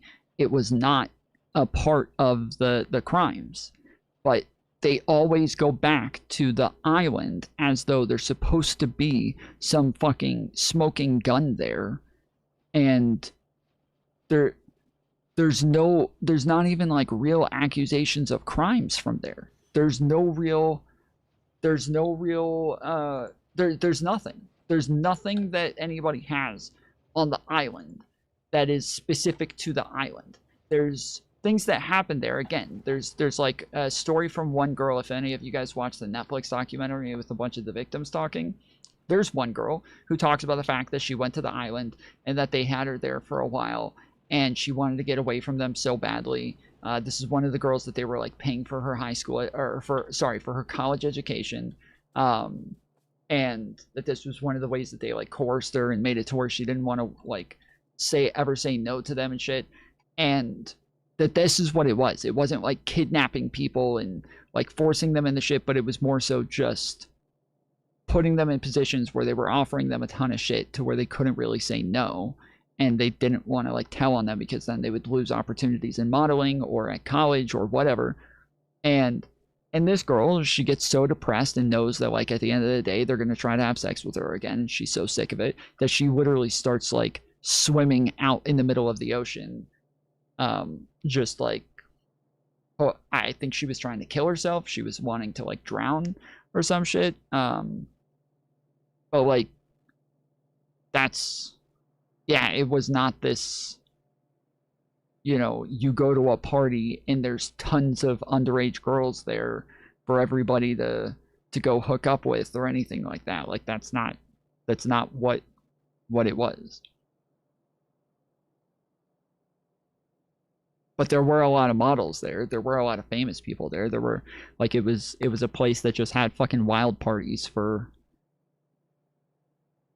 well-off rich people. They disposed of the bodies. So then where are they?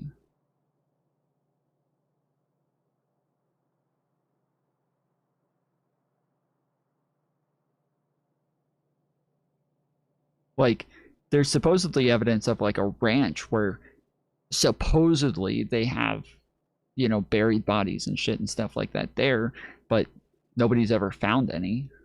Acid, sharks.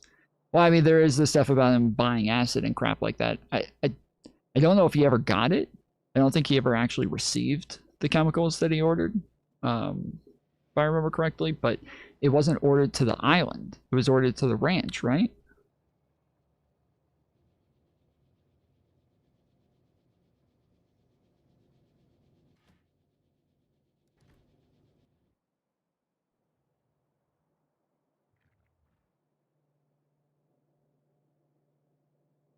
Yeah, anyways, the point is that like everybody makes it out like there's so much that was happening at the island, and really the island was not a big part of the criminal activities. It's not mentioned in the indictment. It's not like a big part of the Epstein files. It's not a big part of the survivor stories. It's not a big thing. The island is not a big part of this conspiracy. It's just not. Everybody wants it to be, but it's not. The island is kind of irrelevant, and It's the only reason that people make a really big deal about it is because it's Robert called Coulson tipped pedophile island. $20. Hey, yo. What? Robert Paulson with the motherfucking $20. Let's go. Let's motherfucking go, boy. Let's get some W's in the chat. W's in the chat. Sheesh. Clinton is 100% part of the cover-up. The cover-up of what?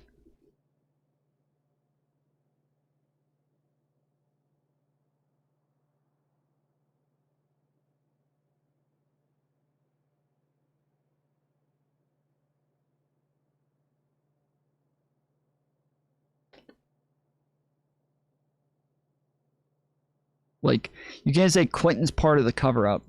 If you think Clinton's part of the cover-up, Donald Trump has to be, like, the ringleader of the cover-up, because Clinton does not have near the amount of power that Donald Trump has.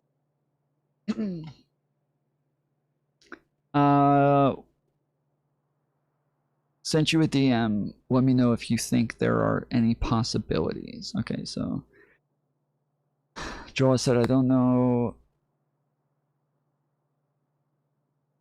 It's an hour flight, little bro. I think I'll be okay. He is only human at the end of the day, flying to Michigan, then Wisconsin, then back to Michigan in 3 days. He's burning the candle on both ends. This he said, it's an hour flight, little bro. I think he'll be okay, LMAO. Joel said, I don't know what this does except make the far left look justified in not doing vote blue no matter who when losing. Now they will just claim liberals only said that. Destiny said, except the leftists don't hold this value. So why would we do it for them?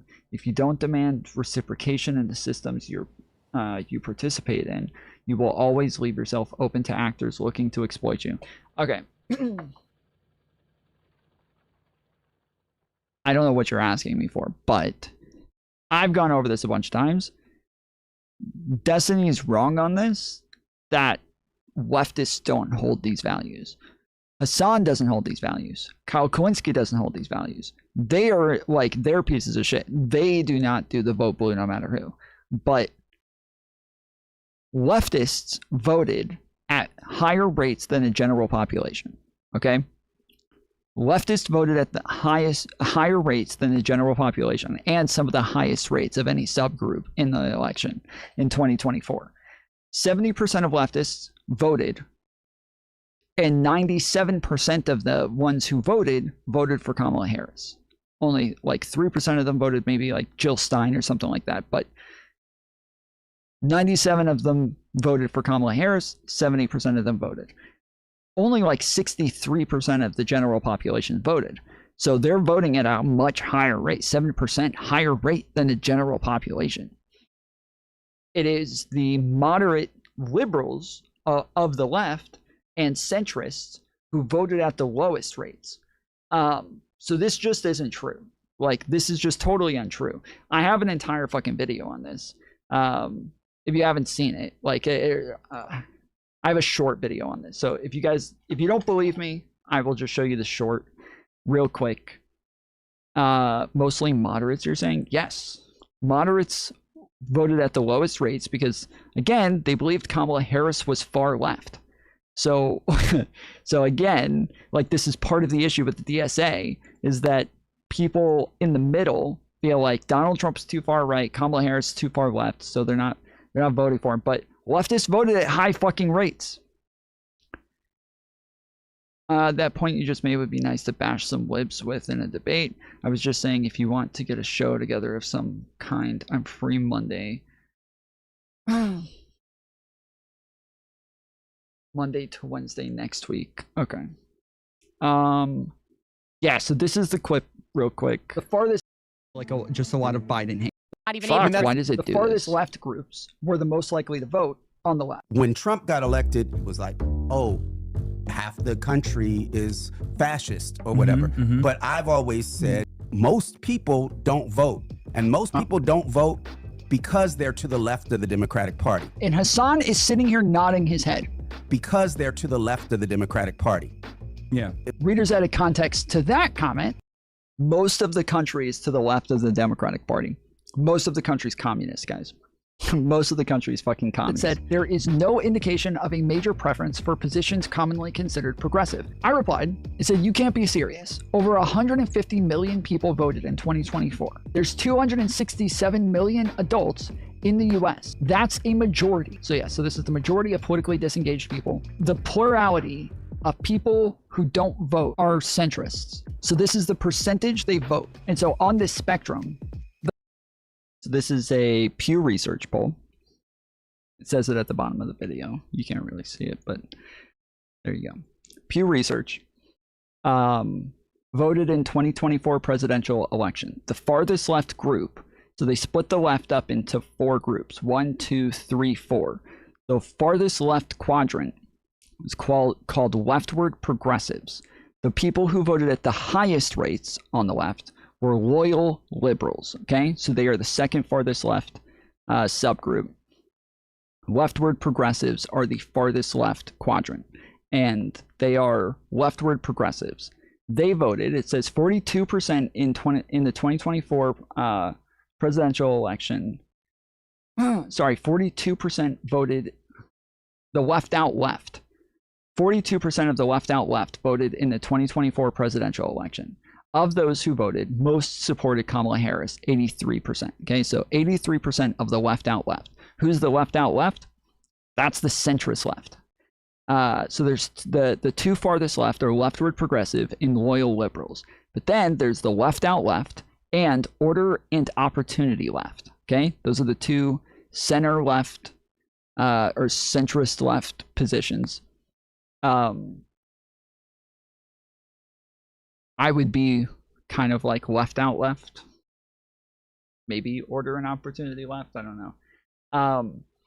Then they broke the right up into 4 quadrants as well, and then 1 centrist bubble called tuned out middle. And you can see the tuned out middle voted at the lowest rate of everybody. The far left and far right voted at the highest rates, and then the center groups voted at the lowest rates, but the 2 center left groups voted at the 2 lowest rates of all of them, and then the 2 center right groups voted at a bit higher of a rate.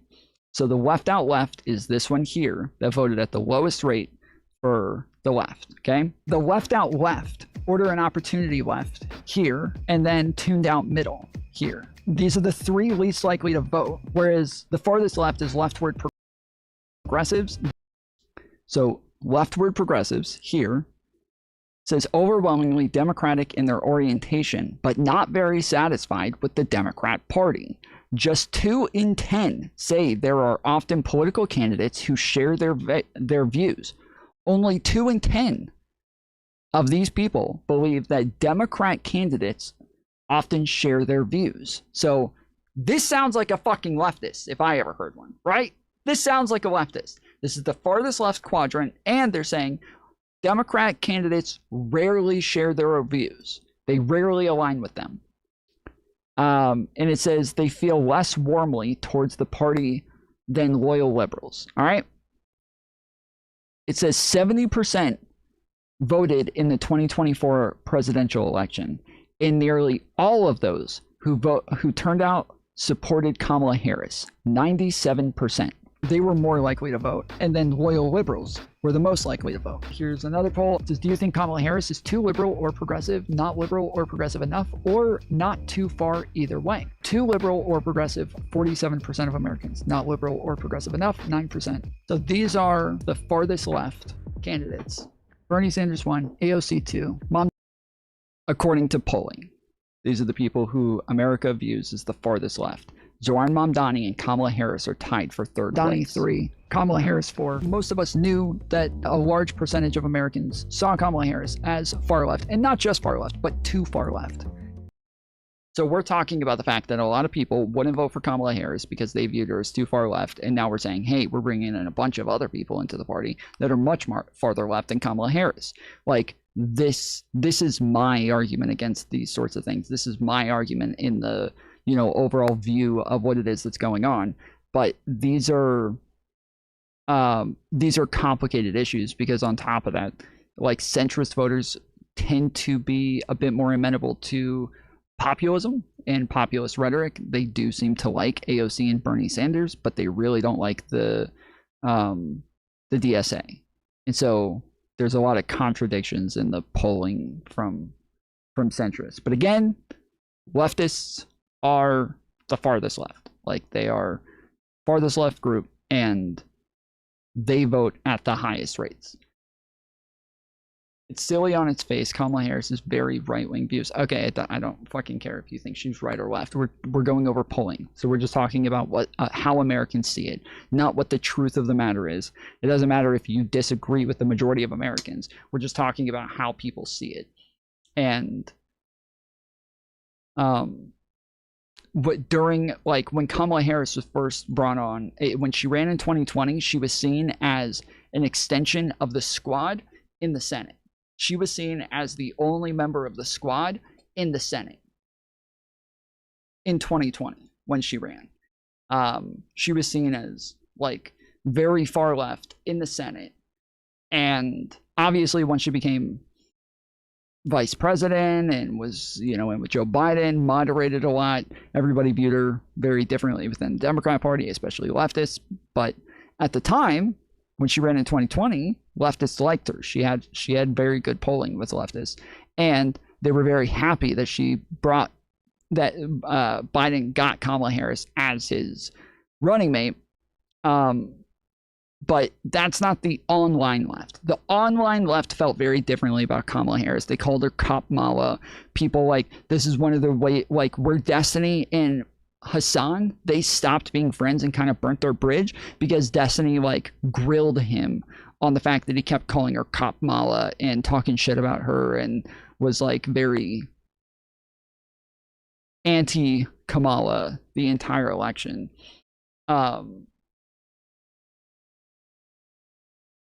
But yeah, so it is just untrue that the left doesn't vote or leftists don't vote, because they voted at high rates. It is the more moderate people who didn't vote in the 2024 election because they viewed Kamala Harris as too far left, as one of the reasons. There were a lot of reasons, but that was one of the reasons. So Destiny is just incorrect here. He's just wrong. I understand the polling numbers, but wouldn't messaging be doing the heavy lifting? Honestly asking, wouldn't MAGA and leftists messaging push some voters away from voting for Kamala? Why does it keep adding R's in there? It said Marger and Kamala. Why did it do that? Why did it say shit? Why did it say stuff like that? It's so weird.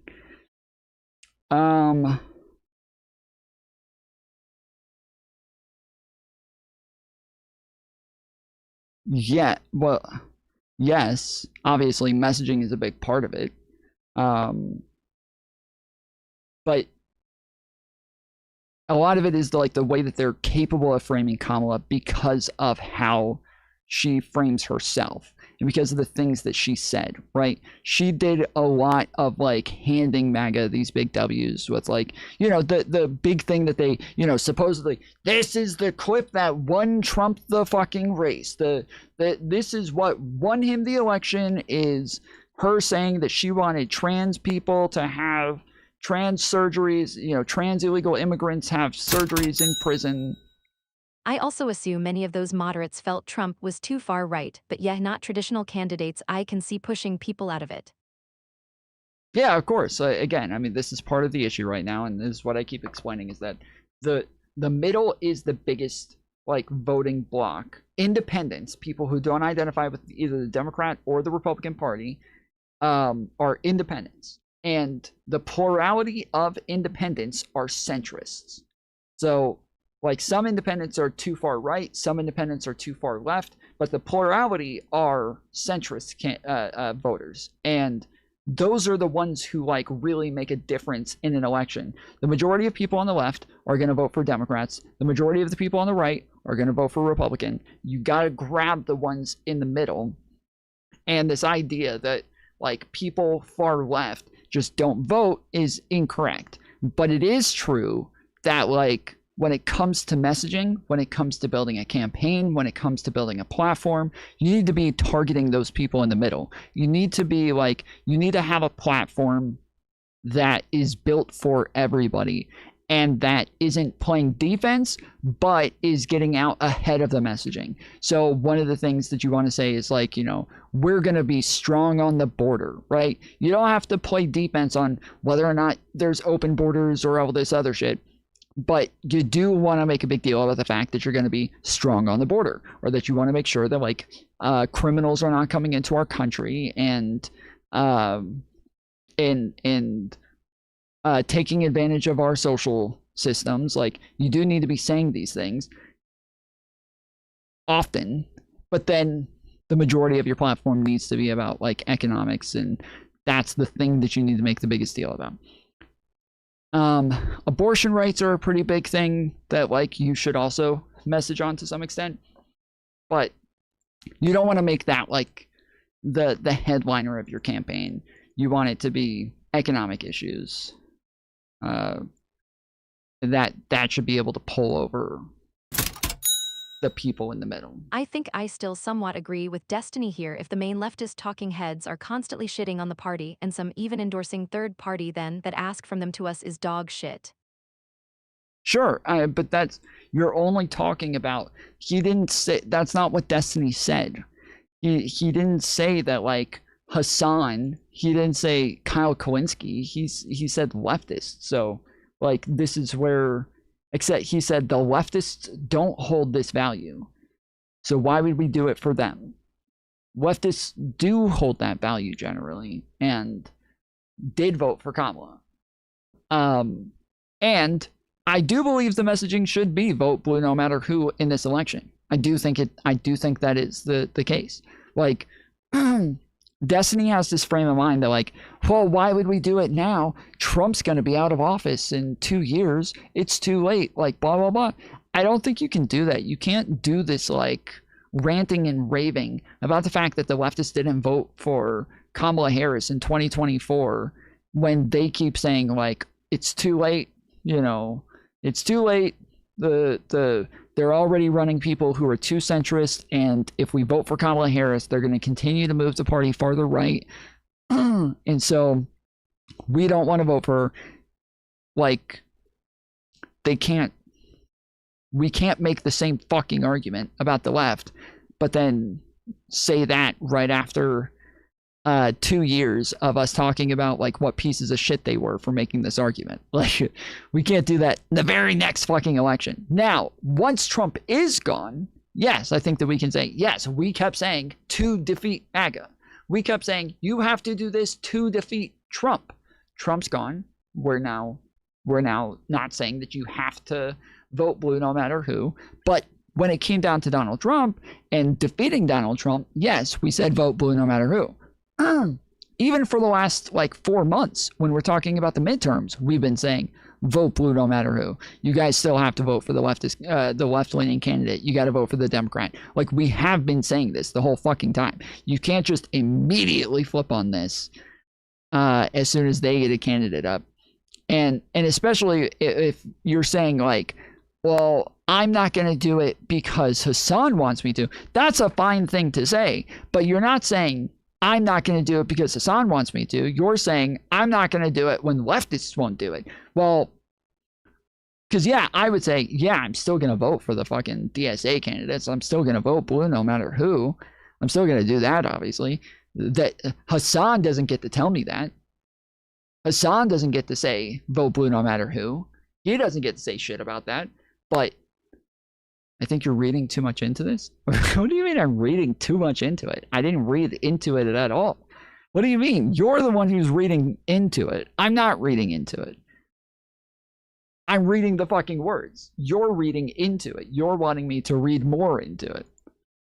I don't think anyone was saying don't vote for Plattner. Okay? So? Mantis tipped $5. Tom, contend with the fact that last election Kamala was considered too far left. Now you have socialists. Do you think Dems will do well in midterms/general as a party? I don't. No. No, of course not. But again, like, you fight that in the primaries. That's the fight that you fight over in the primaries. As we've always said. As we've always said, that is the fight that we have in the primaries.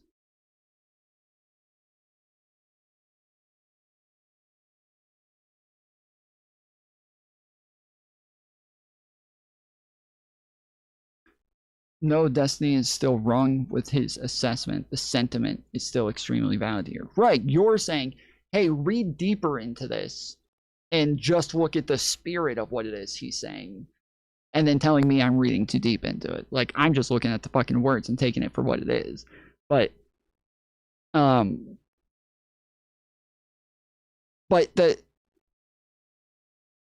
doesn't matter when, like, hypotheticals are being brought up on, you know, whether or not like, people are going to support the DSA candidate versus the Republican, and they're saying, like, I mean, I might vote for them, but I'm not going to tell people to. Like, I'm probably just going to be quiet about it, not really tell people I'm doing it. Like, that's not, that I'm not reading too deep into this when that is, like, a pretty constant sentiment that is being given by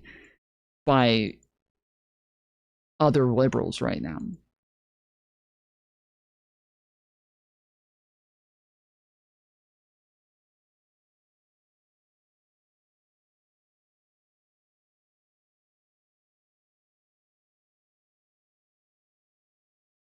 They were never going to support them candidates. Again, the content creators, the people did. The voters did.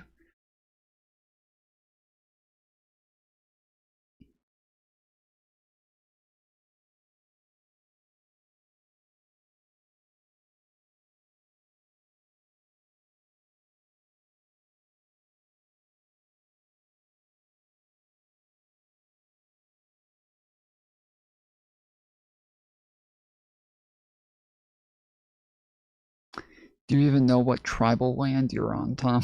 Did you acknowledge it? Despicable.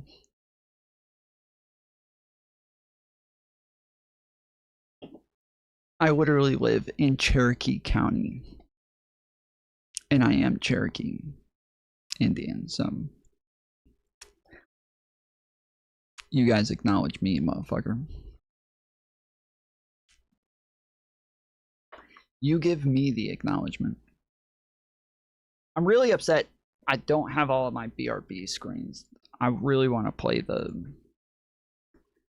Trump one right now. I gotta go to the bathroom again, but I need to...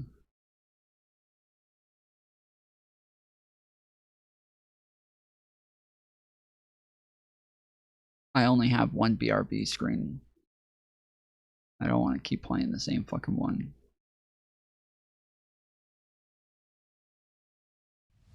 I don't think one poll that pegs Kamala as too far left by 47% really tells the story of why Kamala lost. I didn't say that's why she lost. I literally said I'm not saying that's why she lost.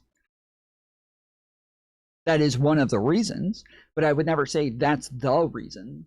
I would never say that is the fucking reason, but that's one of the reasons.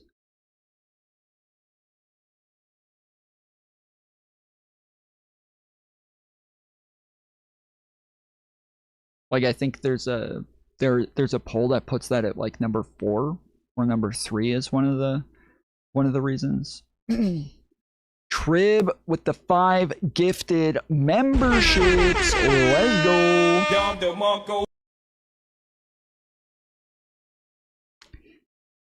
TV Era 35 got one. Let's go. Joe Blow got one. Hey, yo. BCB Crunk got one. Warren Berger got one. Haven't seen him in a long time. Frugals got one. Let's go. W's in chat for Trib. Alley Cats membership for 30 months. Said, this land is your land. This land is my land. From the Cali Almonds to the Colorado Meowtans, this land was made for the fools and me. True. True, true, true. But the first one, instead of the Cali Almonds, it would be from the ATLians.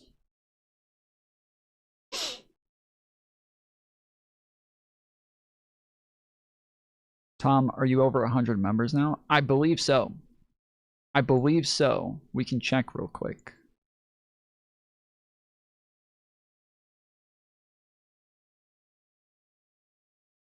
$117. 117 channel members. And finally, again, we're back to having Fools 2 beating Fools 1. That's good. That's always good. We're up 48% in the last 31 days. Or versus the previous 31 days.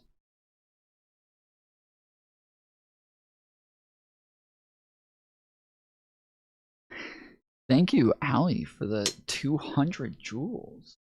Yo. That's so cool with the little cat head just popping up from the bottom like that. That's pretty cool. Does he move on y'all's side like when it first comes in? Does the head like bob or something like that? Jewel lover. Allie's a jewel lover.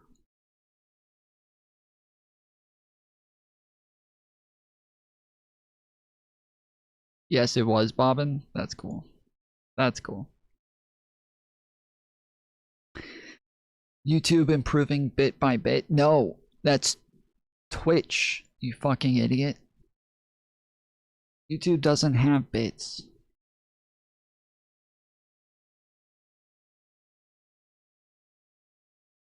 Yeah, we got 41 people at Fools 1, which the price for Fools 1 did improve. Did go up by $1. So it went from $2.99 to $3.99. Or I think it went, or maybe it was $1.99 to $2.99. Yeah, I think it went from $1.99 to $2.99. That's the only one that went up for Americans. But yeah, we got 41 people at Fools 1. Sorry, 42 people at Fools 1. 72 people at Fools 2. 1 person at Fools 3. 1 person at Top Fool. 1 person at Tippy Top Fool. Which we did have like 3 people at Tippy Top Fool like 2 months ago. I don't know. I guess they hate me now. But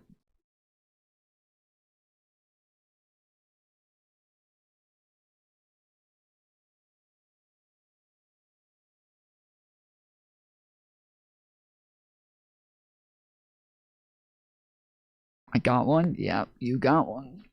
You lazy bitch. You lazy fucking bitch. Hi, bitch. Hi, bitch.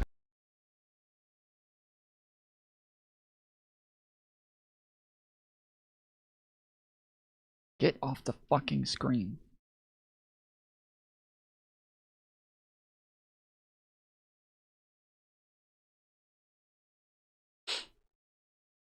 Yeah, I think the most that we had was 300 memberships back in the day. Back in the DZ. Hopefully we'll get back to that. So if everybody will take a second and share the stream. Let people know what you're watching. Go find a Discord where they let you post other streams, or just post it in general. I mean, there's probably a bunch of servers that you don't ever talk in, that you don't really give a fuck about. So just go fucking post it in general anyways. Who cares? They kick you out, they kick you out. Fuck it. Go share it on Twitter. Go share the stream. Let the people know that we're over here saving liberalism.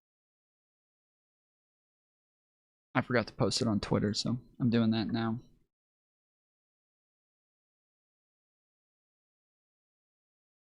Or you can just share my link on your Twitter. Yeah, there you go. Oh, I see it. Okay, up at the top, it moves.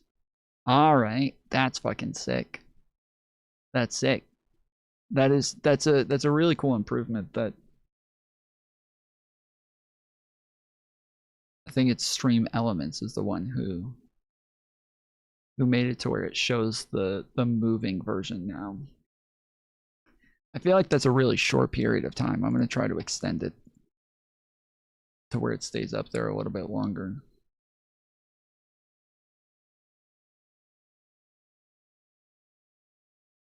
All right. So Joe, are you wanting me to reach out to Destiny to do a debate with you on this, or what is the? I'm still a little confused on what the request is here.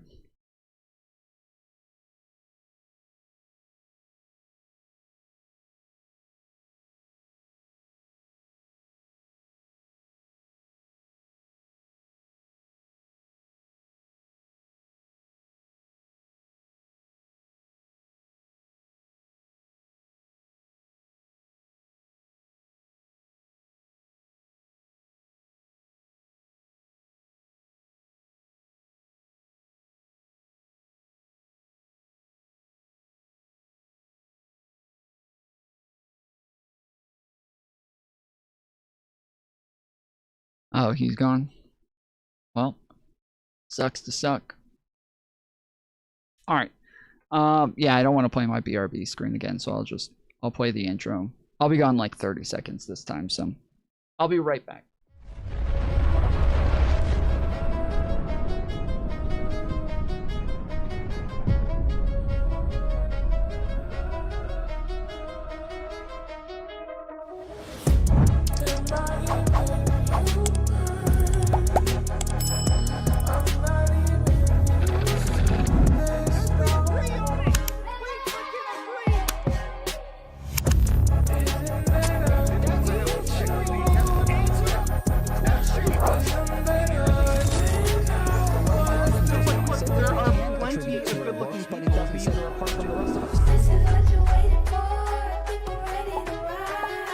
Give me a break. You can't say the color black without walking on eggshells.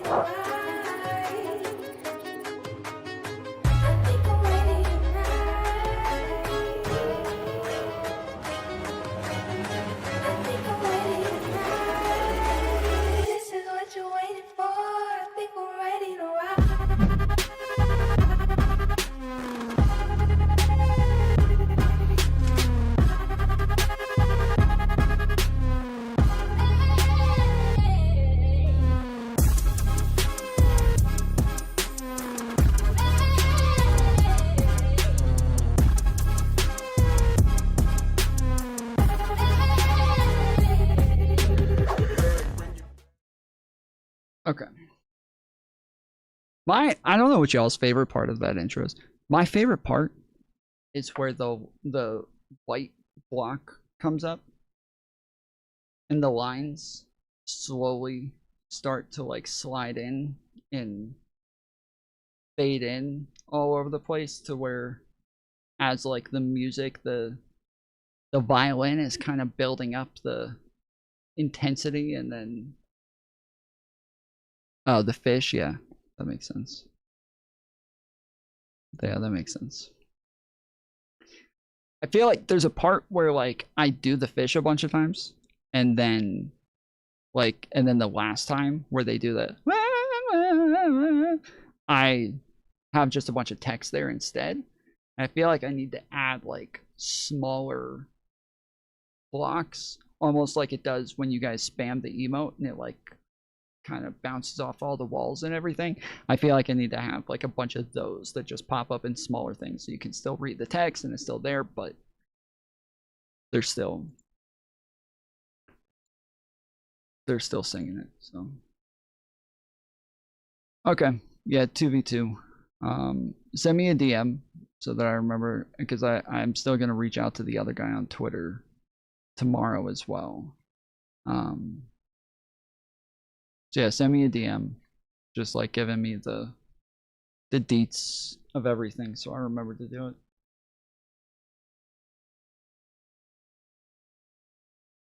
He knew Epstein, he flew on Epstein's plane. Bill Clinton was a regular on the island. But look at the way that that man is. So anyways, where we started, the island, not a big deal. The island, not a big deal, not a big part of the conspiracy. But I saw somebody disagreeing with me in chat or going off about how like Democrats are the ones covering it up or some shit. If you want to hop on, I'd be happy to get into it with you, buddy.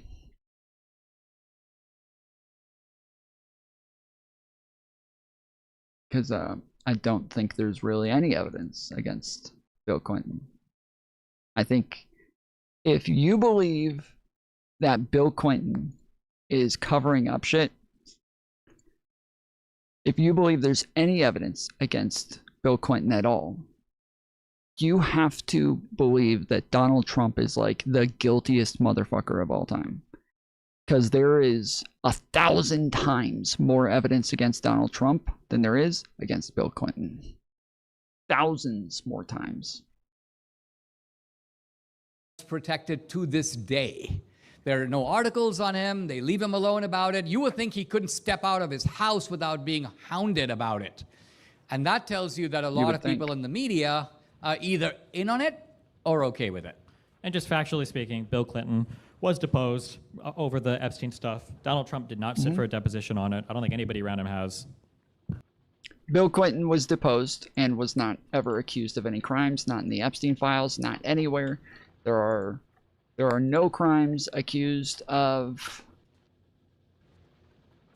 Clinton. There are tons of crimes that are accused of Donald Trump in the Epstein files. Whether or not there's like, you know, substantive evidence there. There's one person that we talked about a bunch. I forget her name, like Ashley Johnson or something like that. It turns out, one of the Jane Does in the FBI reports was her. There were a ton of times where people kept coming in saying, "Nah, the FBI said she wasn't credible, and she was the one who called the FBI, and they kept hanging up on her, and blah blah blah." And every time I'm like, that's not her. Katie Johnson, yeah, I kept saying, that's not her, dude. That's not her. You have no evidence that that's her. You're just making that shit up. There is one, Jane Doe, that does turn out to be her. There is one. And they did find her uncredible. They did find her to not be credible. They had 4 meetings with her. I had this argument with a couple of people on Twitter. You know, leftist conspiracy theorist types, and they were like, if she's not credible, then why did they meet with her 4 times? Like, how the fuck do you deem somebody uncredible if you only meet with them once? Like, that's the way that you find out if they're not credible, is you try to see if they're consistent with their story, which they said she was inconsistent. They asked her, she said she claimed to have evidence. They asked her to bring the evidence. She never brought the evidence. And so, I mean, that's how you do it. You do it over the course of four interviews, and then apparently they even tried getting her to show up for another interview, and she chose not to again. So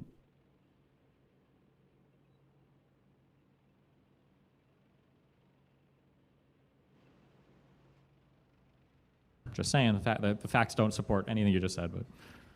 Well, nothing you said doesn't contradict anything I said.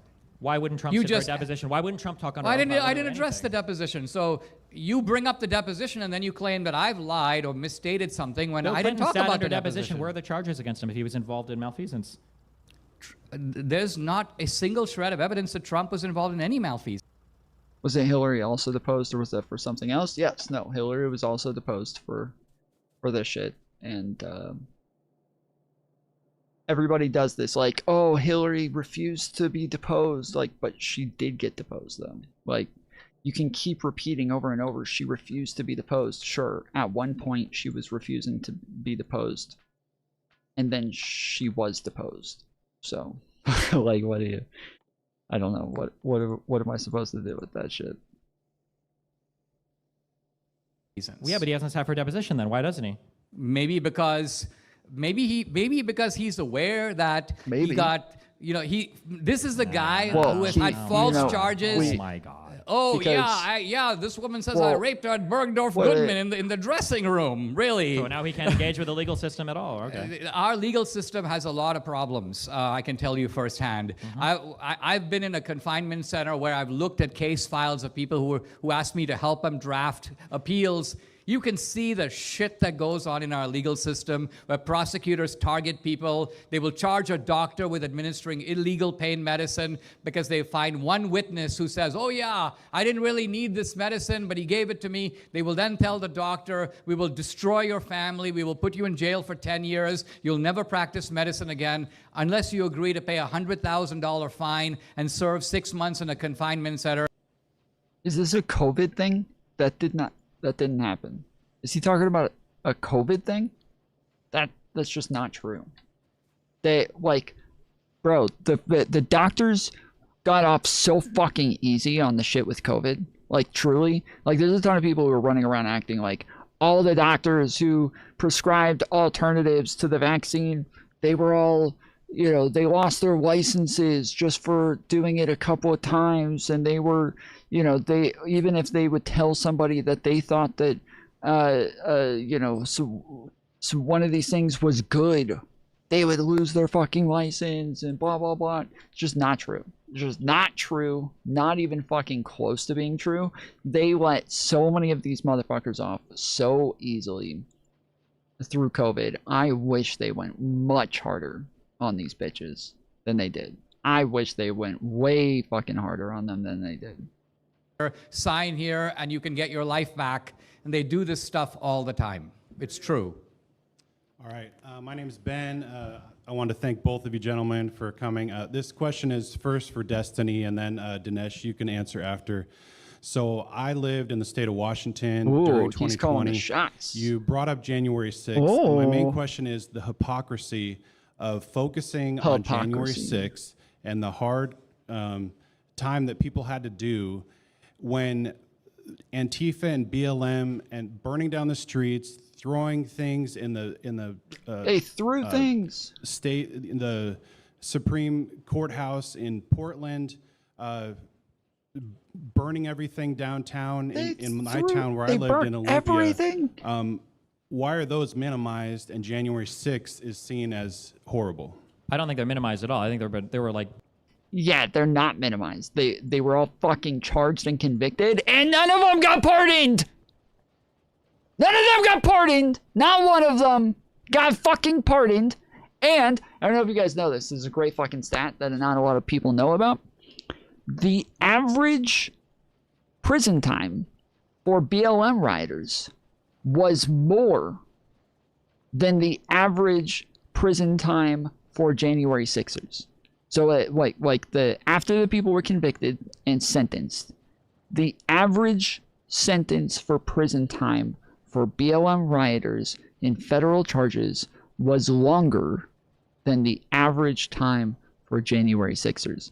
There were about 14,000 people who got, I think, federal charges, and then another, or not 14,000, 1,400, I think, with federal charges.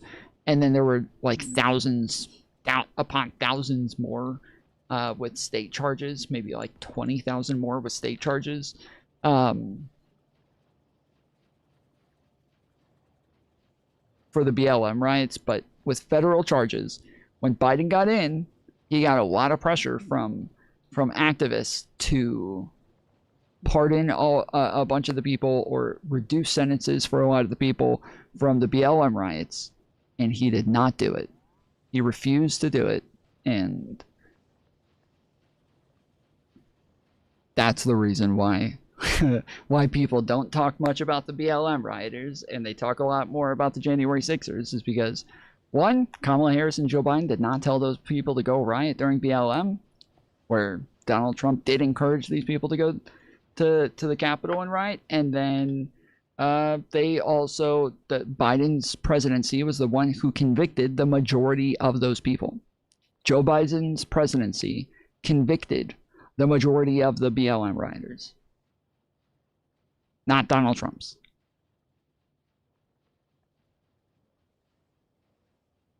20,000 different prosecutions for people that were involved in riot-related violence, and conservatives will literally bring it up every single day. So I don't know how you're saying they're minimized. I mean, obviously at the time, some Democrats, people, I'm in Portland right now and can confirm it's all burnt down. There's no city. That's rough, dude. That's rough.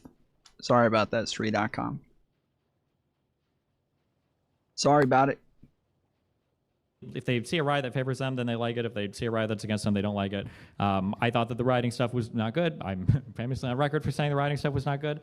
And I mean, Biden to come into the White House and Kamala both had to say that, you know, we can't have riots, we can't have violence in the streets. That's not acceptable. The reason why the J6 stuff I think is seen as so much more deplorable is because what I just said about the riots, they will never say about January 6th. They will say that it was either an FBI operation. They will say it was Antifa undercover the entire time. They'll say the people there didn't actually do anything bad at all. And if they did, it was just Ray-ups like people or whatever. There's a million reasons to explain it. And the January 6th thing was all built off of this conspiracy that Donald Trump started that the 2020. And not just what Destiny says. This is not just, oh, you know, what Destiny says is something that, you know, the Trump administration and top Republican voices will never say. It's not just, they won't say what Destiny says about the riots. They won't say what all Democrats said about the riots. All the Democrats were anti-riots. All of the Democrats were telling them to peacefully protest. All of the Democrats were calling out the violence. All of the Democrats were saying that this was deplorable. All of them. It was everyone. All of the fucking Democrats were calling this shit out. Not just Destiny. All of them. 2020 election was rigged with absolutely no evidence. I think that's why people see it as a bit more exceptional. But I mean, like all the BLM rioting stuff and everything too. You said you were from Washington. I think the whole Chaz thing was fucking crazy. And nobody even talks about that much. But yeah, I mean, like I could be critical of both sides, but Republicans are never critical of their own. So. Thank you. Dinesh, the same question. The January 6th guys were in a public building for, by and large, an hour or two. Some people got into massive fights with the cops, and those people deserve to be prosecuted. But even in those cases, those people were over-prosecuted because there are some cases where cops instigate violence, and they instigate violence by doing something like firing a flashbang at a woman and a kid, and some guy jumps in the middle of it and tries to block the cop, and then they go, he's assaulting a cop. No, he's not assaulting a cop. He's actually protecting the woman and the kid. A woman, Roseanne Boylan, got trampled to death in that melee, and she was beaten mercilessly by a Capitol Hill police officer on video. There was an attempt. 6th? Roseanne Boylan. Is this the one who died of a meth overdose? No, she didn't have a meth overdose, or whether she had some drug problems, I don't know, but you can see her on video being hit with a truncheon by a woman named Lisa something repeatedly on her back and on her head. So I'm sure that didn't help. Sure it didn't help. There are people who burn St. John's. Dude, if I was Destiny, oh my goodness. Do you guys, is everybody else thinking what I'm thinking of? Like, there's a comparison that I would have brought up with the fucking quickness here. With the fucking quickness to find out if he thinks similarly of, you know, when it comes to things that just don't help. I would want to know if he would say the same thing about George Floyd. I would want to know, hey, so when it came to George Floyd, how did George Floyd die? Because it is true, George Floyd took enough fentanyl to overdose. That's true. But he's also a very big guy with a lot of, he's taken the drugs a lot. So he has some, I keep wanting to say resistance. That's not the right term, but you get what I'm saying. And they all ran around still saying, yeah, high tolerance. He has a high tolerance. And they all still ran around saying that he died of an overdose. But if it's about what doesn't help, well, that's literally the thought process from the coroners in the George Floyd death is, yeah, he might have taken a lot of fentanyl to where he may have been having trouble breathing because of the fentanyl. But while you're overdosing, you know what doesn't help? A fucking knee on your neck doesn't help. Despite popular belief. When you're having trouble breathing, somebody sitting on your back, putting pressure on your lungs, and somebody else putting their knee on your neck, those do not help. Church leftists, they occupied the Portland courthouse. I mean, they were running. And those officers were not being attacked while sitting on top of George Floyd. Those officers were not in the middle of a fucking angry mob hitting them with pipes and shit.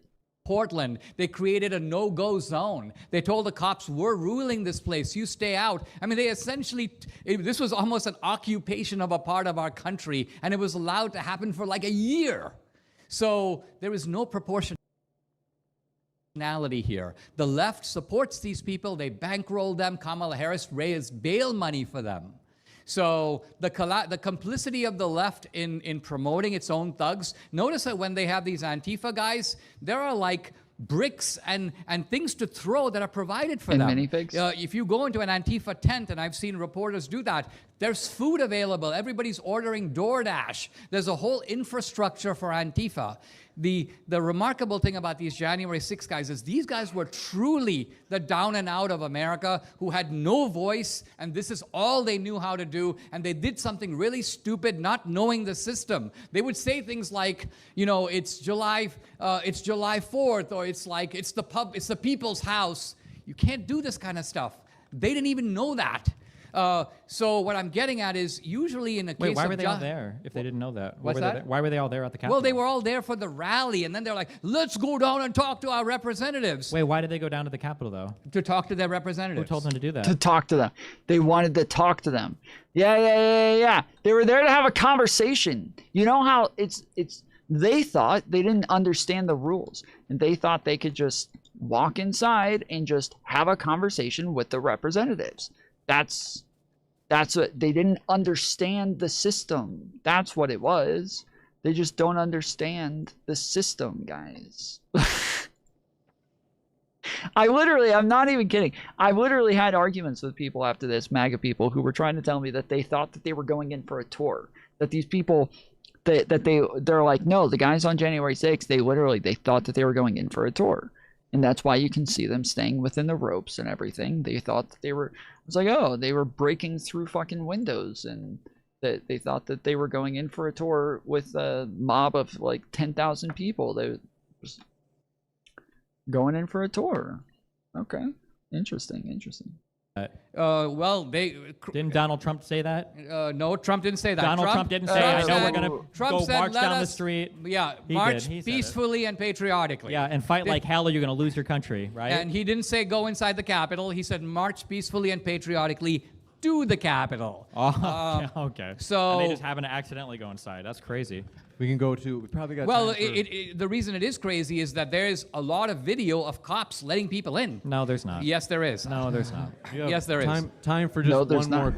There's one fucking video of them opening the doors. There's not a lot of videos. There's one video of them opening the doors, and that's because there were so many people already inside the Capitol, and other cops were still getting the shit beat out of them, that they wanted to make sure that they didn't get more cops hurt, and so they thought the best way to make sure that they could like save these officers' lives was to just have them comply. That there's one door that was open for that one reason, and that was it. Question, I think. Okay, I have a quick yes or no to start with. If a person says that it's time to end the Constitution of the United States, would you say that person is anti-American? Yes. Yeah. And as a follow-up to that, in 2022, Donald Trump put his Truth Social post out saying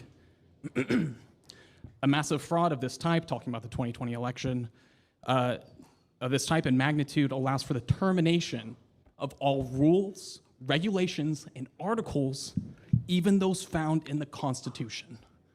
Yeah. So by your own admission, Donald Trump is anti-American. No. No, he was exaggerating in that. I'm sorry. Okay, this is a case of what I would call, you're engaged in a kind of willful legalism. Let me say what I mean. Our Constitution enshrines these rights, right? But they're rights on a piece of paper. It's a legitimate question for us as Americans to say, if I have a right to free speech, why couldn't I exercise it during COVID?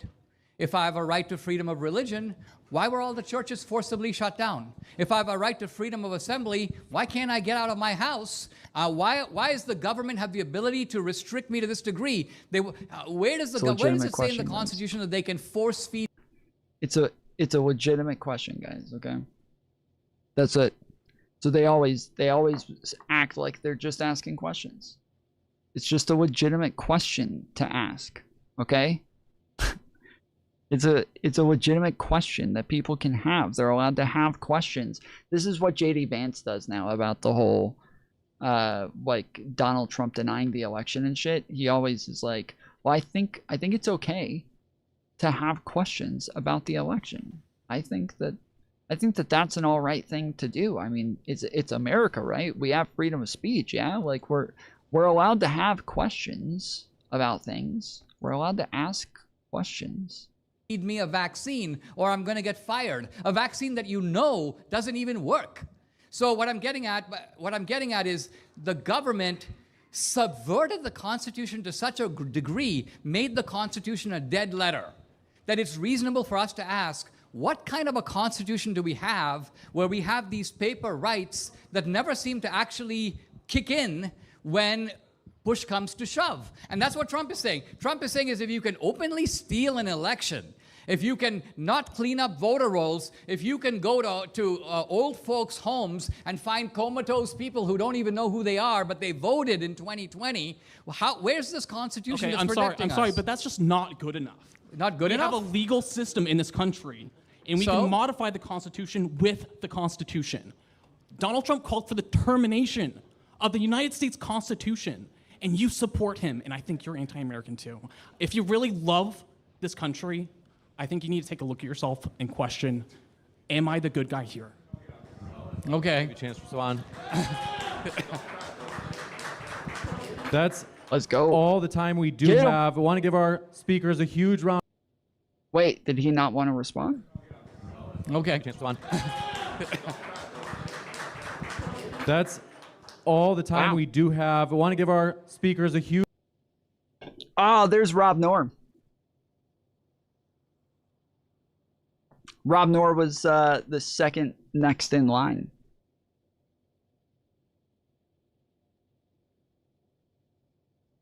He's right there, waiting right behind the tall guy in front of him.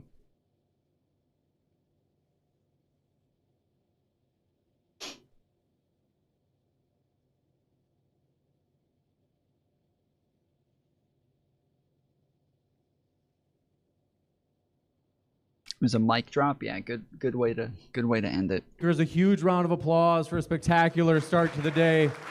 It's amazing. Thank you guys so much. Special thanks to our sponsors, Main First Project, Revival of the Anointed's. What the fuck happened here? They have...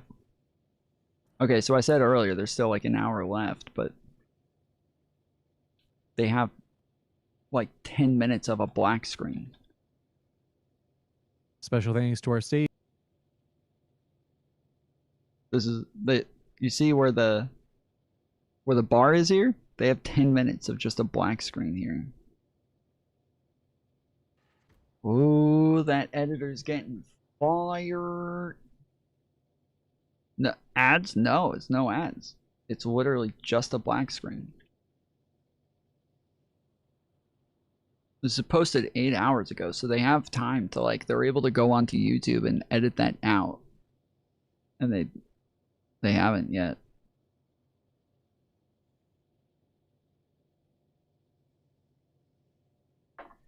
Sheesh. Where's the guy in chat? I thought he was gonna come talk to me about Clinton.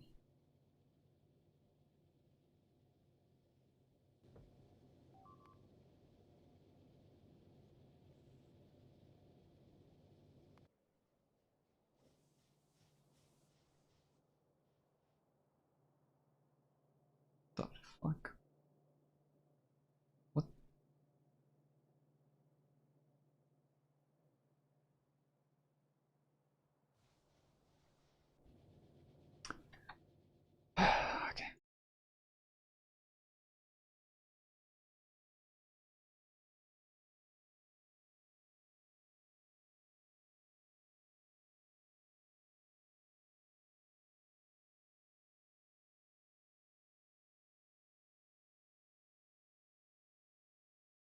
of allergy and infectious disease. They think about.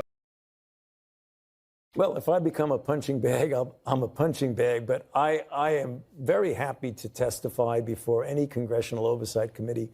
I have nothing to hide. I can Yeah, it's subliminal messaging. explain and validate everything that I've done. So, you know, it's going to be inconvenient if they actually are out there essentially threatening to make my life miserable. But I mean, I'm going to do what I need to do, and that is cooperate fully, because we have nothing to hide at all. In the red folder on your table is a copy of Section 192 of Title II of the U.S. Code. Your counsel has been provided a copy as well. That section makes it a crime for a witness appearing under subpoena to refuse to answer any questions pertinent to the question under inquiry. Do you have that in front of you? On the advice of counsel, I respectfully decline to answer based upon my rights under the Fifth Amendment of the Constitution. Let the record record that the witness has refused to answer whether there's a folder in front of him based on his Fifth Amendment right. What's up, everybody? Welcome to this special edition of Straight Shooter with yours truly. I don't know. Is he gonna white knight for this bullshit? Is he gonna act like, well, if he has nothing to hide, then he should cooperate by his own words. If he has nothing to hide, then he should cooperate. That's what he should do. I don't know if y'all saw it or not, but did you see Anthony Fauci? Remember him? Remember Anthony Fauci? Remember that? Who was overseeing the National Institute of Health? Remember that man? Remember the man that was basically the face of the nation when it came to the coronavirus pandemic that took place in this country in 2020, 2021? Remember that? That man. He was on Capitol Hill yesterday. And the story is that the man took the Fifth, exercised his Fifth Amendment privileges 111 times. 111 times. It was so bad on Capitol Hill yesterday. So good. As Dr. Anthony Fauci appeared before the Senate Homeland Security and Governmental Affairs Committee yesterday. It was so bad that Senator Josh Hawley of Missouri asked him about the tie he was wearing. Remember Mexicans? I remember. I think he asked him about his suit as well or something, just to showcase how he's not answering anything. 111 times, Anthony Fauci said, through the advice of my attorneys, I'm exercising my Fifth Amendment rights as a citizen of the United States of America. 111 times. Let's go. It was a bad look, ladies and gentlemen. It was a bad look. And I found myself vacillating back and forth between two kinds of emotions. Vacillated? One, I found myself saying, let's not try to politicize this because I saw the GOP, the Republicans, really, really going after him, and I didn't see a peep from the Democratic Party, which I will get into a little bit later. But I do feel like the Democrats should have responded to this a little bit, but again, this is like one of those times where I keep saying, like, everybody gets mad at Democrats when they respond. they say, like, stop playing defense, stop responding to the Republicans, stop playing into their messaging. So but at the same time, I feel like you shouldn't always just like let them win messaging wars. You can't, if there's only one message out there, then that's generally the one that wins. This is like a dumb kind of war that Republicans are choosing to fight right now that isn't super important, but as far as, you know, messaging goes, there aren't a lot of people fighting this fight, and the way that this is all bullshit. This is all fucking bullshit. It is all pure bullshit. Nothing but the bullshit. So help me God.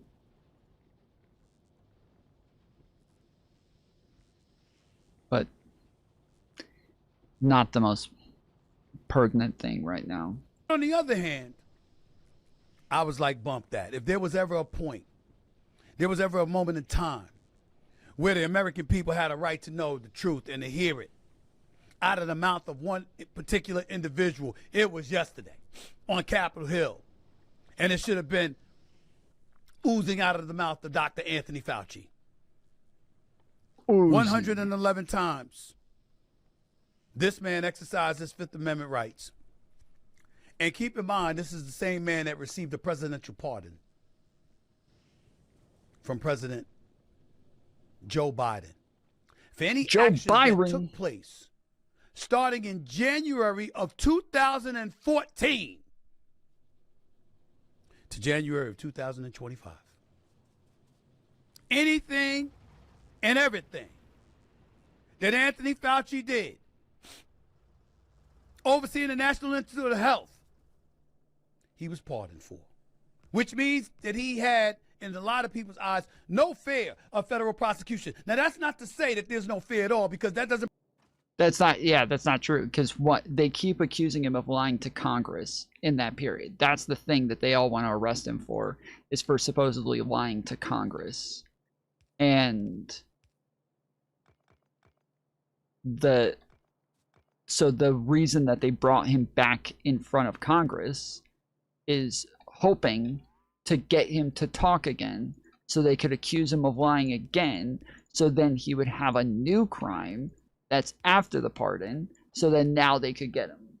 That's the whole fucking point of bringing him in front of Congress. So yeah, nah, fuck that shit. Don't talk, don't say shit. No matter what he says, they're gonna try to pin a crime on him. They're gonna say that he lied again. That's like, they literally have his journals. And I maybe I'm missing something. Can somebody explain this to me? Like, in the journal, one of the things that they're upset about is the fact that he said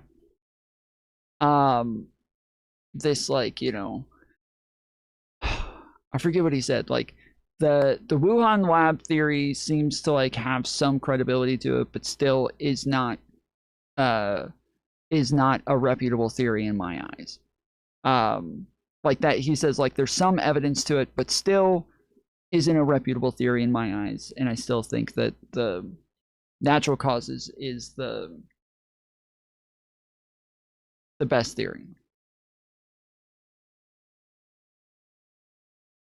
And they're all quoting that and then saying, see, he lied. See, he lied. And it's like, wait, doesn't that prove that he didn't lie?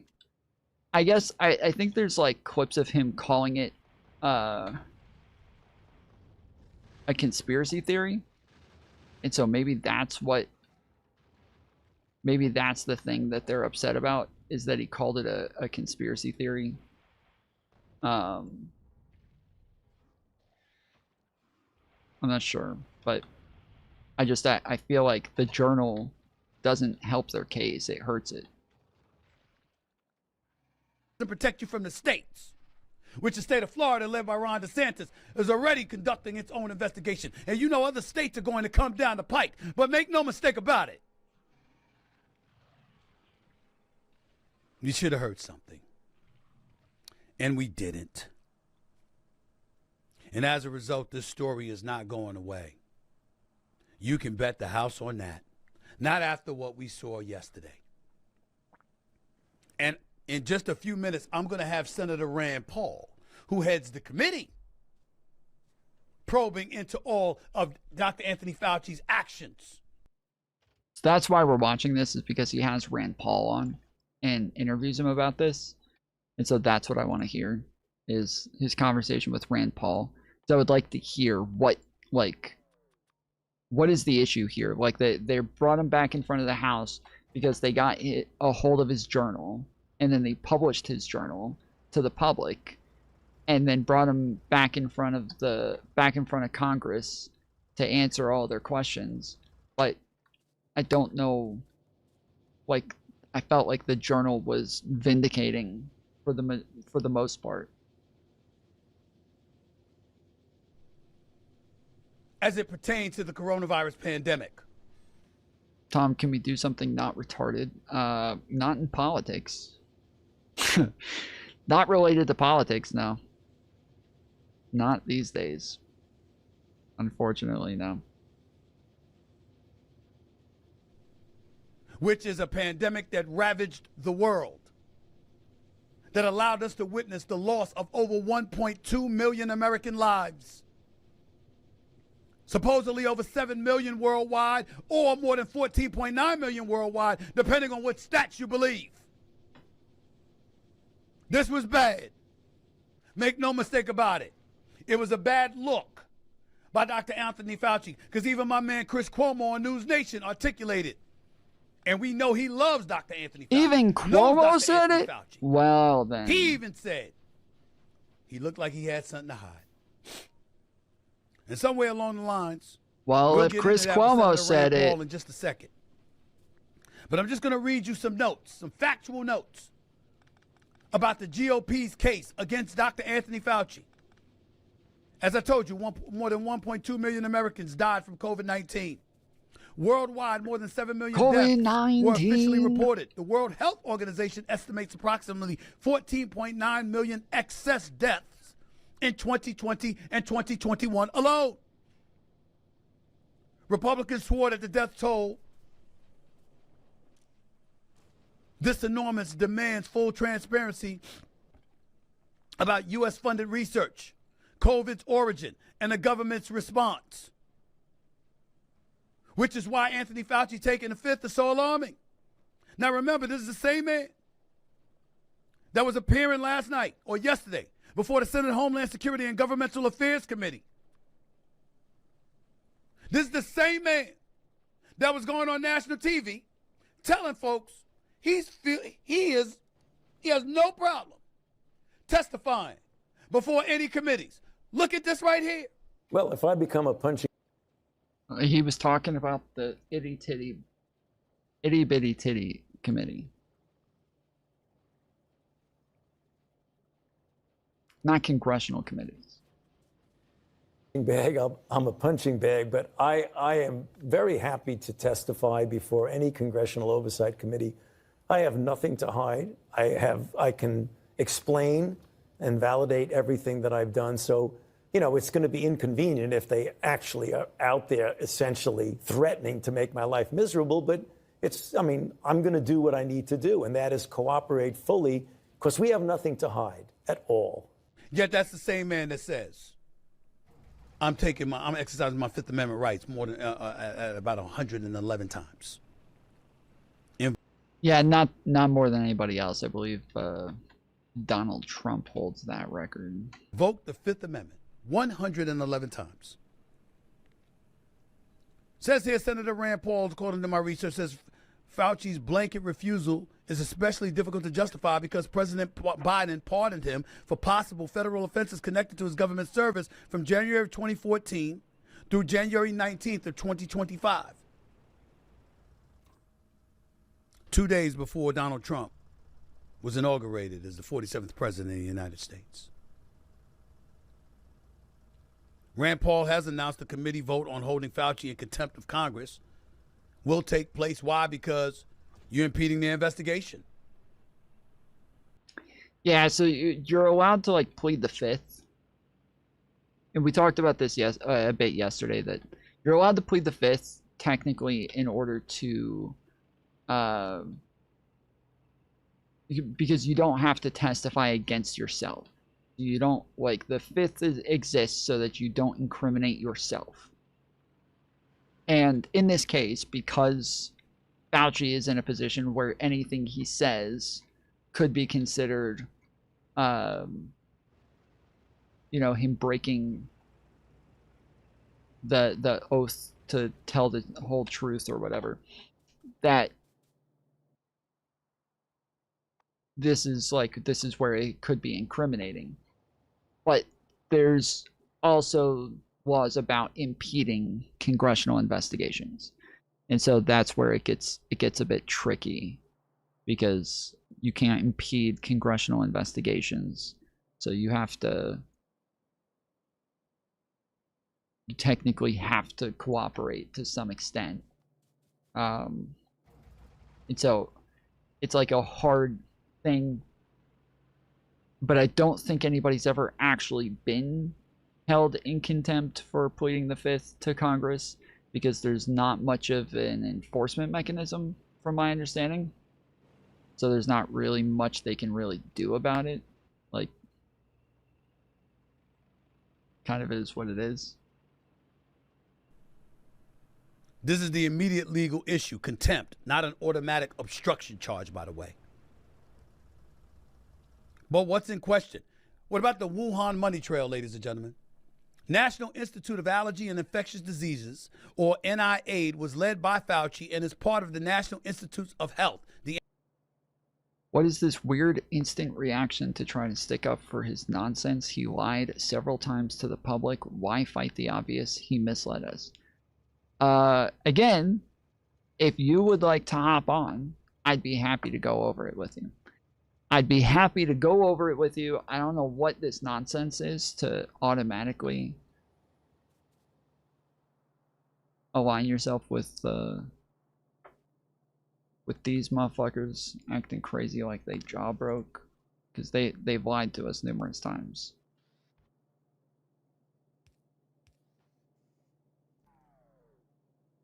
You can put !Discord in the chat.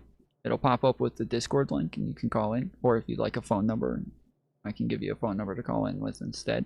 But it'll be easier with Discord, because I'm assuming, you know, if you say Fauci lied, then we can just watch the actual videos of what it is he said, and I can screen share it with you through Discord. So it'd be easiest to just join through Discord so we can go over this stuff. The NIH.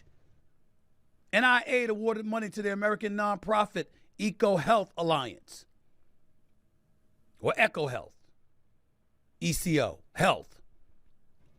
They sent approximately $599,000 to the Wuhan Institute of Virology between 2014 and 2019 for bat coronavirus research. The Government Accountability Office, the GOA, identified approximately $1.4 million in total American-funded subawards to the Wuhan laboratory between 2014 and 2021. I turned on Ryan Mullally's stream. I am earlier. surprised that it's that heavily. Shut the fuck up. You sound like a bitch, dude. Holy shit.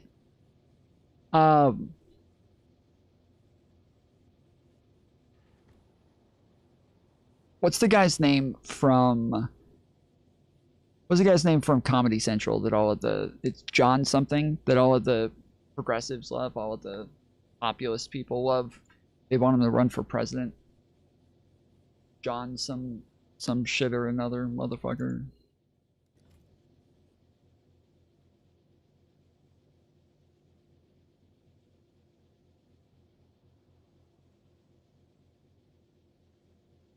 Jon Stewart.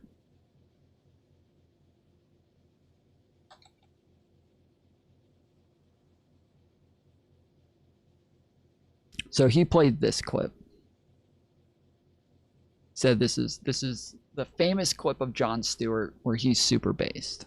There's a chance that this was created in a lab. There's an investigation. A chance? Oh my God! If there is evidence, I'd love to hear it. There's I just don't know. a novel respiratory coronavirus overtaking Wuhan, China. What do? Oh, you know who we could ask? The Wuhan novel respiratory coronavirus. The disease is the same name as the lab. That's just a little too weird. Show me your business. This is actually the most fucking retarded shit I've ever heard. Like, I can't... It's almost like a meme from how fucking retarded this is. It sounds like a meme. It actually sounds like a fucking meme.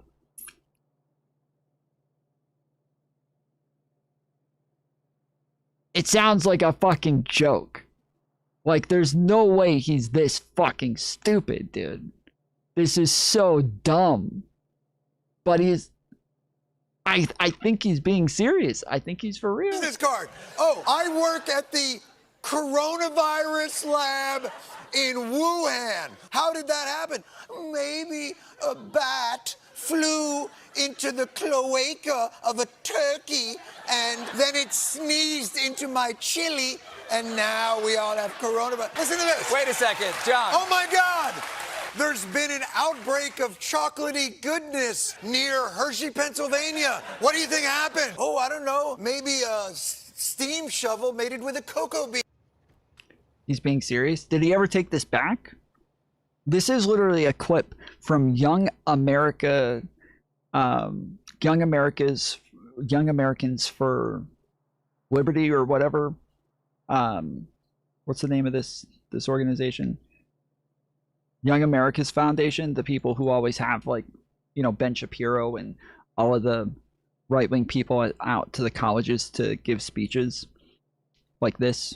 High IQ conservatism rests on 4 fundamental foundations.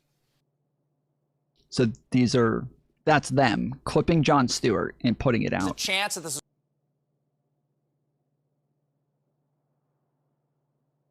Oh, I work at the coronavirus lab in Wuhan. How did that happen? Maybe a bat flew into the cloaca of a turkey and then it sneezed into my chili and now we all have coronavirus. Listen to this. Wait a second, John. Oh my God! There's been an outbreak of chocolatey goodness near Hershey, Pennsylvania. What do you think happened? Oh, I don't know. Maybe a steam shovel mated with a cocoa bean. Or it's the chocolate factory. There's a chance that this is...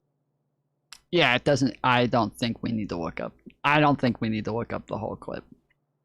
I don't think we need to look up the whole clip. I think it's obvious that by the end of that, where he gave the chocolate factory analogy, I think it's pretty obvious he's not making fun of them. He's being serious. If you're unaware, if you are completely unaware, the coronavirus lab is named the coronavirus lab because it is the leading coronavirus lab in the world.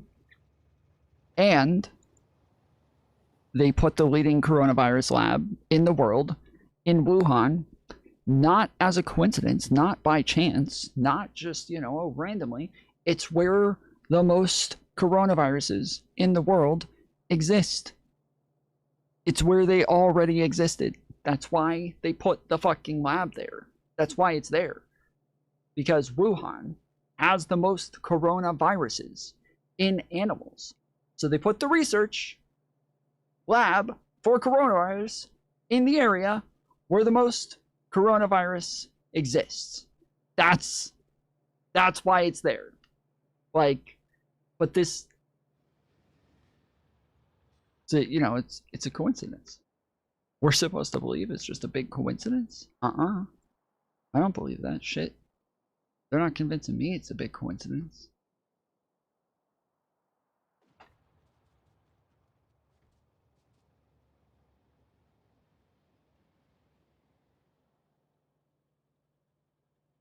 That large number includes funding connected to both the NIH and the United States Agency for International Development, or USAID. Republicans wanted to know why American tax dollars supported coronavirus experiments in China and why oversight was so weak.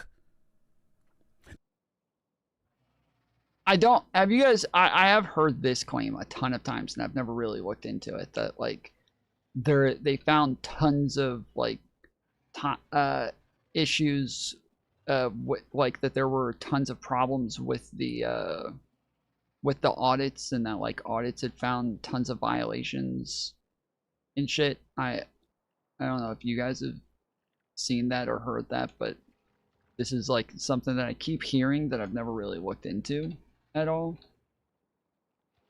And so I don't know if they're wrong, or it's, you know, it's just a lie, or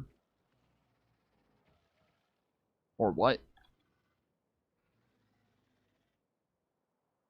or if there's a reason, or I have no fucking idea. There's this thing called gain of function. Essentially, you're testing things. No, no, not, that is not, no. Gain of function is not testing things. That's not gain of function. Gain of function is not testing things. That is what we funded. We funded testing things. Gain of function is not testing things. Gain of function is manipulating things.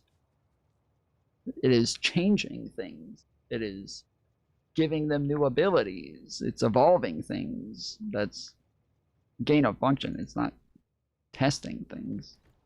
But we did fund testing things. That's all we funded. It was just testing things, not gain of function. For ultimately human experimentation. May of 2021, Fauci told the Senate that the NIH had never funded gain of function research at the Wuhan laboratory. Gain of function. That is true. Basically is a broad term for experiments that give a virus new or enhanced traits. Correct. It gives a virus new or enhanced traits. You are purposefully giving the virus new or enhanced traits. That is true. That is gain of function. Subsequently to be used on humans. Republicans point to National Institute of Health funded Wuhan experiments that altered bat coronaviruses and produced viruses with different characteristics. Fauci and the NIH relied on a narrow... Wuhan lab did do gain of function research. The money that we gave them did not fund gain of function research. Regulatory definition, according to reports. Republicans accused Fauci of using that narrow definition to give Congress a misleading answer about what taxpayers were actually... Wait, that narrow definition. Wait. Essentially, you're testing things. For ultimately human experimentation. May of 2021, Fauci told the Senate that the NIH had never funded gain of function research at the Wuhan laboratory. Gain of function basically is a broad term for experiments that give a virus new or enhanced traits. Subsequently to be used on humans. Republicans point to National Institute of Health funded Wuhan experiments that altered bat coronaviruses and produced viruses with different characteristics. Fauci and the NIH relied on a narrower regulatory definition, according to reports. Republicans accused Fauci of using that narrow definition to give Congress a misleading answer about what taxpayers were actually funding. And so they want to know the whole truth. Did Fauci tell Congress the whole truth or hide behind semantics? COVID's origin. Yeah, like gain of function is obviously good. They don't know what gain of function is. And we have all of these clips of even, obviously dumbass motherfucker. Obviously a really stupid motherfucker. But we have people like Anna Kasparian saying shit like this. What? If this is the type of virus that would not develop naturally, why would you want humans to artificially create it? I mean, unless you're looking to create biological weapons. The only reason you could ever do gain of function research is for biological weapons. That's it. Ignore all of the benefits that we've gotten from it throughout history. Ignore all of that. It could only be for bioweapons. And then she also said this. The one thing that I think the conservative Americans were correct about, especially as it pertained to the pandemic, was questioning authority and questioning our institutions. When the pandemic began, I had too much trust in our institutions. I have now switched over to having zero trust in our institutions. And when you have zero trust in our institutions, you're more likely to land at the accurate information. We went over this earlier. It's a really stupid thing to say. I have an example that I use every time somebody says something like this, that they don't trust any institutions. They do all of their own research. I always say, okay, cool. Who was our 50th president? Sorry, Abraham Lincoln. Okay, who was the first president? George Washington. Okay, cool. How do you know Abraham Lincoln existed? How do you know George Washington existed? Did you do your own research? You didn't go and read what the consensus said. You didn't just read a history book, right? You went and did your own history. Sorry that I did say 50th. Shut the fuck up.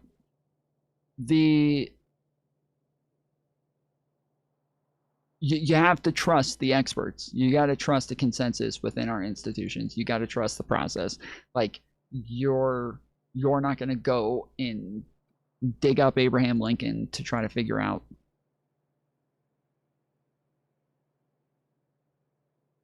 whether or not he existed or not. You're not going to do your own research and go find a time machine to go back in time to find out. You're going to trust the experts. You're going to trust the institutions. Republicans say Fauci publicly discounted a possible laboratory origin while privately treating it as a serious possibility. Early emails in Fauci's diary. The man kept a diary, ladies and gentlemen. The man kept a diary. Man, 85 years old. At the time, he was in his 80s. He was keeping a diary. Grown-ass man in his 80s keeping a diary. I wonder why, but that's neither here nor there. Early emails in Fauci's diary show that scientists discuss both natural and laboratory-related explanations. Republicans are focused on Fauci's involvement in the discussions preceding the scientific paper known as proximal origin. That paper argued that the virus was not laboratory engineered. So Republicans want to know whether Fauci helped steer scientists toward that conclusion and why the uncertainty expressed privately was not clearly communicated publicly.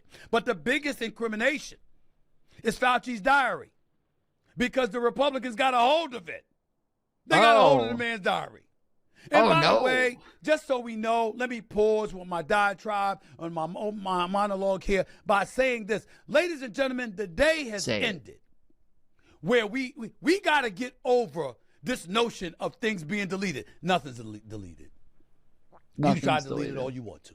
Whether it's the FBI or anybody or any other internal administration representing the United States of America, technology is so advanced, nothing dies anymore.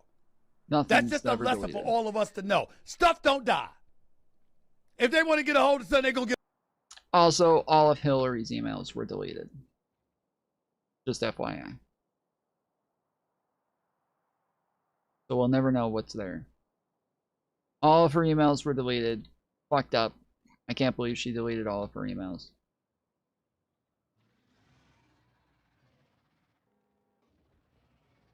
But nothing's ever deleted. Get a hold of something. Oh shit. Okay. You can book it. But back to Dr. Fauci's diary. It shows his private record differed from his public stories. Fauci later said, "I didn't recommend locking anything down." But here's what his diary says, according to the Republicans. He convinced New York City Mayor Bill de Blasio at the time to close schools. I got a parade. Ladies and gentlemen, dude. I was in New York. This I'll is be fucking damned if that awesome. wasn't true. That's true. That's true right there.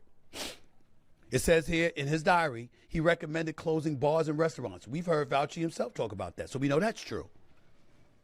It says here he advised de Blasio to proceed with shelter-in-place plans. It says here he supported extending federal restrictions from 15 to 30 days. And here's the biggest one, too. Later supported a proposed shutdown in Los Angeles, California. We damn sure know that was true. We damn sure do. Republicans say the diary directly contradicts Fauci's denial. The diary also revealed a previously undisclosed medical episode. Fauci received his second Moderna vaccination on January 19th, 2021. Yet, approximately 5 months later, after experiencing sudden chest pains, he had a CT scan. Doctors initially feared lung cancer. Further examination reportedly identified a pulmonary infarction, damage to the lung tissue generally associated with interrupted blood flow. So here's what Republicans wanted to know. Was the episode investigated as a possible vaccine? Bro, I can't believe I lived through that. That is fucking crazy. That's fucking crazy, dude. I'm unstoppable now. I can't be beat. Vaccine-related event? Was it reported through the government's vaccine safety system? Did Fauci discuss it with NIH officials? And why did the public learn about it only through his diary, but not himself? While he was telling everybody else to take the vaccine and to take the booster shots. Emails and federal records previously denied deleting official records. That is Fauci. Rand Paul later released emails in which Fauci told colleagues to delete particular messages after reading them.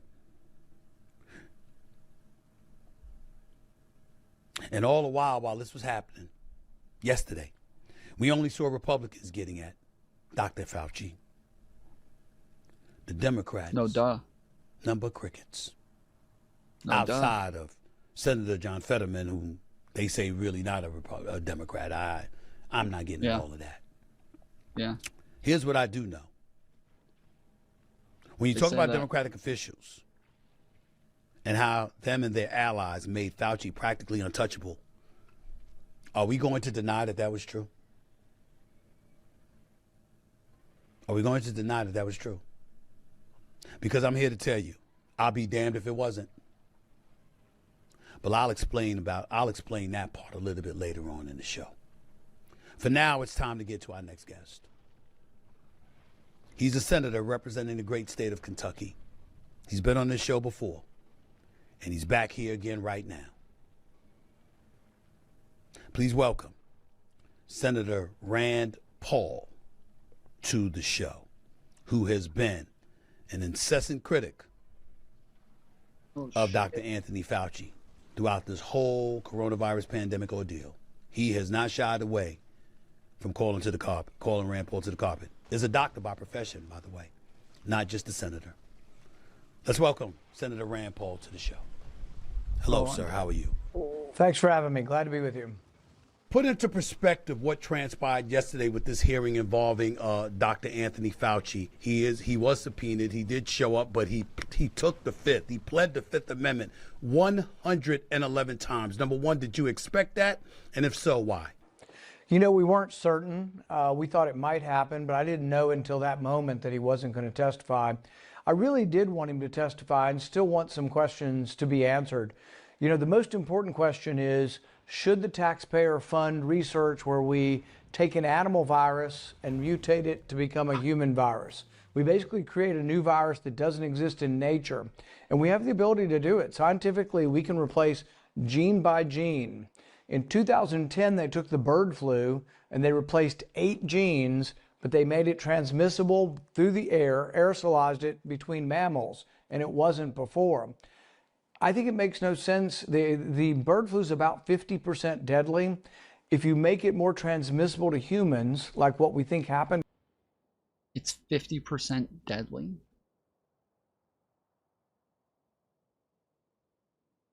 Tell me more, doctor. with COVID-19, it would be a death wish for the world. I mean, it spreads very rapidly, respiratory virus, very deadly. But the reason while we don't have a pandemic right now with the bird flu, is it doesn't go human to human. We think COVID-19 started out going human to human so quickly is because it was modified in the lab. It was pre-adapted to go human to human. And That's just not true. That's not true. There's been genome testing on the viruses that came from the lab, and the Delta variants, which were the original ones that everybody caught, and the COVID viruses did not have a very strong link through the genomes. They had a stronger link to the ones that were found in pangolins in 2014, which is why currently the natural causes is the leading theory, because the only genome testing that seems that is most closely resembling the virus is the one that is found in animals. So they do this interestingly with mice that have human lungs. I know it sounds kind of science fiction, but they've created mice that are basically human. When the virus looks at the lung cells, they are human. And they just culture this thing over and over. It's called serial passage until they get a virus that can infect humans. And it's a terrible thing. And Fauci knew all along what they were doing. In his private notes, he says, we suspect they might have manipulated because we know they do gain of function research. He says this in private, but then in public he says, oh, it came from nature, and that if you think otherwise, you're a conspiracy theorist. So I would... Not really. What he said was that he had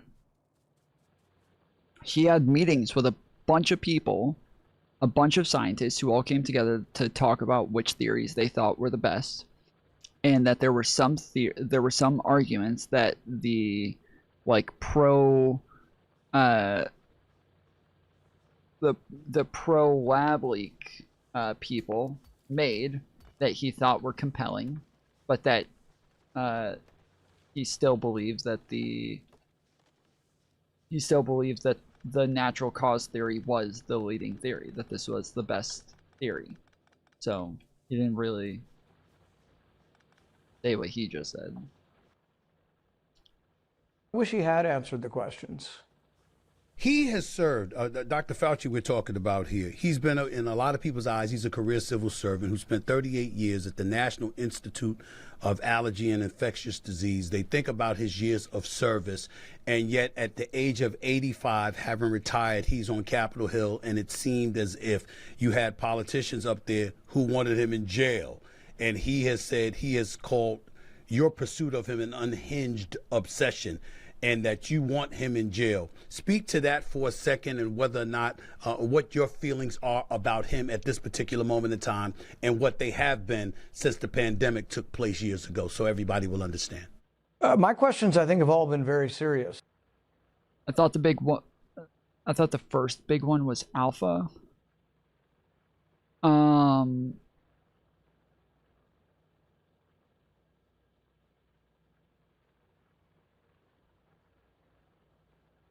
Omicron was way later. Omicron was way later. I'm pretty sure it was Delta. What was the first COVID-19 virus that spread? The first COVID-19 spread SARS-CoV-2, which stands for blah, blah, blah. Initial 2019.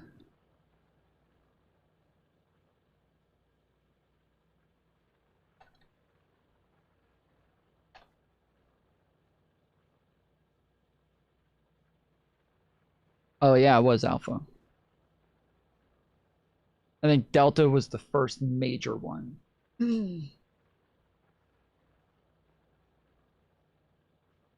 think Delta was the first major one that like spread the fastest and was like the deadliest early on. I think Omicron became the deadliest later, but initially Delta was the biggest and baddest at the time, I believe. So 1 million Americans died.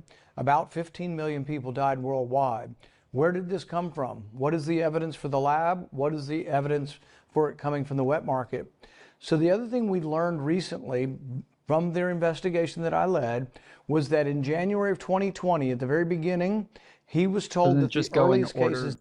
Yeah, but I because COVID had existed in some forms, I don't know that they necessarily named the first variants that got to the United States Alpha. Like the ones that could have originated doesn't mean that it's the same variant that ended up spreading to other countries. So obviously it would be like Alpha, Beta, Charlie, Delta, but I don't know that that's because, you know, once we got to O, like, did you guys hear about all of the other names between Delta and Omicron? Like, did you guys remember all the different ones in between there? No, because like most of the different variants that existed weren't very common.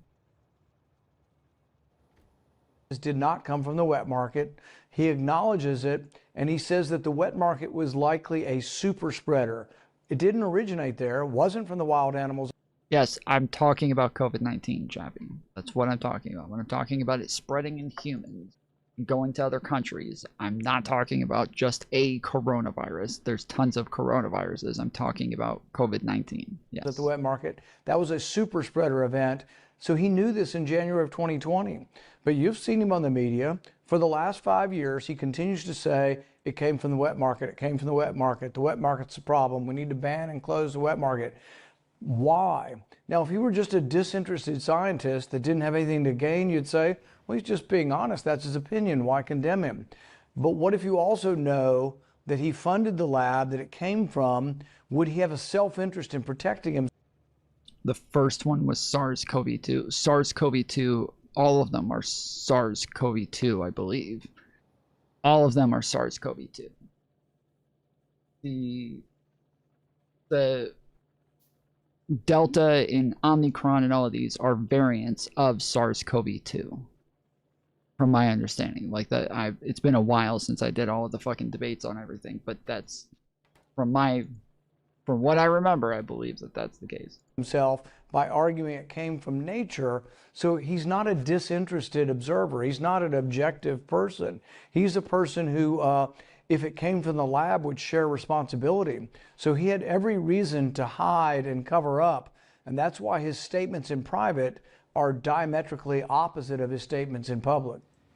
What about the notion that he could just say, listen, we were in pursuit of something, we made a mistake, and move forward? I mean, it would seem like, I hate to put it this way. Does the data you referred to earlier of the signal not looking too solid for the lab theory address this super spreader event thing he was just saying? A couple of the things that he just talked about weren't even true. I'll listen to it again and try to look it up, but he was talking about a variant that said that it was genetically modified to be a super spreader, and I'm almost positive that's not good evidence. Like there's a ton of studies. So just so you guys understand, there are probably thousands of studies on SARS-CoV-2. There's thousands of them. And some of them truly are just some fucking quack shit. So lots of them, probably maybe even the majority of them, are just some full-on quack shit. Like a lot of conspiracy theorists who are just engaging in some confirmation bias, who just want to prove the thing that they already believe. And you can pull the fucking RFK and just go find some study that agrees with the thing that you want to be true, and run around saying you have studies that show this. But not all studies are equal. And this is the thing that a lot of right-wingers and a lot of people like RFK will act as though all studies are equal, and then as long as I have a study that says a thing, then I have proof of my theory. And that's just not the case. Having peer reviews, having replication, having better processes, there's so many things that change whether or not one study is more legit than another study, and there's so much that goes into it that you can find a study saying just about anything, but it doesn't make it good. And this is a way that a lot of people will just dismiss studies, is they'll be like, oh, you found a study that says something. Okay, cool. I can find a study that says the opposite. So why do we even care about studies? It's because it doesn't matter what you can find. It matters what's true. And so there's scientific processes to find the better one.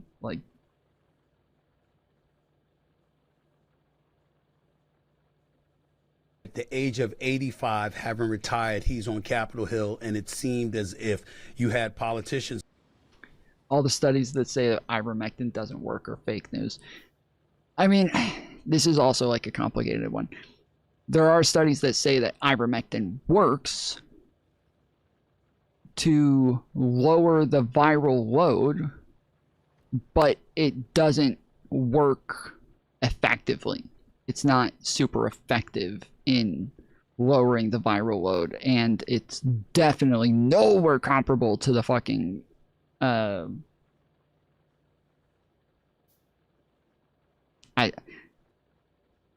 so fucking tired today. I'm having trouble remembering a bunch of words now. My brain's farting all over the place.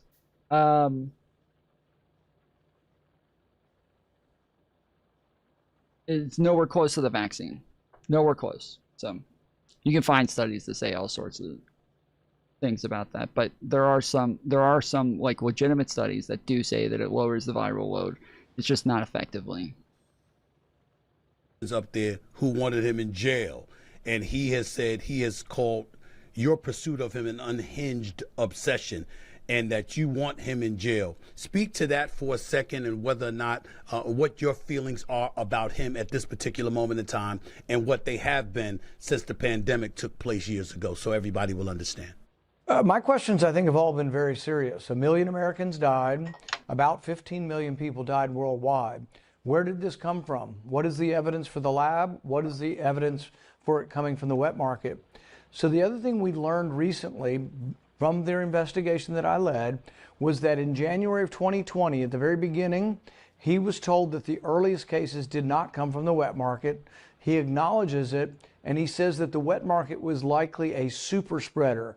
It didn't originate there, wasn't from the wild animals at the wet market. That was a super spreader event. So he knew this in January of 2020. But you've seen him on the media. For the last 5 years, he continues to say it came from the wet market. It came from the wet market. The wet market's the problem. We need to ban and close the wet market. Why? Now, if he were just a disinterested scientist that didn't have anything to gain. Wait.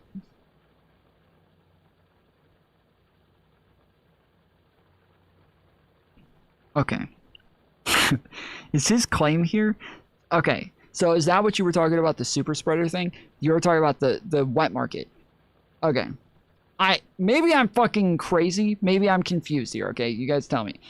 From what I remember, the wet market, when he says that it acted as a super spreader, and he's saying, oh, well, you said it didn't, that it came from the wet market. Now you're saying it didn't come from the wet market. It just acted as a super spreader. Do you think that he thought like SARS-CoV-2 just appeared in the wet market? Like that's where it became a thing, was in the wet market? Like it didn't exist in the animals, in the wild first, and then they were killed and then brought to the wet market, and then the wet market is where it spread, but that instead he thought it actually, when he kept saying it came from the wet market, that he meant like that's where it originated. It never existed in an animal before that, and then it came to the wet market. They brought the animal to the wet market. No, it existed in the wet market first, and now like is that the fucking claim? Am I confused? Is that what he's saying? Super spreader, but not origin. Yes, but that, like, when we say it came from the wet market, we don't mean like it originated there. Like that's where it first mutated into SARS-CoV-2, in the wet market, right? They believe it mutated inside of animals because originally, normally, like, coronaviruses are not able to be caught by humans. Like viruses like this are not able to be contracted by humans. And so this was like one of the big issues with COVID-19, is that it was rare because humans were able to contract this. And the idea about the wet market was that animals were killed who had the virus, and that they were improperly handled, or somebody with viruses, like, on their hands from somewhere else or something, mishandled the food, and then that became a super spreader area. But that's like as far back as we can track it is to that area. We can't track it back any farther than the wet market. So that is the originator as far as where we can track it to. Not that it literally mutated in the wet market and became a thing there. That's what he's acting like. He's acting like he was saying it mutated in the wet market. Not, it mutated in animals by being passed from one animal to another over time and continued to mutate until eventually it took on a form to where it was capable of being contracted by humans now. No. That it actually appeared. It mutated in the wet market.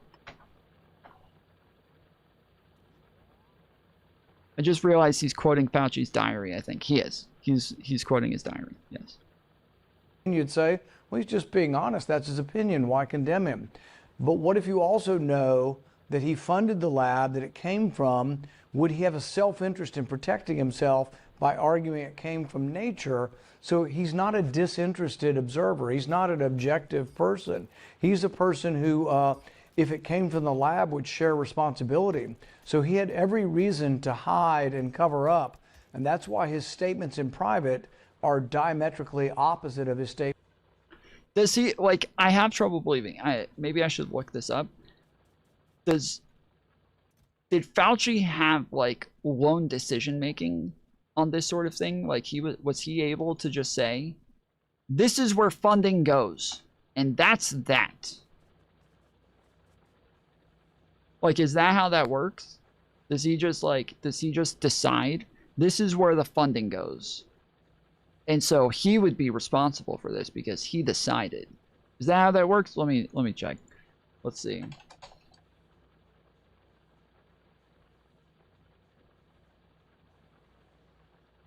Okay, so he was the director of NIAID.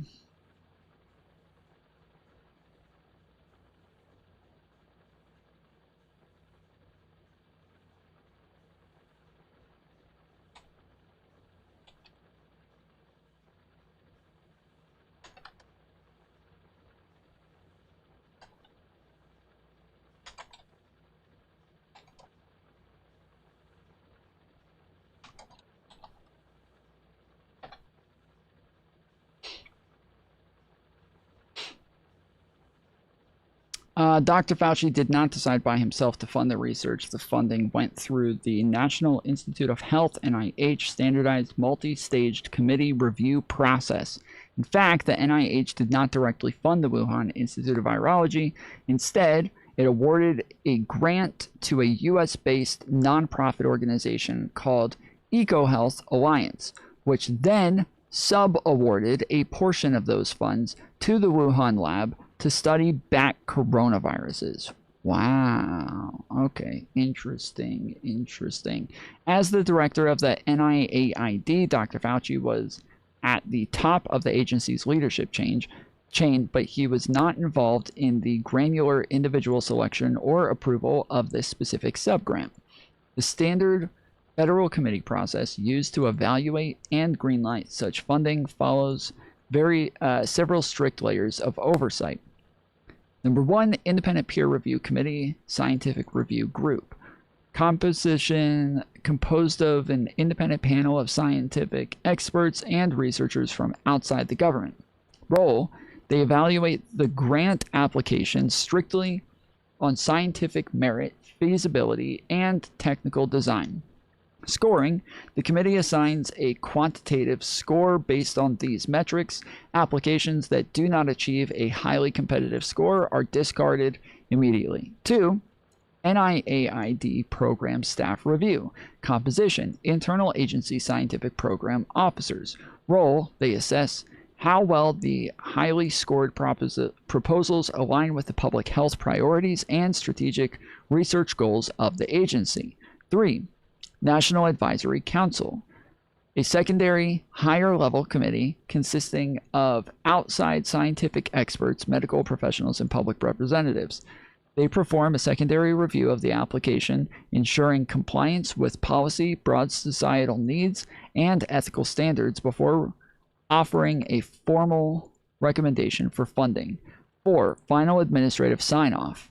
Once a grant successfully clears these independent committees, the administrative leadership of the respective NIH institute formally signs off on the release of the funds. Okay.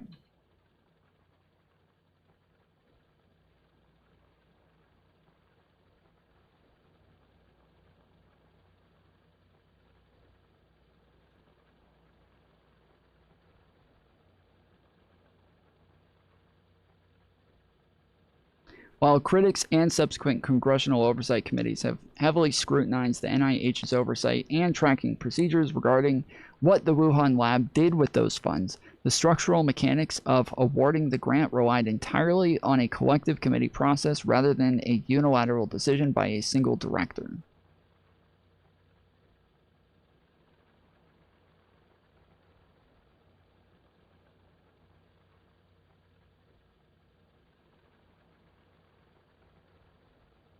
There you go. Statements in public. What about the notion that he could just say, listen, we were in pursuit? So just a second ago, he's saying, like, they always do this thing where they're like, Anthony Fauci was doing this thing behind the scenes to try to hide what it was he was funding at the Wuhan lab so that nobody could know what it was that he was doing for his own personal benefit and blah blah blah. And he didn't choose to fund it. But you've seen him on the media for the last 5 years. He continues to say it came from the wet market. It came from the wet market. The wet market's the problem. We need to ban and close the wet market. Why? Now, if he were just a disinterested scientist that didn't have anything to gain, you'd say, well, he's just being honest. That's his opinion. Why condemn him? But what if you also know that he funded the lab that it came from? Would he have a self-interest in protecting himself by arguing it came from nature? So he's not a disinterested observer. He's not an objective person. He's a person who, if it came from the lab, would share responsibility. So he had every reason to hide and cover up. And that's why his statements in private are diametrically opposite of his statements in public. What about the notion that he could just say, listen, we were in pursuit of something, we made a mistake, and move forward? I mean, it would seem like, I hate to put it this way, but science is not an exact science. I mean, there's a lot of imperfections that come along with it. You're not just a senator, you're a medical professional. A lot of people don't realize that. They don't notice about you. You're a medical professional. And so when you look at it for a doctor, so when you look at it from that standpoint, it's not perfect. Imperfections come along with this line of work, one could easily argue. Right. Why couldn't Fauci just acknowledge that and move on? I was open yesterday and still am open to an apology and that he wants to modify his point of view. The problem is this didn't start in 2020. It really starts in at least 2010. So he funded research in the Netherlands to mutate the avian flu in 2010. This is when the controversy began. I wasn't part of this controversy. I really wasn't even aware of this until 2021. But the controversy raged in the scientific community. A group of scientists led by a scientist at MIT started the Cambridge Working Group, and they criticized the publication of this because they said, if you publish this mutation and how you did it, it'll be a roadmap for bioweapons, and every lunatic out there that has the skills to do this will now have a roadmap as to create biological weapons. So they argued it shouldn't be published and it shouldn't be funded.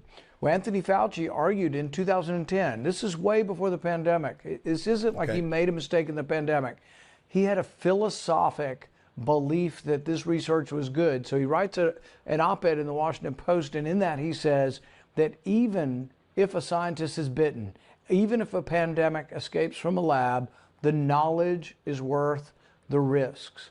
Now, that's a philosophic position. I don't think he wants to back away. He could back away from that, but he didn't decide in 2020 to do this. He decided back in 2010. The funding of the lab in Wuhan begins in 2014.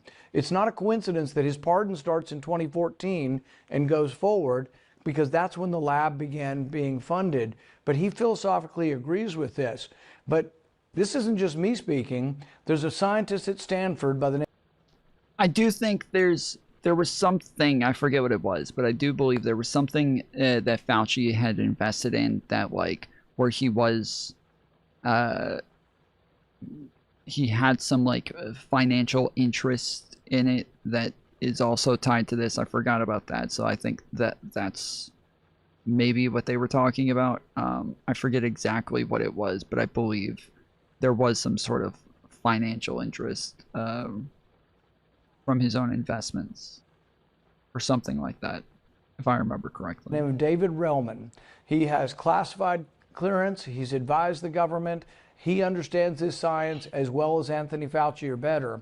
He looked at this experiment that Anthony Fauci funded in the Netherlands on the bird flu to juice up the bird flu, and he said it never should have happened and it never should have been published. Oh. So like I say, this debate has raged for 10 years. It was outside the circle of, the news like you and I talk Circle about, of trust. even what I was interested in. It was outside the circle until a pandemic occurred. And then some people say, oh, it could never happen. This is just crazy. It still could have been nature. Well, this isn't the first time. In 1977, there was a Russian flu. It was an influenza.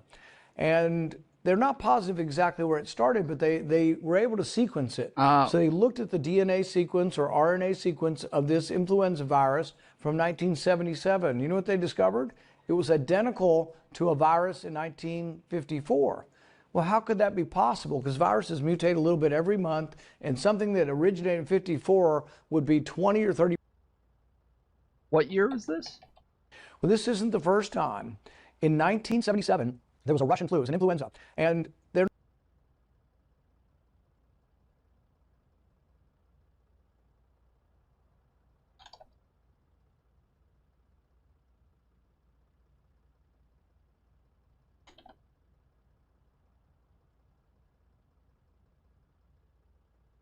You said 1970. 1977. 1977.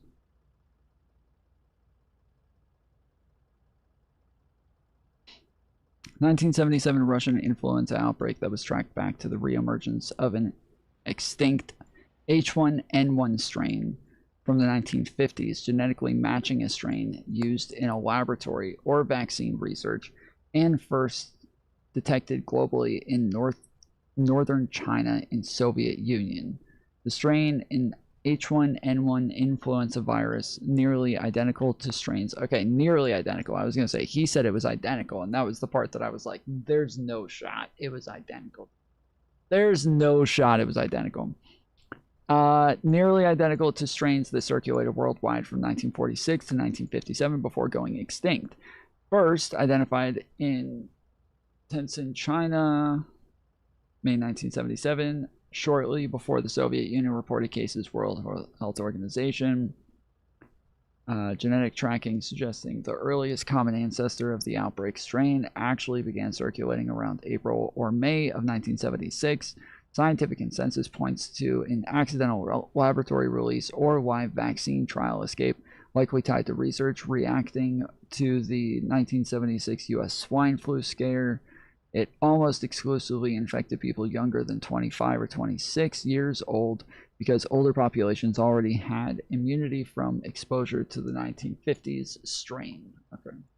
There was a Russian flu, it was an influenza, and they're not positive exactly where it started, but they were able to sequence it. So they looked at the DNA sequence or RNA sequence of this influenza virus from 1977. You know what they discovered? It was identical to a virus in 1954. Well, how could that be possible? Because viruses mutate a little bit every month, and something that originated in 54 would be 20 or 30% different by the time you get to 1977. It was identical.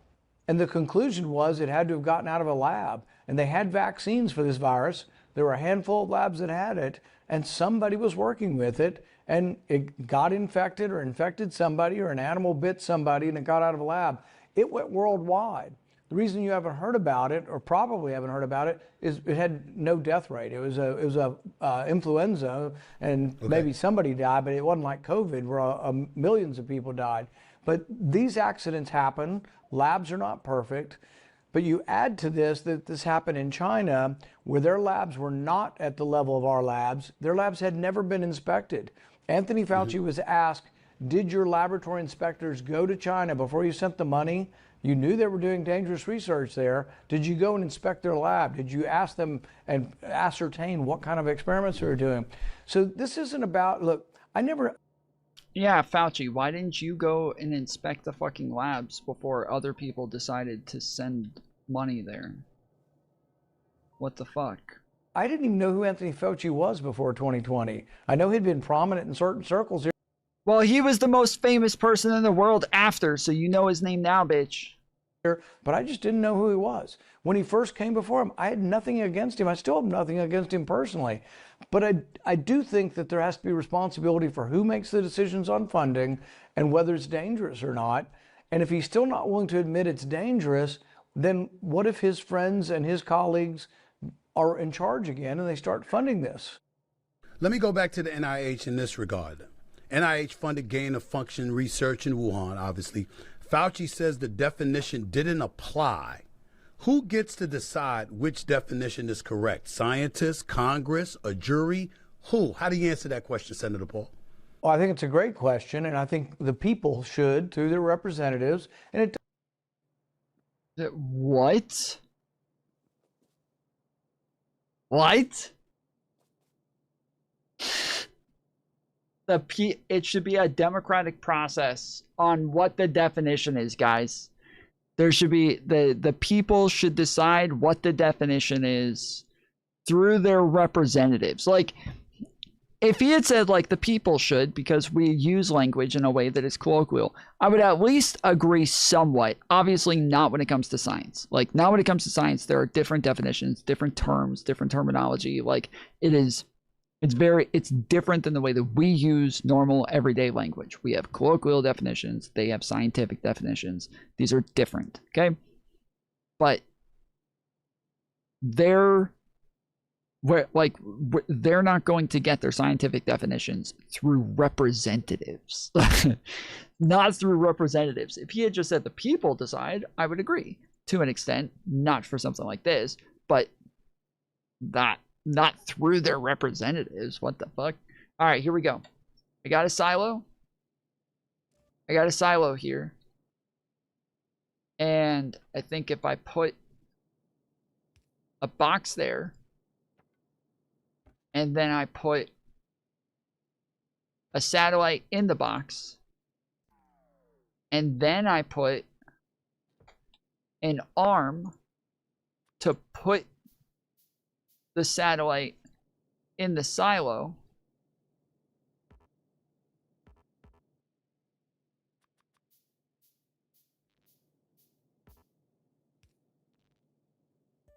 no? It doesn't work?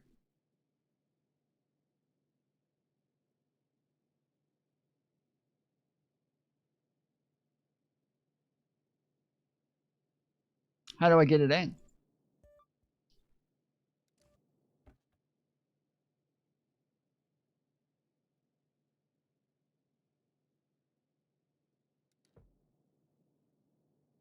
How do I put the satellite in?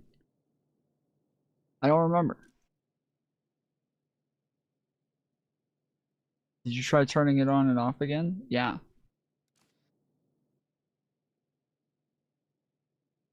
Fuck, I don't remember how to do this.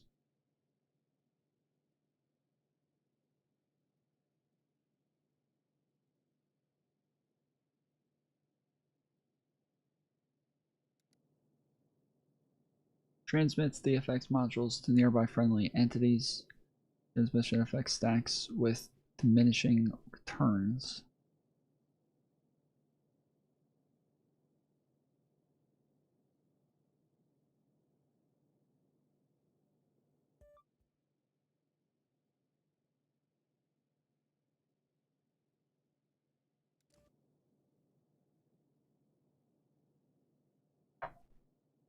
So how do I do it? How does it go? It does get specifically handed down to other people. But here's the thing on gain of function, whether it was or wasn't. You can have a semantics debate, and we can have the debate, but the interesting thing is EcoHealth, which was the collector of the money that was working with the scientists in Wuhan, they write when their funding gets turned back on. It was turned off temporarily. When it gets turned back on, they write the NIH, say thank you for turning back on our gain of function research money. You know, they're acknowledging it is. In a subject headline in an email from Anthony Fauci's assistant, I think it's from Fauci to his assistant, he has in the subject line, gain of function research in Wuhan, and he lists the research project. Oh, is there some like weird powering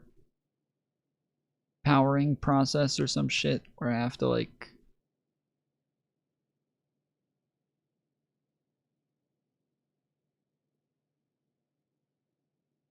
give it steam or something? What are you trying to do? So in order to unlock the white science pack, I have to get one satellite to take off. I have to send one satellite to space. So I thought all I do is just put a silo there and then put the fucking satellite in the silo. But apparently not. And I don't remember how to do this shit. Rocket silo. That's what this is, right? Oh, this is a beacon? Oh, I thought this was a silo. Ah, shit. I thought it was a fucking silo. Alright, well. Maybe I don't have a silo. Okay, I gotta build a fucking silo then. Shit! project that in public he says wasn't gain of function. I think we get lost in the semantics. I think it's from Fauci to his assistant.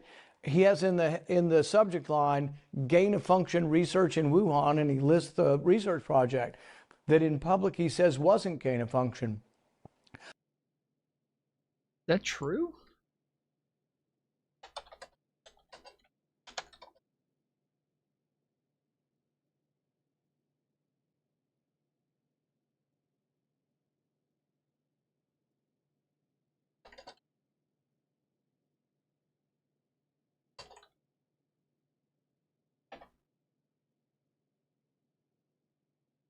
Dr. Anthony Fauci did not send an email to an assistant calling the Wuhan research gain of function. Rather, in an end of January 2020 memo email to top officials, he noted that scientists in Wuhan were known to work on gain of function experiments.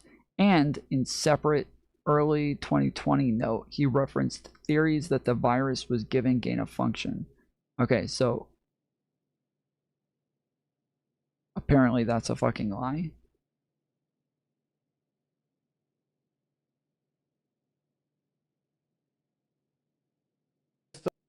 Back on. It was turned off temporarily. When it gets turned back on, they write the NIH, say thank you for turning back on our gain of function research money. You know, they're acknowledging it is. In a subject headline in an email from Anthony Fauci's assistant, I think it's from Fauci to his assistant, he has in the subject line gain of function research in Wuhan, and he lists the research project that in. Okay, they do, again, in Wuhan, they do gain of function research.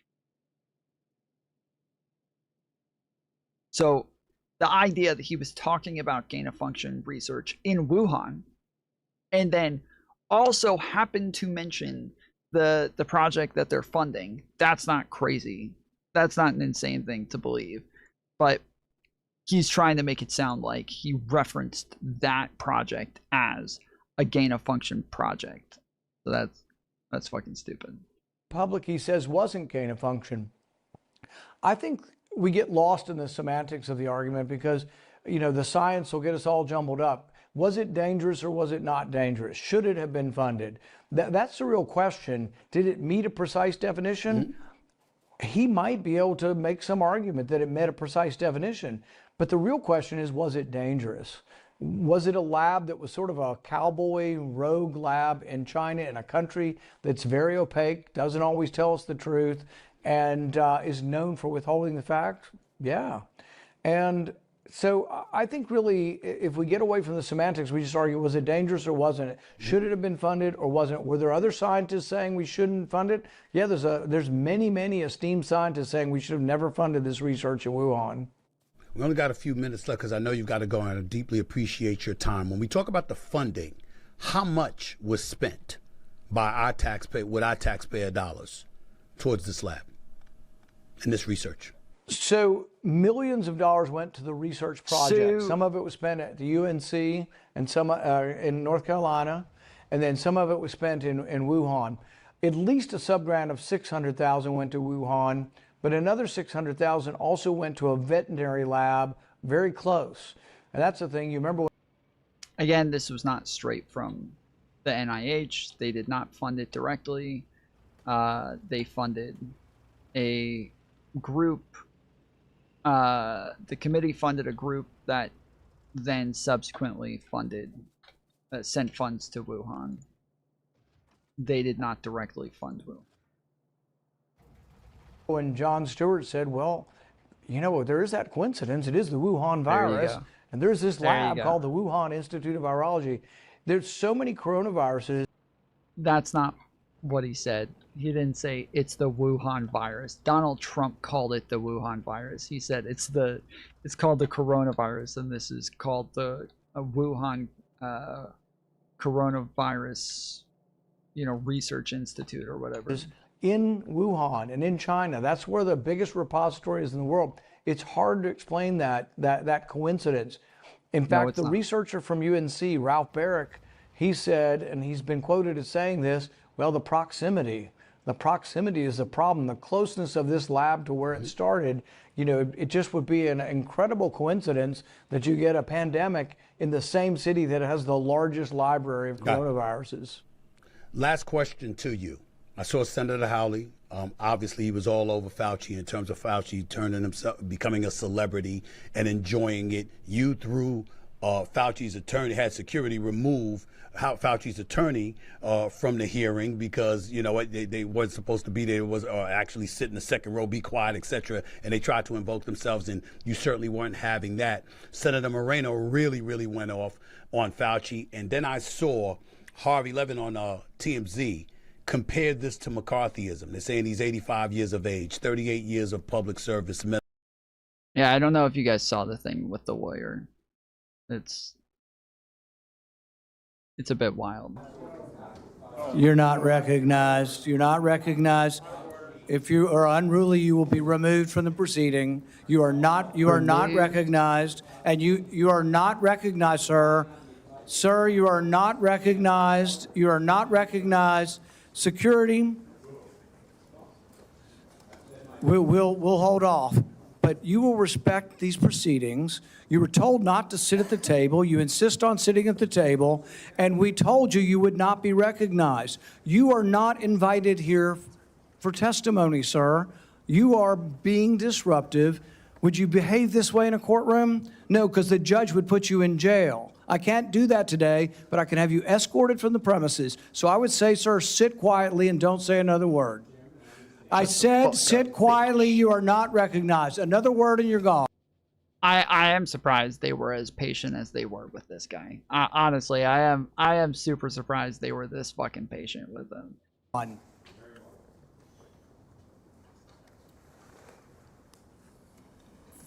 So, Mr. Chairman, I'd like to hear what the attorney has to say. He is not recognized by the committee or the chair. If he speaks again, he will be removed from the room. This testimony is from Anthony Fauci. This is not a game with his lawyers. He can advise, his lawyers can give him advice. He's got a half dozen here. They're all allowed to talk to him. Yes. All right? Yeah. But the attorneys are not recognized. In fact, the attorney was told not to sit at the table, and he's not obeying that recommendation. There's a row behind you, sir. That's where you were told to sit, and you're not. And now you're disrupting the proceedings. And so, look, this is the way Anthony Fauci wants to be remembered. For a lawyer not listening to the rules. That's the way you want to be remembered, and that's what you're going to do. You are not recognized, sir. Security, please remove him from the room.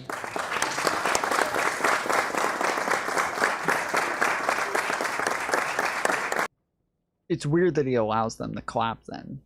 It's weird that after all of that, after you making such a big deal about disruptions and everything, you then say nothing about all of the people clapping. Come on. Come on.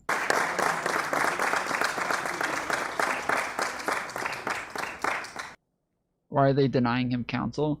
I mean, generally, you don't allow the lawyers to sit next to them. Like, sometimes they do, sometimes they don't. But he chose to sit next to him anyways. They didn't do anything about it. But they're not denying him counsel by telling the lawyer he's not allowed to speak to the committee. They allowed him to sit there and advise him the whole time, but the guy kept addressing the committee instead of addressing Fauci.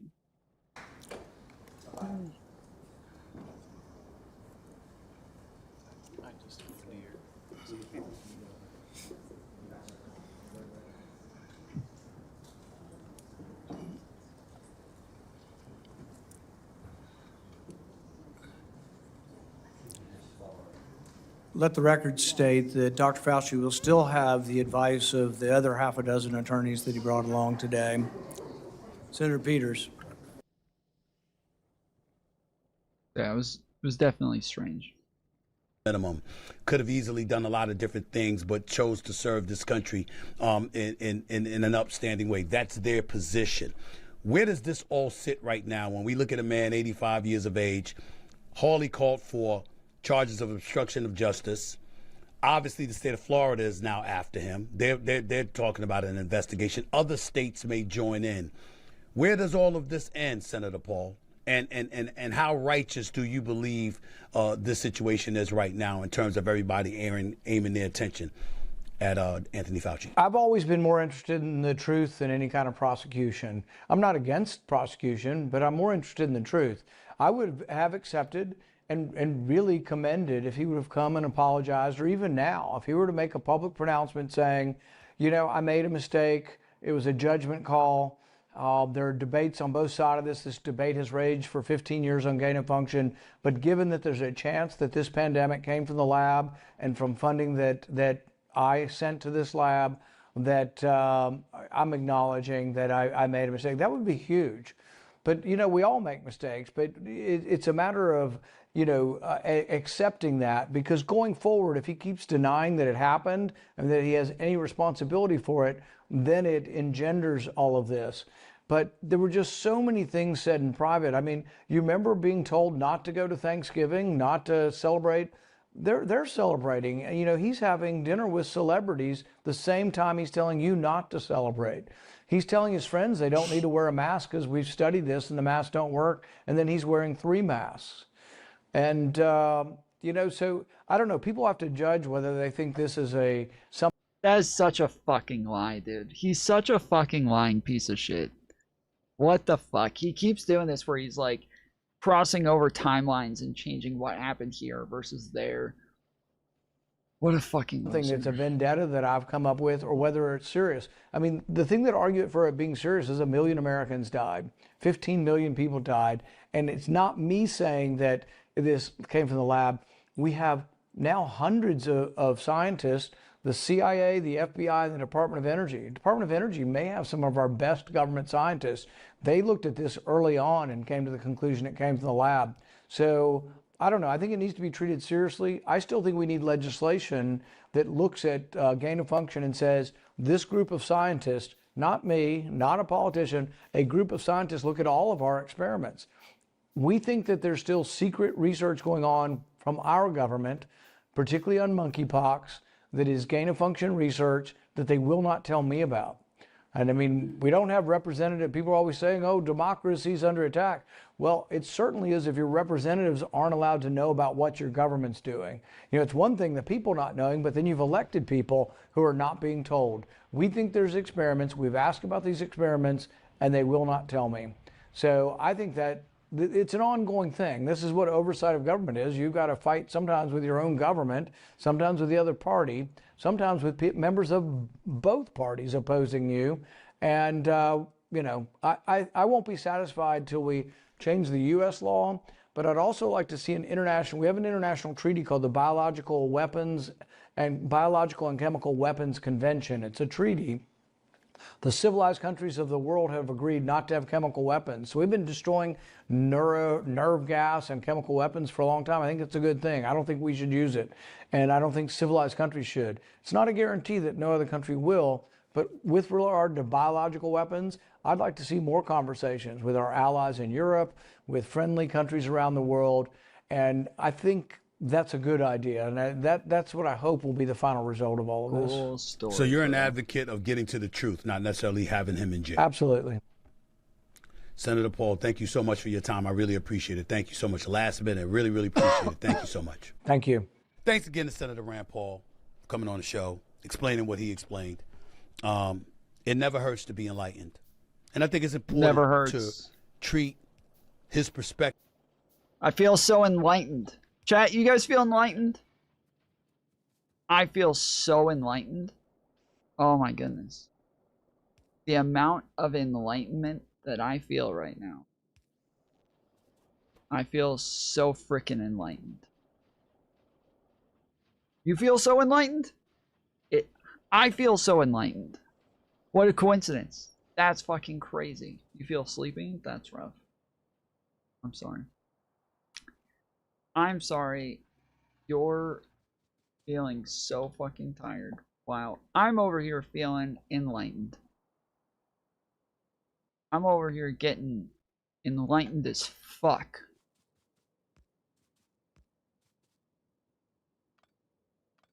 I'm feeling fucking enlightened as fuck, boy.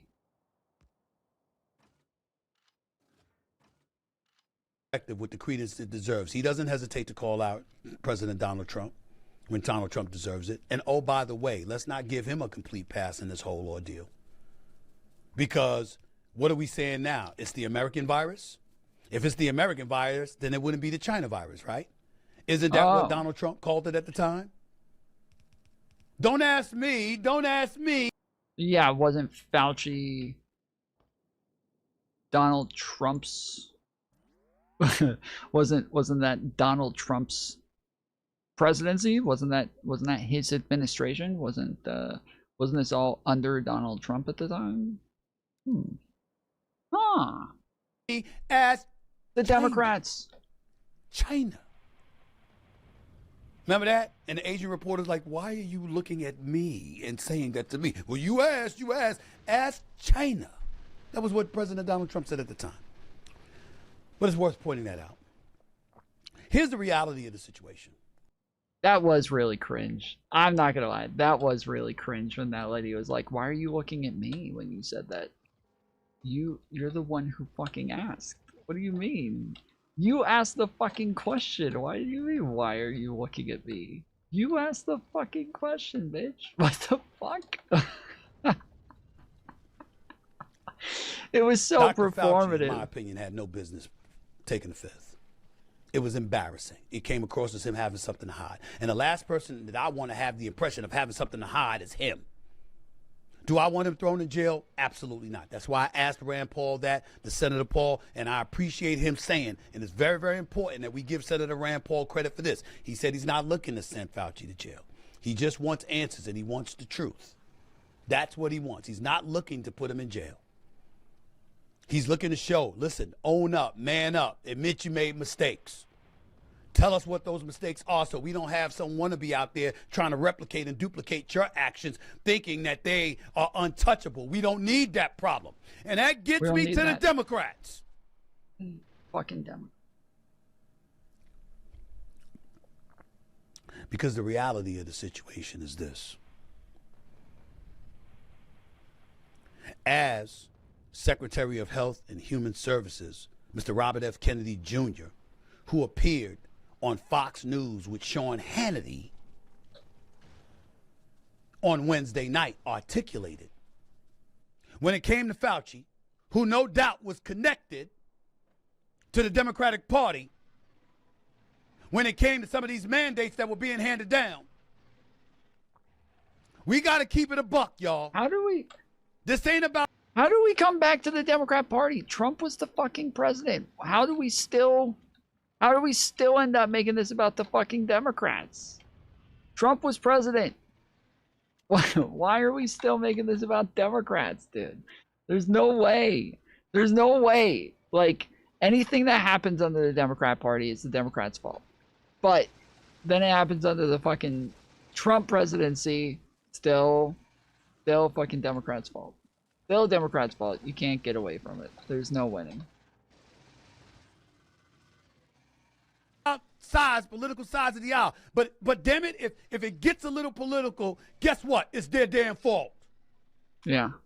Because while he was pleading the fifth 111 times, how come no Democrat got in his ass?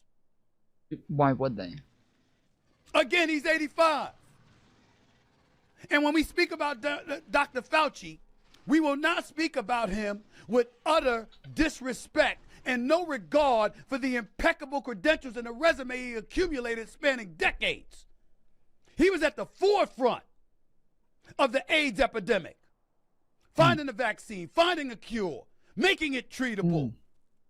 He's at the forefront. This nation is indebted to that man. Are you guys vaccinated for AIDS? Did you guys get your AIDS vaccine? Man, for his years of service, for what he did, but that don't make you flawless. It doesn't make you perfect. And there is no question that imperfections stain him right now. This was not a good day for Dr. Fauci. He looks very bad. Very bad. Very bad. And yes, through the advice of his lawyers, and yes, your lawyers compel you to do something, and they probably wanted him to plead the fifth on many occasions before he finally relented and did it yesterday. But the bottom line is, this man Plead the fifth. F-I-F, fifth. 1, 2, 3, 4, 5, fifth. I plead the fifth. I plead the fifth. 5, 1, 2, 3, 4, fifth. Anything you say, fifth. Go ahead, ask me a question. Did you? Fifth. I have a secret document that I think you need to say. Thank you all, sir. Good afternoon. I got your sentence reduced to a month. But... Oh!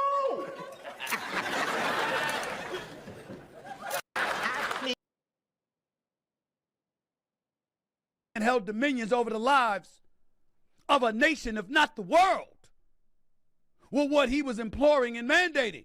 Everybody was listening to him. As Secretary Robert F. Kennedy Jr. pointed out on Hannity last night, he accused Fauci of misleading the country when it came to masks. Fauci was damn near encouraging us to wear 2 and 3 masks at a time. We damn near could breathe. I couldn't breathe. How about the I social suffocated. distancing? We can't ignore that. That's why everybody was running around, protesting in the streets, screaming, hands up, can't breathe. Where you get that from? He later admitted that it wasn't backed by science. He's just coming up with this stuff. Oh, The lockdowns, the natural immunities, the vaccine's ability to prevent infection and transmission. That did not happen. Fauci's pulmonary infarction following vaccination that he didn't reveal to the public Pulmonary when he wrote about it in his diary. infarction. This is all shady What? shit. It is. The pulmonary infarction. Infarction following vaccination. What is that? That he didn't reveal to the public when he wrote about it in his diary. This is all shady shit. It is. Thank God for RFK. Thank God for And the RFK. Democrats have nothing to say. They got nothing. Do not got a nothing. Wasn't it the Democrats that was enforcing stuff? People lost their jobs. Democrats enforce stuff, dude. Businesses went out of business. Doesn't sound like a business to me. Folks' quality of life was severely compromised. And we had reached a point in our society where if you even questioned Fauci, as opposed to celebrate him, you were in trouble. Man was appearing on shows. I would know. First Take on ESPN, my show, was one of the shows he appeared on. Listen to Dr. Fauci here talking to You were yours part truly of the at the conspiracy time in theory? 2021, March 11th, 2021, to be exact. Listen. When you say normal, Dr. Fauci, specifically what does that mean? Because even when I just took my shot the other day, they still said we're still encouraging you to wear a mask. Even if you take your second shot, we're still encouraging you to wear a mask and things of that nature. So when you say normal, can you be specific about what you believe close to normal entails? Well, what it's going to be is going to be really depending upon where you are and what the level of infection is. So if it's completely normal, that means that you could get on a plane and go to anywhere in the world and not worry about anything and not wear a mask. I don't think that's going to be that way for quite a while. In the United States, approaching normal, where we'll have gradual withdrawal of the need to get to be wearing masks, I think we'll be wearing masks longer than what we would consider normal. It will be, as Max said, kind of a new normal, where we'll be wearing masks under certain circumstances when you're out in the community and not a high percentage of people are vaccinated. If we can get the overwhelming proportion of the population vaccinated and the level of infection, namely test positivity, is very, very low, then we can start talking about going back from wearing masks. But right now, even though we're doing well, the baseline of normal, not normal, but the baseline of infections every day is between 50 and 60,000. That's extremely high. So even though things are getting much better, that's the reason why we still have to be wearing masks. A lot of infections still out in the community. That was Dr. Fauci. Wow. You can't make this up. Can't make it up. Why? I don't. What is it? What was? I'm. Does anybody know what? What was the point of that? What? What did we get from that? I'm not disagreeing that you can't make it up.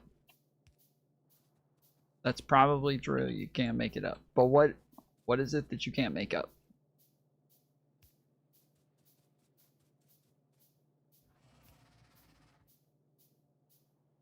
What are we talking about?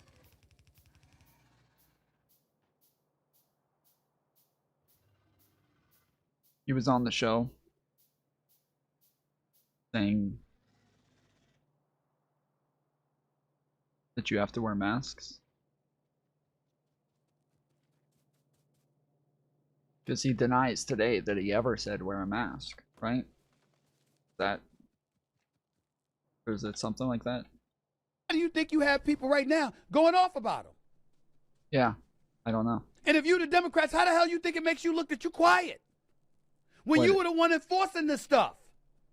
No doubt to politicize it to get Trump out of office, because we have to remember that back at that time, before the coronavirus took hold and sent us indoors and had this nation on lockdown, the economy was perceived as thriving. And Trump was cakewalking to a re-election. There is no question that the coronavirus pandemic was utilized to assist the Democrats in getting him out of office. Nobody can deny that. Okay. But we didn't care because it was legitimate. And because he don't know how to act most of the damn time, we weren't losing sleep over it. But it doesn't absolve them from what they were doing to assist in what Fauci was preaching. And a legitimate argument could be made from a political perspective that Fauci might have been forced to take these positions publicly by politicians who saw it as politically expedient. Fauci was defending Trump vehemently throughout like the entire time. But he was defending Trump the whole fucking time. What are we talking about? What are we even talking about, dude? Expedient for their ultimate goals.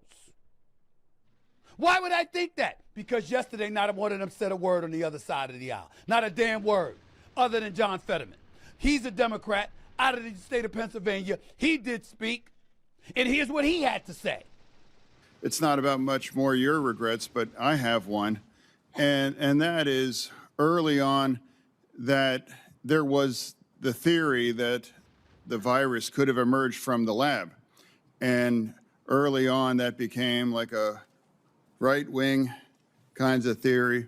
And I thought it seemed to make sense. Now, there was a really advanced lab that was close by, and then you have this unknown virus out. So, but that became a very partisan thing. And now it seems now it's more and more emerging theory that would have come from the lab. Now, you know, I think that the next time our nation's facing something like this, we are not become, you know, as I might have been, blinded by the partisan idea that maybe the truth might come from a side that's different than you are. But I think we should really be willing to pursue truth, no matter where that may have emerged. Cool story, you know, after for all of that. Cool story. That's fine. Thanks for that. But we all know to the Democrats, he's a Democrat in name only. He's a dino. He's a dino. Not a rhino, he's a dino. Democrat in name only, because they're disgusted with how often he agrees with the right. But it doesn't make him wrong in this particular situation, because when you look at some of the things that the Democrats were doing, how can we deny it? When the Republicans we say even Democratic deny it? officials and their allies made Fauci practically untouchable, are we going to deny that's true? When they accuse Democrats of treating Fauci as the embodiment of the science, is that false? No, it's not. Back then, no, it's not. When they accuse Democrats of dismissing the laboratory, No, that is false. That is false. That's fucking stupid. This is everybody. They all do this thing where they act like Fauci was by himself saying these things and we all just took him at his word and that it was just Fauci. If it wasn't for Fauci, not like literally the entire fucking world, you know, not the WHO, not just fucking Fauci, dude. Fauci by himself, the Fauci ouchie, he's the only one, nobody else. The World Health Organization wasn't out there saying all the shit. It was Fauci. It wasn't literally every fucking government across the whole fucking world. It was Fauci. They were all listening to Fauci. The whole world was waiting for Fauci to tell them what to do. The WHO was a Chinese shill lab that did whatever China told them to do, and Fauci was in with the Chinese to get the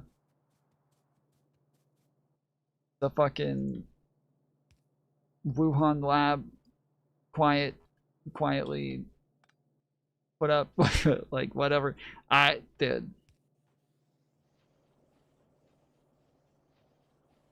don't know what's going on. Shit. origin possibility too quickly. That's not false.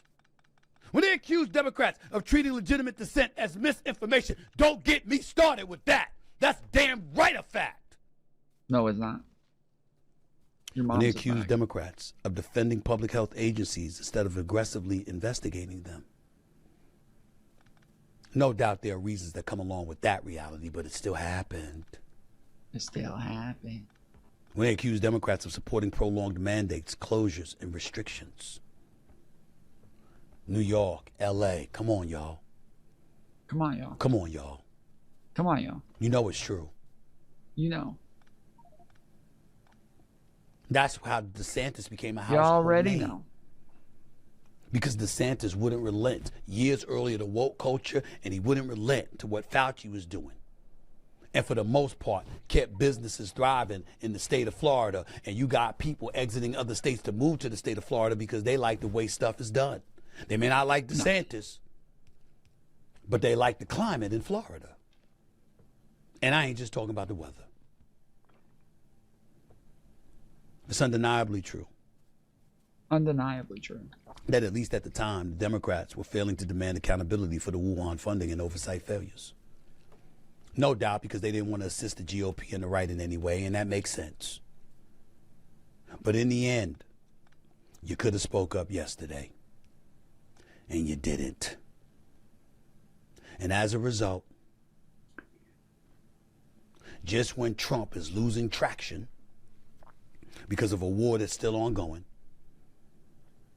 and his classless, tasteless tendencies that serve to compromise the GOP on the right on far too many occasions to count. Stuff like this is revealed.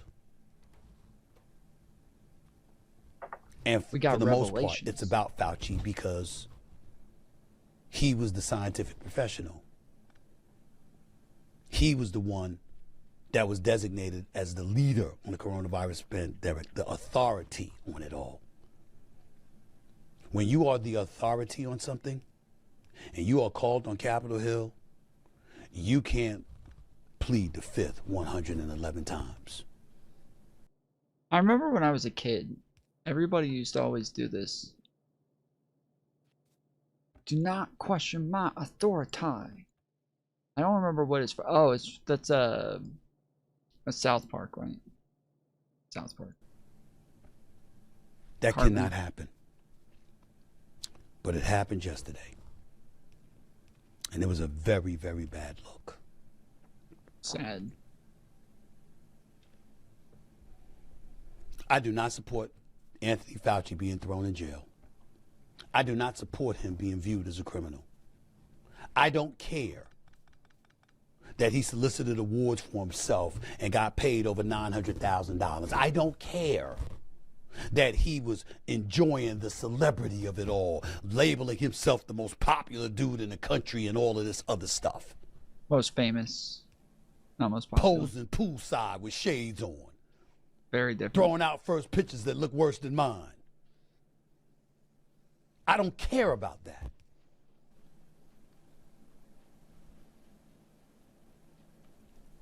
I care about whether he was right or wrong. And whether it was intentional or by mistake. And what minions he has in his stable who swear by his every word and revere him so much they want to emulate him without him recognizing his imperfections. I do not want him thrown in jail. I do not want him treated like a criminal. But if he made mistakes, I want to know what those mistakes are. And I want to... Okay. Cool story, bro. Hasanabi going canvassing for Francesca Hong. And we only got a couple days remaining. And yeah, let's go out and knock on some doors. I'm very excited to do this.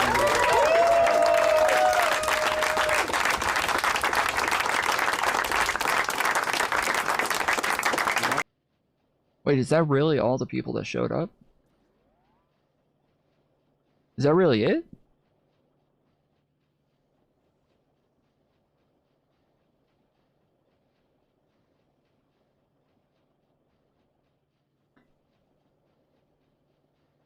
Sheesh. Destiny did like some last minute canvassing in Savannah, Georgia, and had like somewhere between 200 to 300 people show up, filling up entire fucking hotels and shit. We only got a... They don't have enough to fill up the garage.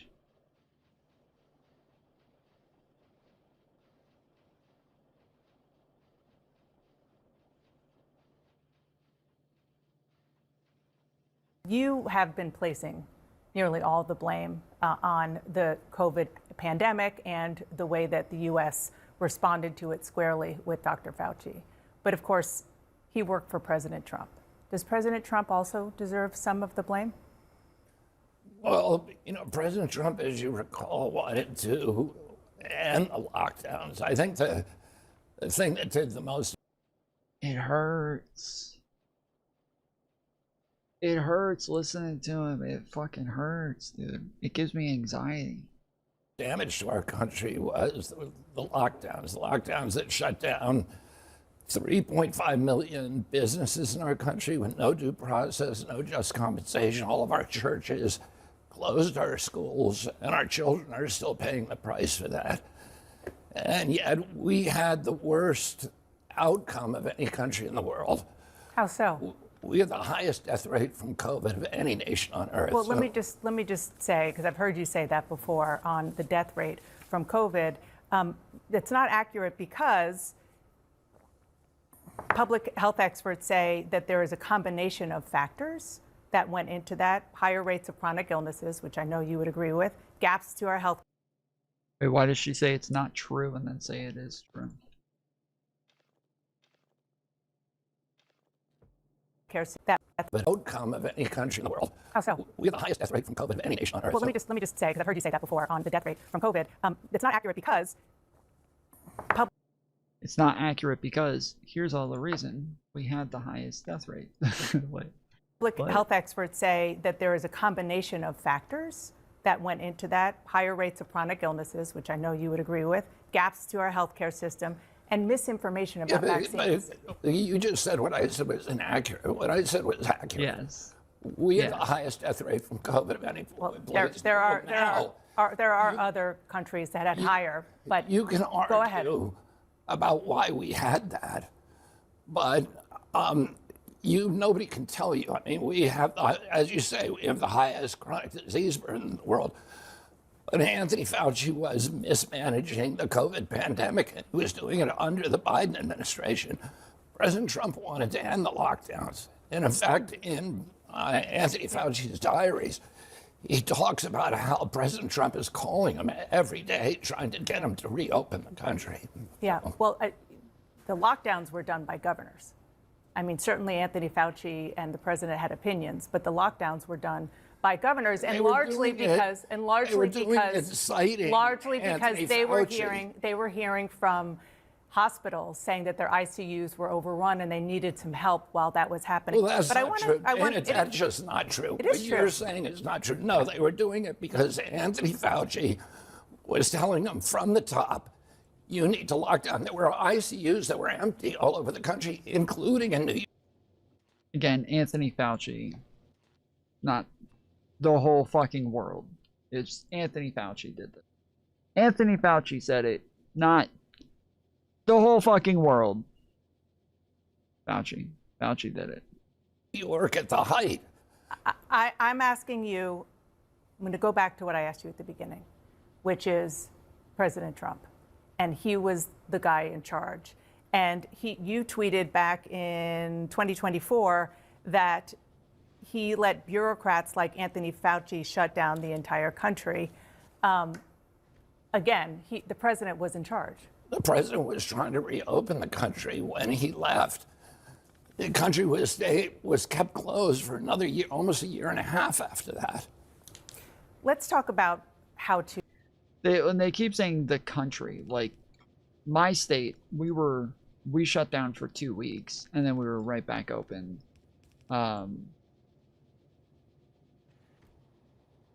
You know, I hear about like other countries like New Zealand and, you know, tons of other places where they were shut down for long periods of time, but the United States was not that bad. To prevent the next pandemic, because there's a lot of litigating and relitigating that I don't think is really helpful to do with regard to COVID. And the question is about so-called gain of function, which for people who aren't entirely clear about it, it is a highly risky research process that includes manipulating a virus to study how it behaves as it evolves. Now, what scientists say is that although it's controversial, it's necessary to prepare for the next pandemic, to get ahead of it, to figure out what these viruses can do. You want to end this gain of function research. Some scientists say, isn't it better just to put better guardrails around it? People have been trying to put guardrails around it for generations, and it hasn't worked. And clearly, it hasn't worked. What do you mean it hasn't worked? Like we have big problems with gain of function on a consistent basis, where massive, dangerous viruses and bioweapons are getting leaked all over the place. It hasn't worked. COVID-19 pandemic and many other global pandemics that we have come from gain of. I never got shut down. I was deemed an essential worker, as was I. Yeah, my life didn't change much at all. I did, like, you know, I was very serious with like the masks and the gloves and sanitizing, washing your hands. Like, I was very hardcore about that shit, making sure that, you know, me and everybody around me was doing it, because I had a lot of at-risk people around me at home, and just in my life generally. And so, yeah, I was very hardcore about all that shit. Function research, the RSV epidemic that we have, that is the biggest killer of kids in this country today, came from these kind of experiments. The Lyme disease almost certainly came from this kind of research. So, and the scientists who you say are experts are making the argument that this is necessary for pandemic response, cannot point to one instance in history where research that came out of this kind of experimentation has actually provided us something beneficial. So how do against- you prepare then? How do you prepare for the next pandemic? I mean, that's literally part of your job now because experts think it's going to happen within the next 10 years again. Yeah, I mean, I think we did virtually everything wrong the last time. So what about now? The principal thing that we need to do is we need to listen to what's happening to doctors on the ground. There are 15 million frontline physicians around the world. They're mainly now connected through the internet. We can tell on the front lines what's working and what's not.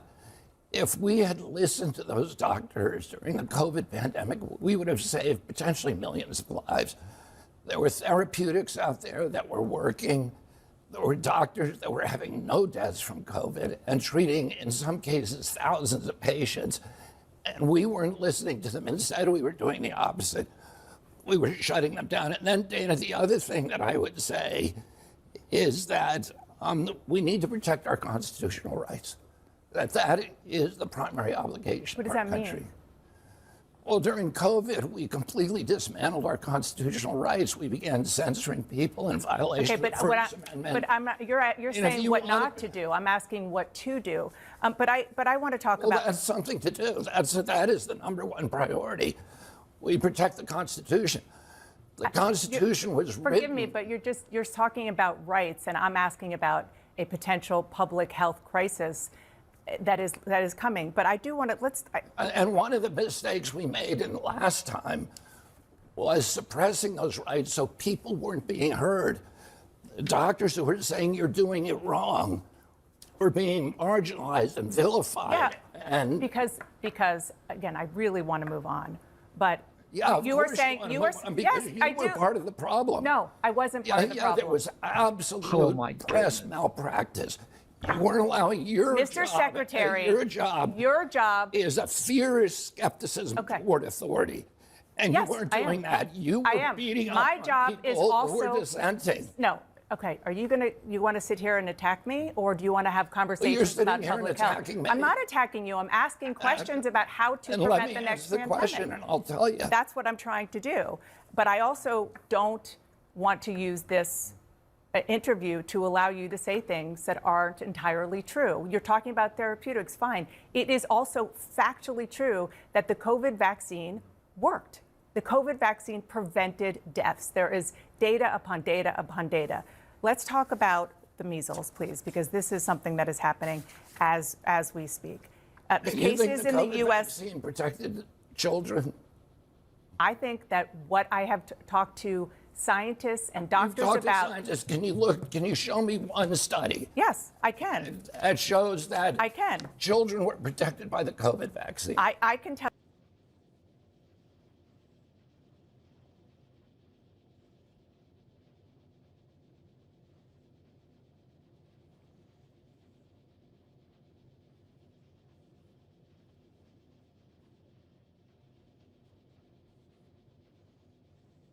The farthest left groups were the Not even fuck you, Biden did better. Not even I able mean, to that's respond. not true for all people who are at risk of COVID.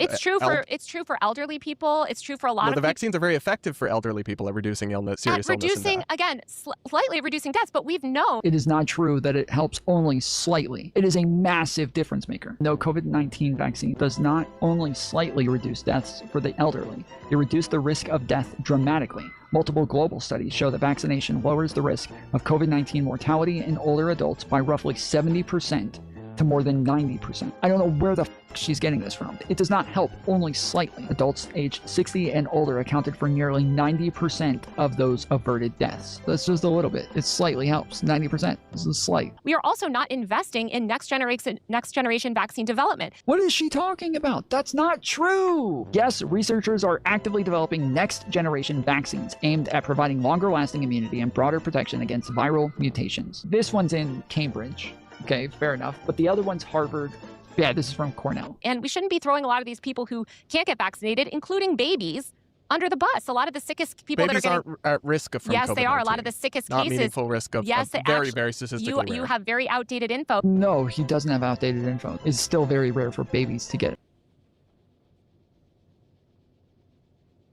Oh, okay. I guess, yeah, we talked about whether or not they were likely to get it, not whether or not. not whether or not vaccines were beneficial. Okay.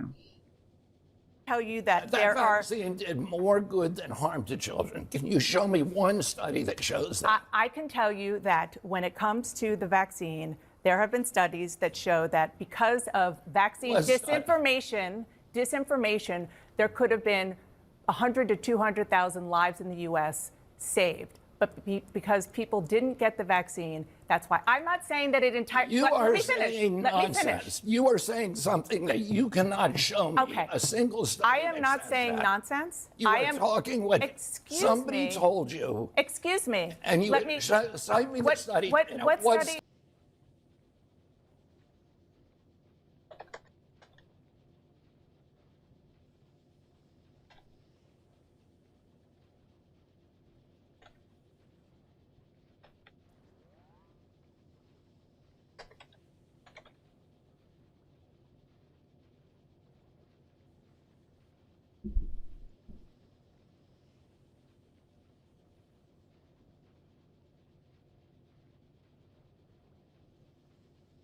From the CDC, health and economic benefits of routine childhood immunization. Let's see.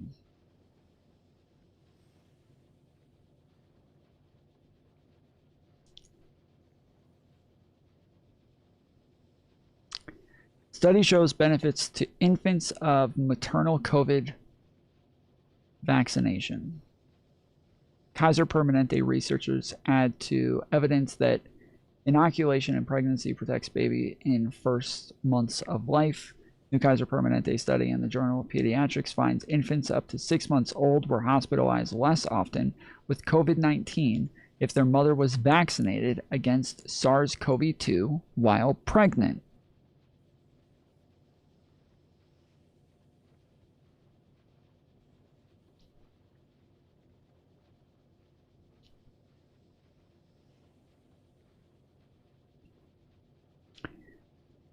Maternal vaccinations, risk of hospitalization for COVID-19 among infants.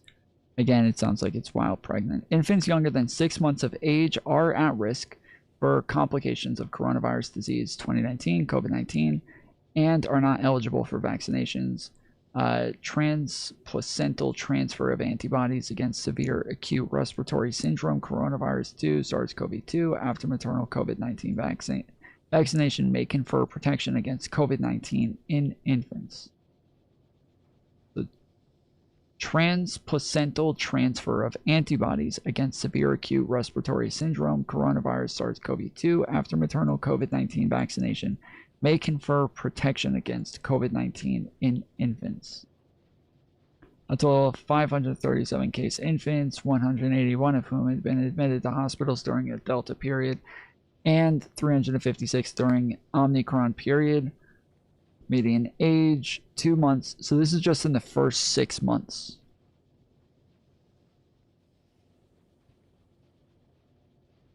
Multiple large-scale studies confirm the COVID-19 vaccines provide significant health benefits for babies, primarily by reducing hospitalization, intensive care admissions, and severe respiratory illness.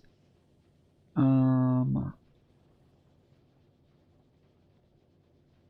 think this is the same one that we just went over. Okay, so yeah, so during Delta periods, 356. During the Omicron period, age 2 months, 512 control infants were enrolled and included the analysis. 16% of the case. 16% of the case infants and 29% of the control infants had been born to mothers who had been fully vaccinated against COVID-19 during pregnancy. Among the case infants, 113, 21% received intensive care, 64%, 12% received mechanical ventilation or vasoactive infusion. 2 case infants died from COVID-19. Neither infant's mother had been vaccinated during pregnancy. The effectiveness of maternal vaccination against hospitalization for COVID-19 among infants was 52%, 95% confidence interval, 33 to 65 overall, 80%, 95 during the Delta period, 38% during Omicron period, Yeah, 38% during Omicron period. Effectiveness was 69% when maternal vaccinations occurred after 20 weeks of pregnancy and 38% during the first 20 weeks of pregnancy. Conclusion, maternal vaccinations. This is again... We previously reported 61% reduced risk of hospitalizations for COVID-19 among infants younger than 6 months of age in association with maternal vaccinations with 2 doses of mRNA COVID-19 vaccine during pregnancy. The data obtained during that study were from infants who were hospitalized predominantly during circulation of the Delta variant. The current report assesses association between maternal COVID-19 vaccination and hospitalization for COVID-19 among infants in a larger population that comprised of an additional 361 infants and 309 controls, including infants who were enrolled after Omicron became the predominant circulating variant. The enrollment of these additional infants also provided more statistical power to assess the association between the gestational timing of vaccination and hospitalization for COVID-19 among infants and between vaccination of COVID-19 leading to admission to an intense care unit, ICU, for the receipt of life-supporting interventions.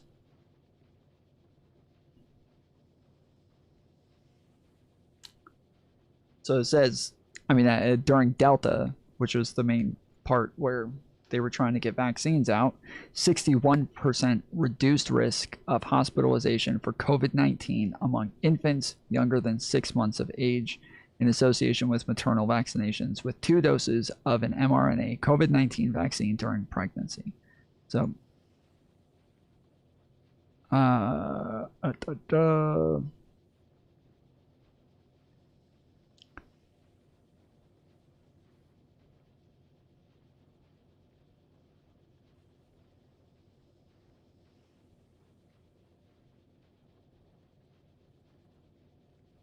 I'm trying to find one above 6 months.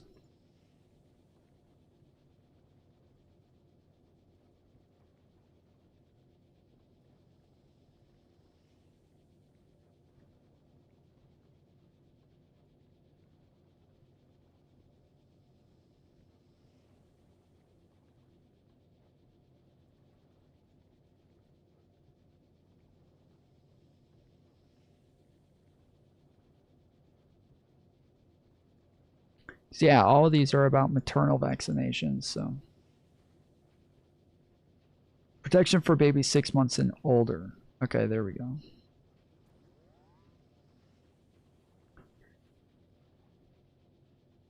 Looks like this is from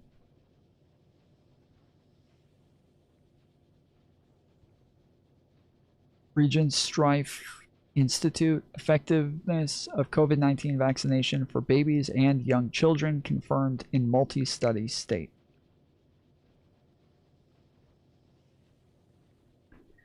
COVID-19 mRNA vaccination protects babies and young children against COVID-19 associated emergency department urgent care visits, according to a multi-state study from the Center for Disease Control and Prevention Vision Network. What? So you're saying the CDC came out and said, oh man,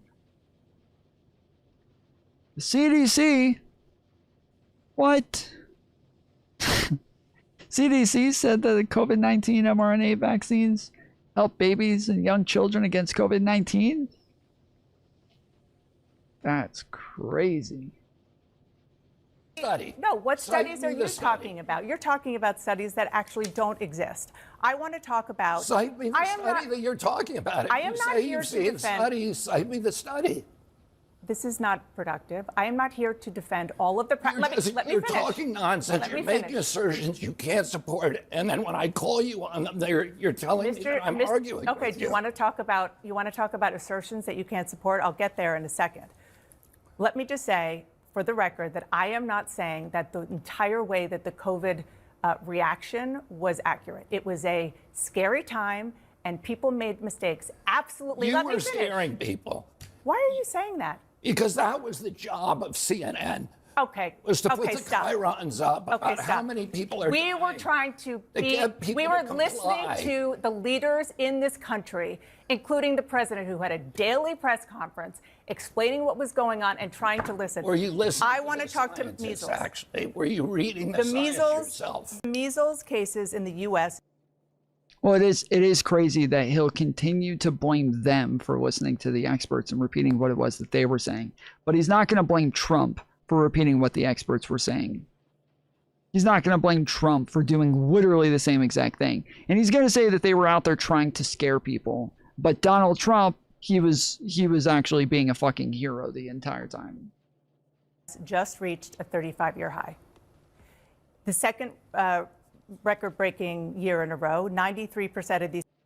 This is wild, dude. Like I was not prepared for this. This is wild. Like this whole interview is absolutely insane.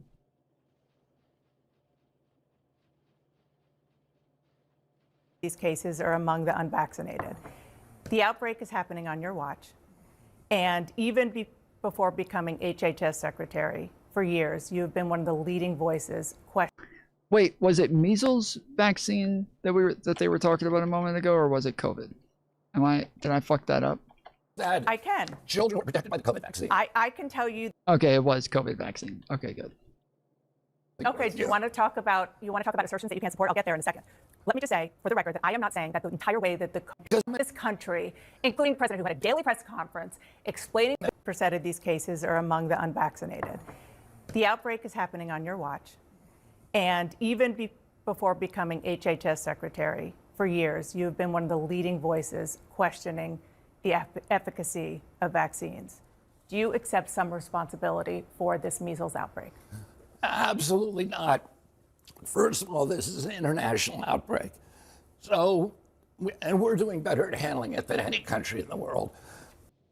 COVID was an international outbreak, but it was Fauci's fault. Mexico has 15 times the amount of measles per capita that we have. Canada has 4 times the amount of measles. England has 2 times the amount of measles. Did I cause those measles outbreaks? You're the most famous. Did I cause 137,000 cases? You're the most famous vaccine skeptic on the planet. Let me tell you, because actually Anthony Fauci in his diaries answers the question about why we're having a measles outbreak right now. The reason we're having a measles outbreak because of the COVID lockdowns, because people didn't, like children, during that period did not get vaccinated. They weren't out. The children weren't out, engaging with other people, building their immune systems. So the lockdown made it to where they weren't able to get natural immunity to normal germs and viruses and things. Yeah. With having a measles outbreak right now. The reason we're having a measles outbreak because of the COVID lockdowns, because people didn't, like children, during that period did not get vaccinated. And in his diaries, he says this is going to cause massive outbreaks in measles and more children, he says this, are going to die. Let me finish, because you could accuse me of something. Now, let me. No, I didn't. I asked you a question. Yeah, let me give you the answer. He says in his diaries, more children are going to die from measles because of these lockdowns than COVID. So if you want to know, and that age group that should have gotten the MMR when they were 18 months and didn't get it, they're the ones being infected. The people in this country, and we have stopped the outbreaks at record speed in South Carolina, in Texas, in Utah, in Virginia. We've done better than any country in the world. I dispatch immediately the epidemic intelligence services to those states. I get on the phone with the governor and we stop them in their tracks. Nobody else has been able to do that. You have a bully pulpit. Let me tell you just one last thing. Go ahead. The communities that are suffering from measles are almost all religious communities that just don't vaccinate. The Mennonites have not vaccinated since 1796, since Edward Jenner invented the smallpox vaccine.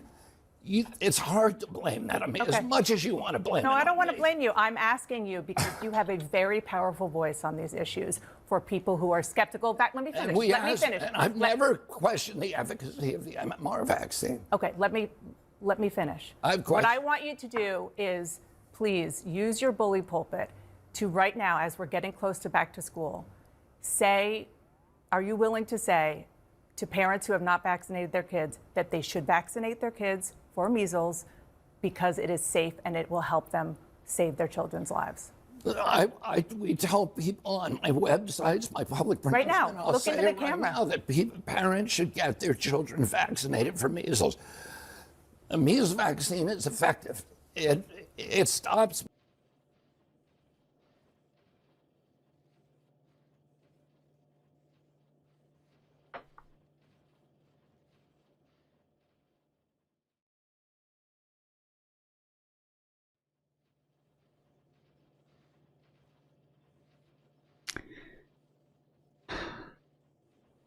In attempting to rewrite history of U.S.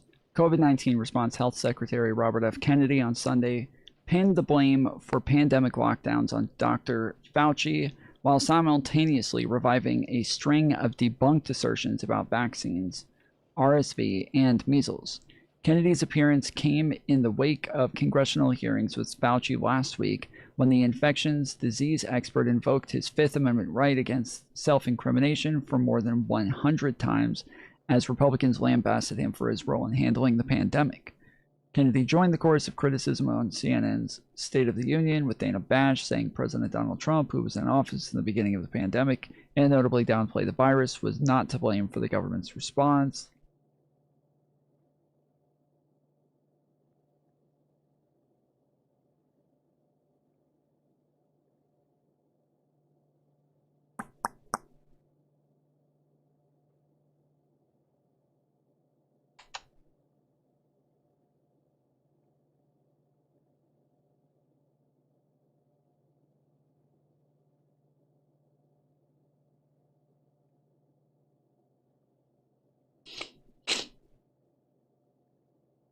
I'm trying to find if he actually wrote this in his diary about the lockdowns.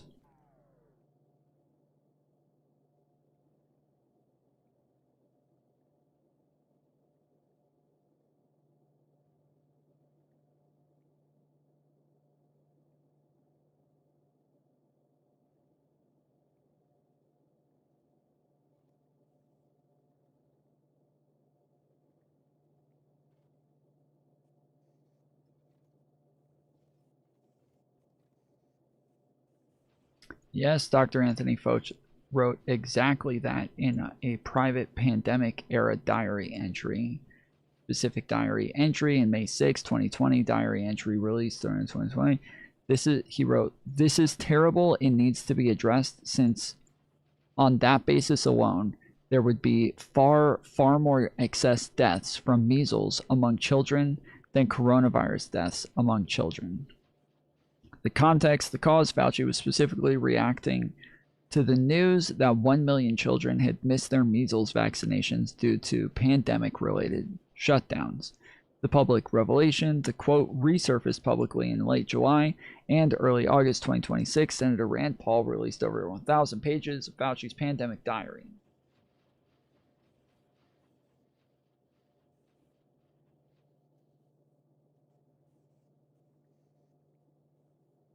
It says the quote resurfaced in late July and early August.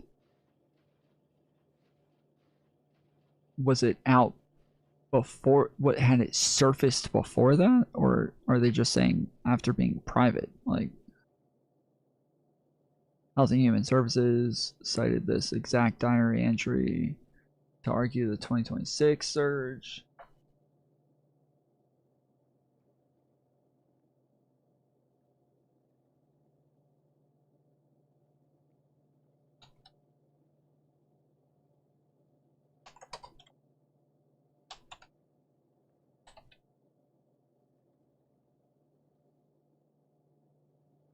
No, children were not vaccinated for measles at high rates after the lockdowns. Instead, childhood immunization rates for measles, mumps, and rubella vaccine experienced a significant multi-year decline both nationally and globally. National drops, according to the Center for Disease Control Prevention, CDC, U.S. kindergarten MMR vaccination coverage dropped from 95.2% during the 2019-2020 school year to 92.5%. So, okay. So while he's sitting here saying that, you know, the lockdowns made it to where people didn't get their vaccines in the years following after. Oh wait, this is okay, that's during the lockdown. Okay, wait. I asked about after the lockdown, right? Were children vaccinated for measles at high rates after lockdowns? 2019 to 2020 is during the fucking lockdown. County level impact. Major Hopkins University study published in JAMA revealed that measles vaccination rates fell off nearly 80% U.S. counties in the years following the pandemic. Though they fell 80%?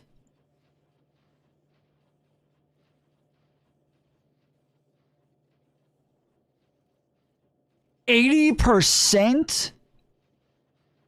In years following? Below herd immunity, the current 92.5% national coverage rates falls dangerously below the 95% threshold required to maintain herd immunity against highly contagious diseases like measles. Why rates fail to recover, rising vaccine hesitancy, and record vaccine exemptions. Vaccine exemptions for school-age children rose significantly. Non-medical and religious exemptions hit record highs, with many states seeing exemptions pushed past 5%.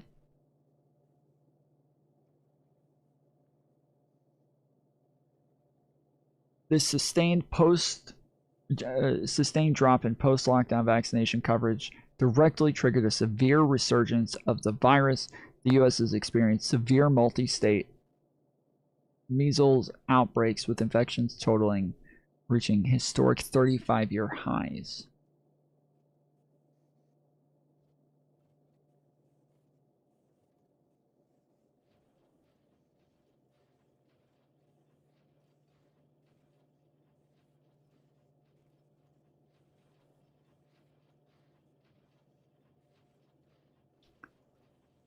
Dataset shows national decline in MMR vaccine uptake since peak of COVID. This is June 3rd, 2025. Researchers at Johns Hopkins University have produced a new county-level U.S. dataset showing showing a national decline in the measles, mumps, and rubella vaccination rate among children since the start of the COVID-19 pandemic, according to a research letter published yesterday in JAMA. The study comes as the United States is facing one of the largest measles outbreaks in post-elimination era, with more than 1,100 cases reported since the first of the year, and it coincides with the third month of the vaccine skeptic Robert F. Kennedy Jr.'s tenure as Secretary of the U.S. Department of Health and Human Services. This open, high-resolution dataset provides a critical resource to explore and better understand the country's vaccination landscape and its implications for the risk of measles spread, said Senior and Lauren Gardner's PhD in a press release. Johns Hopkins. The dataset considered annual county-level vaccination rates for kindergarten-age children during the 2017-2018 and 2023-2024 school years. In states in which that dataset wasn't available, the authors used the most comparable proxy, either 2-dose MMR vaccination rates for kindergarten through grade 12 students or 5 to 6-year-olds, completion rates for a combined vaccine series that included a 2-dose MMR vaccine. Across 2,066 counties in 33 states with both pandemic and post-pandemic vaccination rates, the county level means ST standard deviation vaccination rate decreased from 93.92% pre-pandemic to 91.26% post-pandemic, a mean decline, the authors wrote. Of the 2,066 counties, 1,614, 78%, showed a decline in MMR coverage. Only 4 states out of the 33 included in the study, California, Connecticut, Maine, New York, reported an increase in county-level vaccination rates for MMR. So, after COVID-19, when you have a bunch of people running around pushing vaccine misinformation, all of a sudden, you have a bunch of kids who are not getting vaccinated for measles afterwards. Is it true that a bunch of kids didn't get vaccinated during the pandemic? Yeah, of course. But it's also true that because they could have been vaccinated after the pandemic, but because of a bunch of vaccine misinformation, they didn't. And when you think, well, there's no way for you to know that that's the reason why, well, when you look at the counties where there was a huge decline in how many people got vaccinated, it's all in fucking red states. And where you look at where the vaccines go up, the vaccines for measles went up in California, Connecticut, Maine, and New York. So they went up in vaccines in heavy liberal states, and they went down in heavily Republican states. So let's see.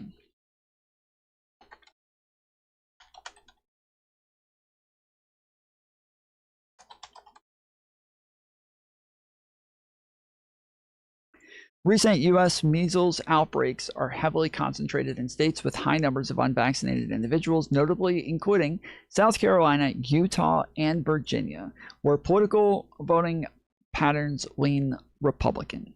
Public health tracking shows that over 93% of current cases occur in unvaccinated people, and polling highlights a partisan gap in vaccine confidence.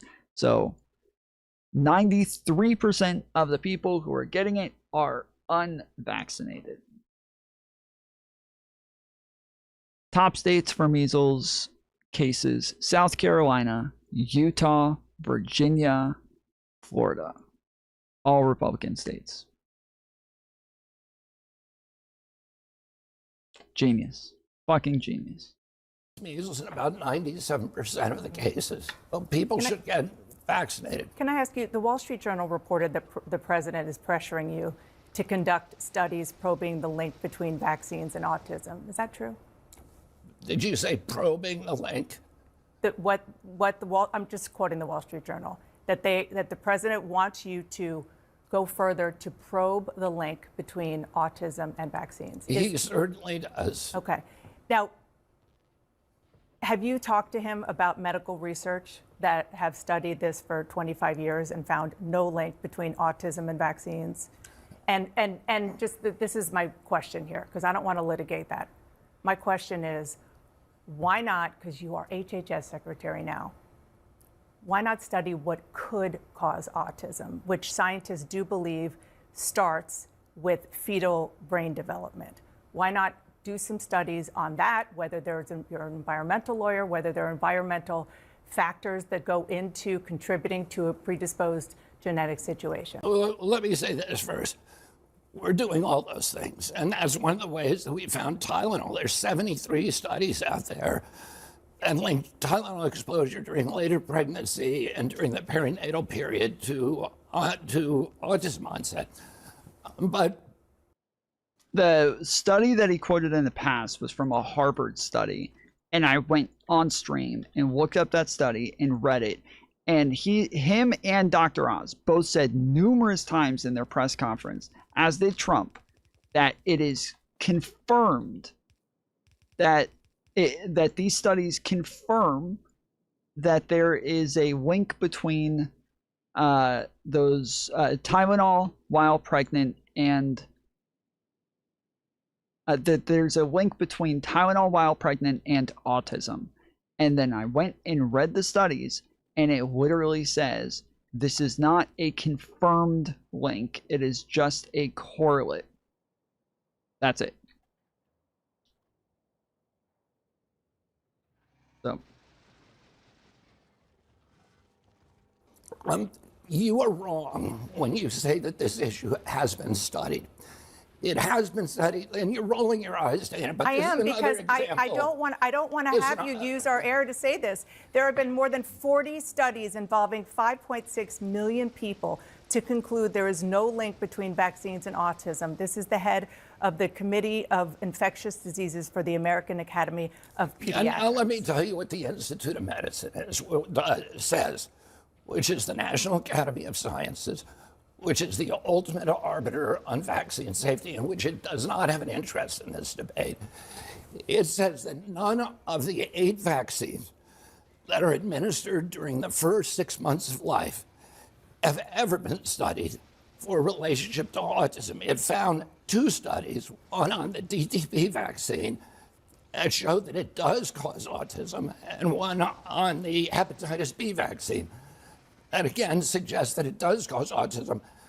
The Institute of Medicine dismissed those 2 studies because they were based on CDC's database. The studies that you're referring to are all for one vaccine, the MMR vaccine, or one ingredient, thimerosal. So you are actually looking at, you're starting new studies to try to link autism, but you're also telling me— I'm not trying to link autism to anything. I'm trying to find out. Okay, that wasn't good wording from her there. She shouldn't have said trying to link autism. Not great. Not a great idea. Why has autism gone Are you from also less trying? than Are you also autism trying to find gone? out how it interacts with people's DNA? What's predisposed to have an autistic child? Are you doing both? Yeah, but Dana, you probably don't understand this because you're not a scientist. But genes you're not don't either. Genes don't cause epidemics. I understand genes. They can provide a vulnerability. I was just about to say, wait, like he's not a fucking scientist either. What the fuck is he talking about? A gene provides environmental. exposure. That's what I'm asking. Are you studying the environmental We're looking exposure? at all the different environmental exposures, but your statement, you have been fooled. Your statement that this has been studied. They're definitely trying to link it, though. I feel it's accurate. I don't think it's like necessarily inaccurate. It's likely, knowing him, but like we want higher standards from journalists. Like it's and especially when she keeps saying like she's not accusing him of anything and she's not making accusations. She's just asking questions and crap. Like, yeah, you can't say that and say this. That's no bueno. Is not true. It's categorically It is not considered. true. Not for any of this stuff. It is considered. Considered decided by who? By every scientist who has studied this. That is not true. I can give you hundreds of scientists who have looked at this. So and on the say, one why hand, is do you understand why people aren't National getting? Academy of Sciences. What greater authority Do you have than understand that? why people are not getting measles vaccines? Because they're hearing you say that it could cause You're trying autism. to change the subject. I'm not. It's very much Yeah, you are. related. Show me one of the studies that's been done on the first 8 the vaccines during the first 6 months of life. You will not find them. The National Academy of Sciences. So say if that's they the do not case, then why exist. are you telling people to get the measles people, vaccine? Because that is one of the vaccines that has been studied. Okay. It's the only one that has been studied. Do you want people to get the MMR vaccine? Yeah, I said that already. Okay, so I know you're flustered now, and it is. I'm not frustrated at all. Because I am people have frustrated. not been honest The with reason you. I'm frustrated is because you are the HHS. You are the HHS secretary, and you are talking about things that lead to vaccine hesitancy in this country, and it is something that causes problems for people when there is not anything. Let me ask you something.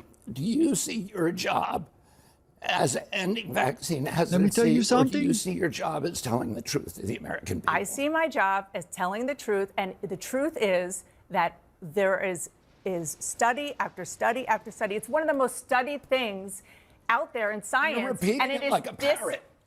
You're repeating So are it you. like a parrot. So I've are you. actually read the science. Let's you and don't I wanna- come you don't back wanna- here and debate the So science. I'm not debating this with you. Of course you won't. No, because I'm not all debating. you know how to also- do is repeat things that people told you and say, trust the experts. That's what you did during COVID. Now we know that Anthony Fauci, who was So the expert, was embarrassing, lying dude. about This is so everything, about embarrassing. masks, about social distancing, about natural immunity, about the transmission from the vaccine, No, we about the don't. source of COVID. He was lying, and you were punishing people for not trusting the experts. And now you're rolling out the experts again to talk about something that you have no personal knowledge of. Okay, well, guess what?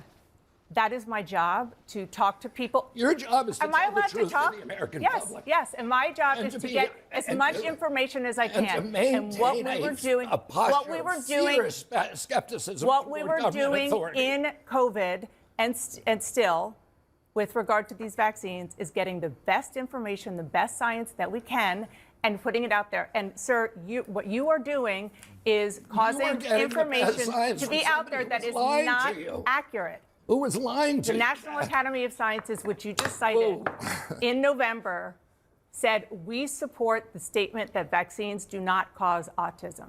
This is the National Academy of Sciences that you just talked about. Look at the National Academy of Science most recent report. Okay. And you'll see. I want to ask you one other question, because it's something that really did help Donald Trump get elected, and that is the MAHA movement, and specifically the question of processed foods.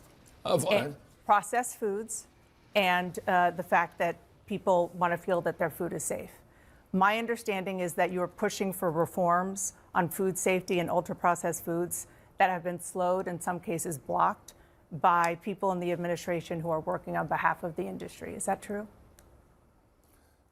No, that is not true. So you feel that you'll be able to get these reforms done without any problems? I think the grass. That was a really weird hesitancy there. His body language and the way that he said that was so guilty looking. No, that is not true. What the slowed, fuck? in some cases blocked, by people in the administration who are working on behalf of the industry. Is that true? No, that is not true. So you feel that you'll be able to get these reforms done without any problems? I think the grass, the two big reforms that you're probably talking about is ultra-processed food definition Exactly. and the grass standards. Yes. And they've both gone through extensive interagency process. I'm very confident that we will get them both out there within probably a month. Well, I'm sorry that this, and that's good news for people who are very moms, and I'm one of them, who are very worried about making sure that our kids eat food and we eat food that is healthy.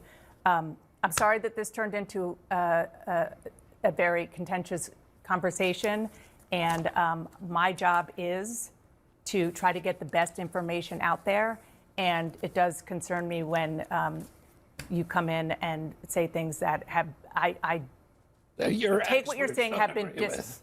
yeah, people who have scientific backgrounds, and who I know have tried to talk to you as well. Thank you for coming in. Sheesh, dude. That was crazy.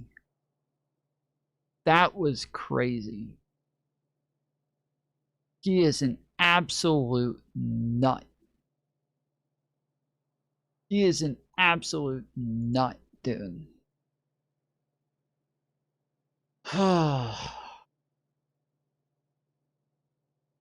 This is so embarrassing.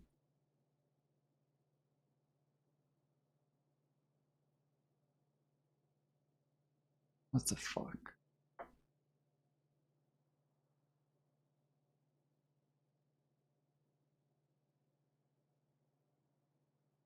If you were an Iranian leader today, you certainly would be thinking more concretely about whether or not to develop a nuclear weapon than you have in the past. I've called this the first worldwide globalized guerrilla warfare. Iran struck a key water desalination plant in Kuwait. That was after the US reportedly targeted and destroyed a water desalination facility in Bonji village on the Iranian coast.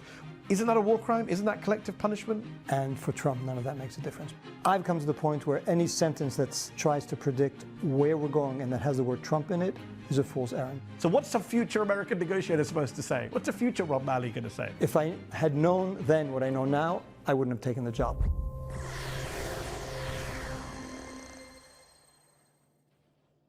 We are nearly 5 months into Donald Trump. Did you guys see the video that came out of Caroline Levitt behind the scenes? I think she's probably drunk. And it's... People realize. She's like exactly what you would expect her to be like behind the scenes. She's exactly like... She is exactly the way that I would expect her to be behind the scenes.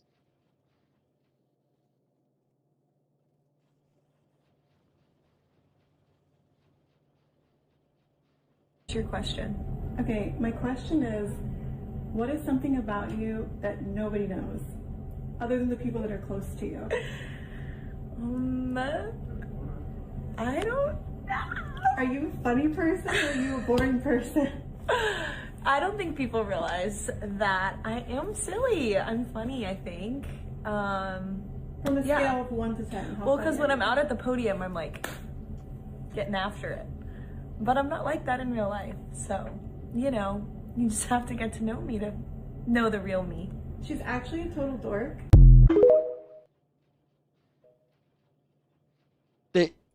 It had the caption on it.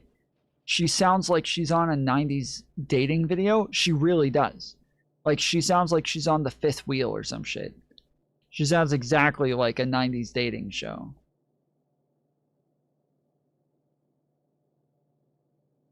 Trump's 4 to 5 week war with Iran, and the stats speak for themselves. More than 1,700 Iranian civilians killed, more than 400 U.S. service members. We got 40 likes on the stream. Everybody take a second and hit the thumbs up button. Appreciate you guys joining. We got about 40 minutes to go in the stream. 35 minutes to go in the stream, so we got a bit to go. Take a minute, hit the thumbs up button. I was gonna watch there's a Reckless Ben interview that I was planning on going over again today, but I'm gonna push it to tomorrow. But he was on Channel 5 where he talked to Reckless Ben, so we'll probably go over that tomorrow. Members injured, a further 18 killed as of right now, as far as we know. And of course, let's not forget the astronomical cost of this war, which according to US Secretary of Defense Pete Hegseth stands at $37.5 billion. In a war that is going from bad to worse, Yemen's Iranian-backed Houthi rebels also recently announced the closure of the Bab el-Mandeb Strait to US ally Saudi Arabia. Also, you will be happy to know I just got enough for the silo.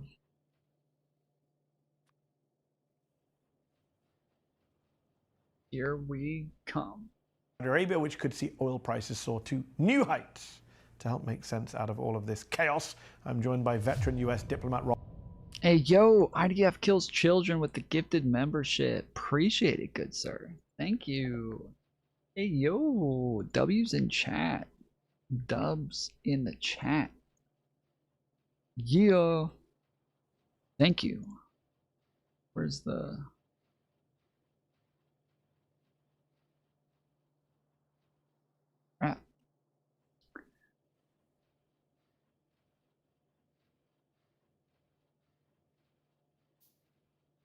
For some reason it's not showing up on my side. Okay, anyways. Oh, there it is. Okay. It's Stephen Young. 100 got it. Rob Malley, who was a lead negotiator on the Iran nuclear deal under President Obama and was President Biden's special envoy for Iran. Rob, thanks for coming back on May the Unfiltered. Great to be here. So much going on. Let's start with Iran's allies in Yemen, the Houthis, who said this week that they are closing the Bab el-Mandeb Strait that connects the Red Sea to the Indian Ocean, a crucial waterway for Saudi oil. How big a deal is this? If they carry it through, it's a huge deal. I mean, this is always the shoe that I was wondering when it would drop. I mean, Iran is being subjected, you know, you spoke about the cost to the U.S. We're talking about hundreds of billions of dollars of economic damage to Iran for a war that has no justification, no legality, no necessity. So I always thought this would happen. I think the Houthis have their own considerations. We may be now very close, if it hasn't already happened. I know a few ships have turned back. That would make a major impact on the oil market. The war is now back on, both sides bombing each other. A lot of people, foolishly in my view, had hoped that the Memorandum of Understanding, the MOU that was signed last month, would be the path to a deal that ends this war. Trump is now saying and I quote, he couldn't care less about the MOU. So, Rob, what happens now? Is it just more escalation for escalation's sake? So I may have been among the fools because I thought it had a better chance than, I wasn't confident, but I thought it had a better chance. Certainly I didn't think it was going to dissipate in so short a period of time. I've come to the point where any sentence that tries to predict where we're going and that has the word Trump in it is a fool's errand, because he's capable tomorrow to say, you know what, actually this war is pretty unpopular, I'm going to declare victory and move on. Yes. Or ground troops, I don't exclude that, even though it goes against everything he's always said. So he's the unknown variable. Yes. What Iran is doing, completely predictable. He is consistently inconsistent. He said last month that the Iranian regime was, what did he say, rational. Yeah. They care about their people, and now they're scum and they're evil. You tweeted recently, the breakdown of the MOU reflects the two sides' widely differing assessments of who has greater leverage and who can better withstand a return to war. You added, at least one side is overplaying its hand, most likely both are. Unpack that for us. Who are you talking about there? So, I mean, the U.S., I think President Trump has this one philosophy in life, and I think it's true in domestic politics, in business, and in foreign affairs. If a party won't give in, if you hit them hard, you just hit them harder, and that's been his motto. I think he's discovering, and it's a cause of great frustration, which is why he's now openly threatening war crimes, right? Going to bomb, civilian installations, because he's frustrated at the fact that Iran is not giving in to his what he considers his superior power. So I think he's overplaying his hand, because he's going to find out that there's going to be a big price to pay for the continuation of this war, particularly if the Bab al-Mandeb is also closed. Iran, I mean, I understand what they're doing, and I would have predicted it, that if war resumed, this is how they would act. But I don't know where this leads for them either. Like, at some point, they are going to want to have the resumption of regular traffic in the Strait of Hormuz. They're going to want sanctions relief. They're going to have to reach some kind of understanding. So, both sides may lose from this, but I do think, so far the evidence has been that Iran is prepared to absorb more of the cost, because they've already paid so much for this war. They think, okay, what more can Trump do to hurt us? Whereas every day that goes by is more harm. And it's existential for them. It's not existential. Exactly. Absolutely. Liking this video? Then don't just watch. Hit like, share, and subscribe. And tap the bell so you never miss a video or live show. But if you want early access to exclusive content, then you have to head to zeteo.com and subscribe now. You'll be supporting fearless, independent journalism. Dare I ask, take us inside the mind of that Iranian leadership, because you've dealt with a lot of Iranian government officials over the years, although I'm suspecting many of them are dead now. Many of them are dead, and I think they have a very different mindset because of the war and because of the existential stake. Vali Nasser, who's been on this show before, the Iranian-American academic and author, he has pointed out that this is a much more radicalized leadership now. If you think Ayatollah Khamenei Sr. was bad, the junior and the people around him are much more angry, much less likely to want to compromise, and possibly more inclined to actually go for a nuclear weapon in a way that the elder Khamenei put out a fatwa against. Right. Where do you see this Iranian leadership now, based on your knowledge of dealing with Iranians? So Vali knows Iran extremely well. I'm not going to contradict him. But I think they are both more radical, although I don't like that word. I think they're more willing to take risks. Yep. Because the lesson they have learned, they have been taught over the years is, with Trump in particular, like if you the don't word react radical. strongly, he's just going to hit you harder. And so they learned from the war, the 12 days. Radical, no bueno word.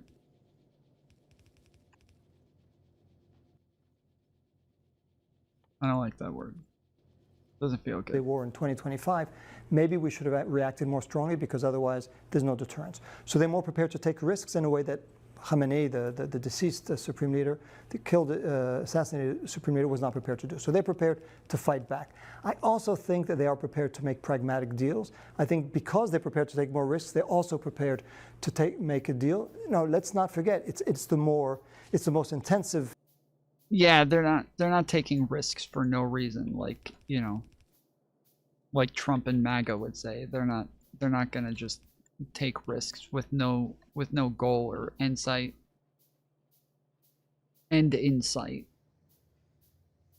War between Iran and the United States since the revolution.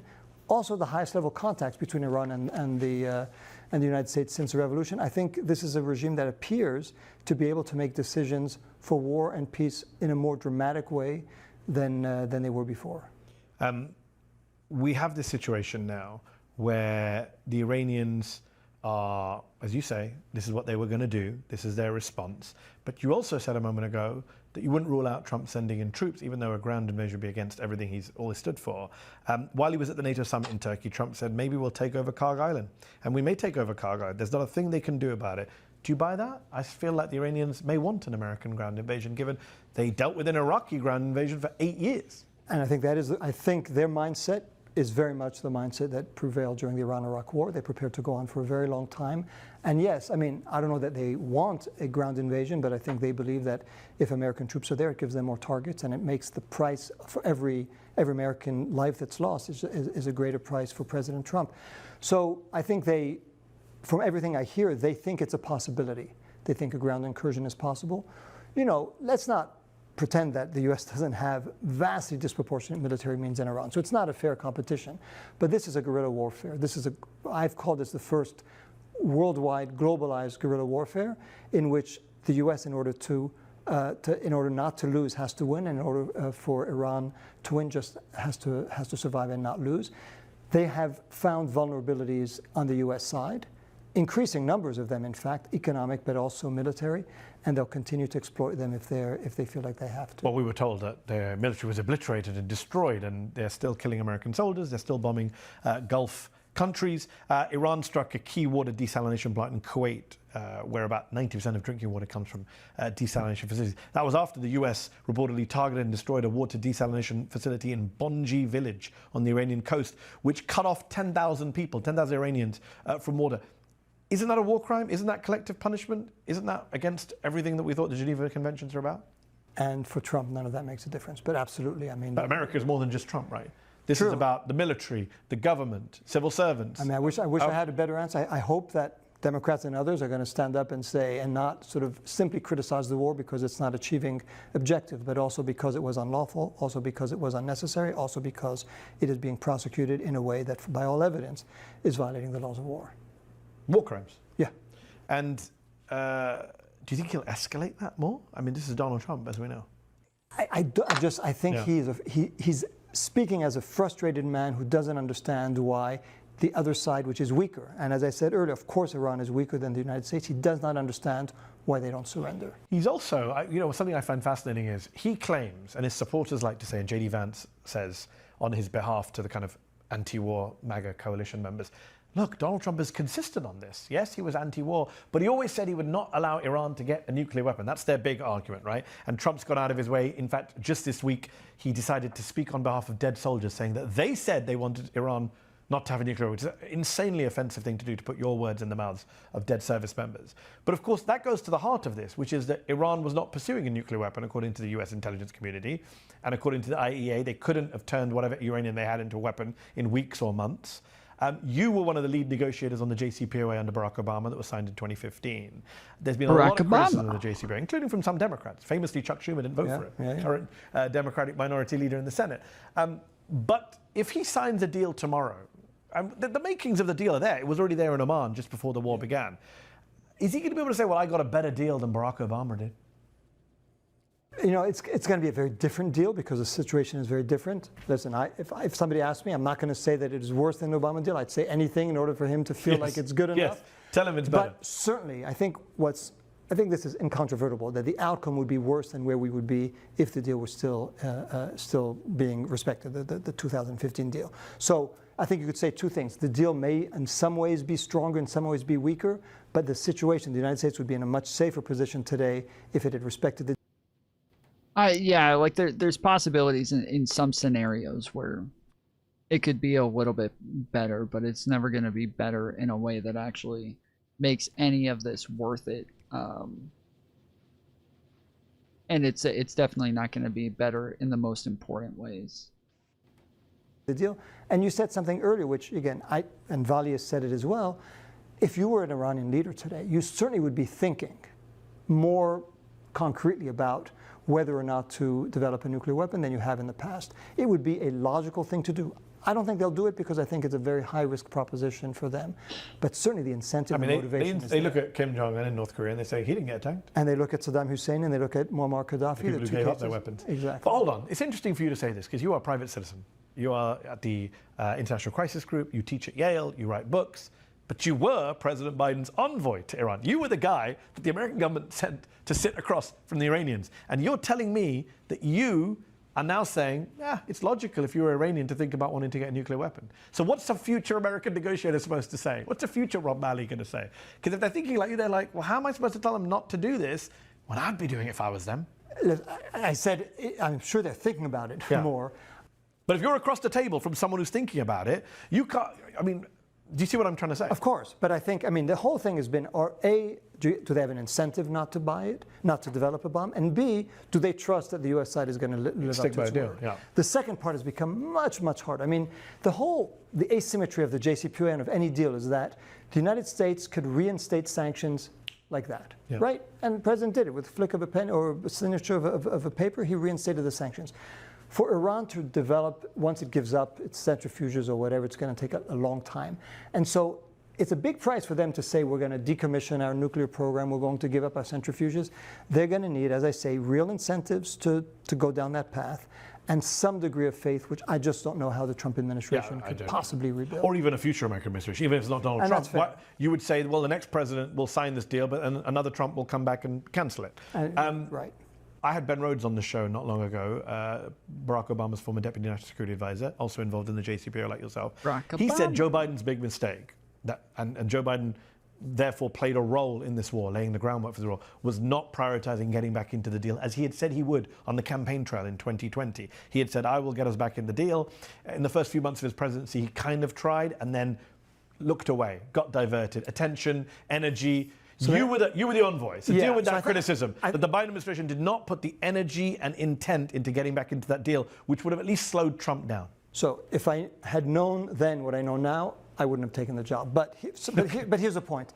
I actually think it's the other way around. I think he started off, and some people around him started off with this belief, even though they had denounced President Trump's decision to tear up the deal, even though they had denounced the reimposition of sanctions, they come in, and I think President Biden thought, this is a political, hot potato. I don't want to deal with that. I have other priorities. He never cared that much about a nuclear deal with Iran, frankly. That was his right, but it was never his priority. And I think him and some of his advisors thought, you know what, we may not have liked these sanctions, but we have them. Let's not let them go to waste. So let's use them to try to get a stronger, longer deal. My argument was, that's insane. Iran has already suffered because we violated the deal. Now we're going to tell them, because we violated the deal, because we have these sanctions, you're going to have to agree to a deal that is worse for you and better for us than was the case before. I said, that's never going to happen. So we wasted weeks, maybe a month, maybe more, in which we were trying to convince them that the only deal that they could have was a deal that's better for us than the JCPOA, worse for them.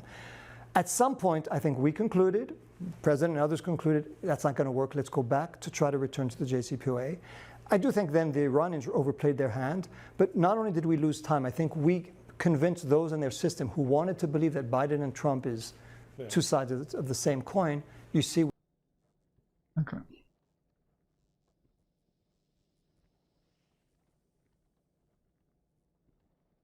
The only conclusion I can reach is that the sole reason he is calling me before this committee is to get me to say something, anything, that could vindicate his repeated public pledges that I end up, in his words. There's Laura Ingraham in the background. Yeah, I didn't realize he gave an opening statement. I didn't know he gave an opening statement. This is exactly what I said. So I had no idea he even said this. Words, quote, behind bars, unquote. I will invoke my right under the Fifth Amendment of the Constitution to refrain from answering your questions.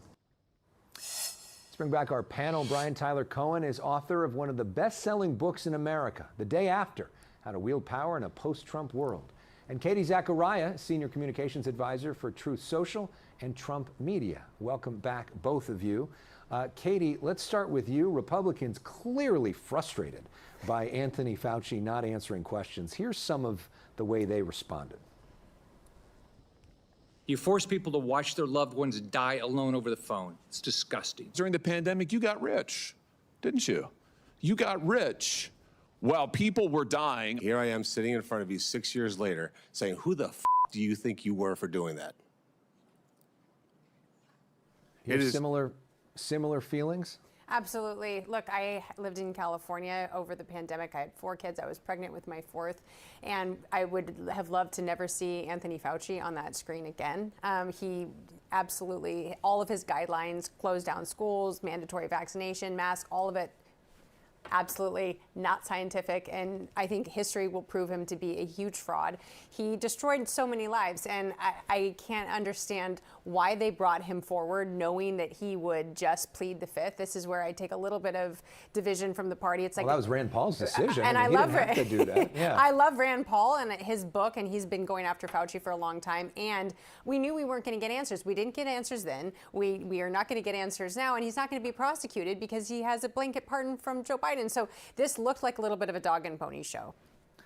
I mean, it was a dog and pony show, wasn't it? Look, absolutely. I mean, we know from these Republican senators and how they've spoken that they were just looking for their moments on TV. And the fact that they have to do this by going back to 2020 and the pandemic is a testament to the fact that they can't run on anything right now. And so they had to try and relitigate some issue that they thought was beneficial to them 6 years ago. Look, the pandemic is over. I think that people are looking forward at this point. Maybe that's a controversial statement to make, that people actually want to look forward.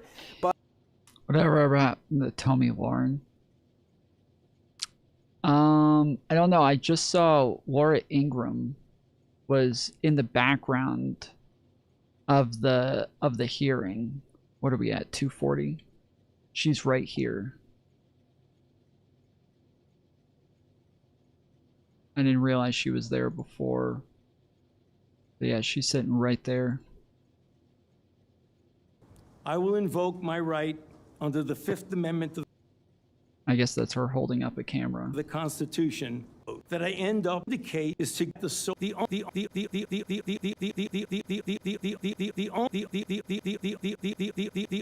only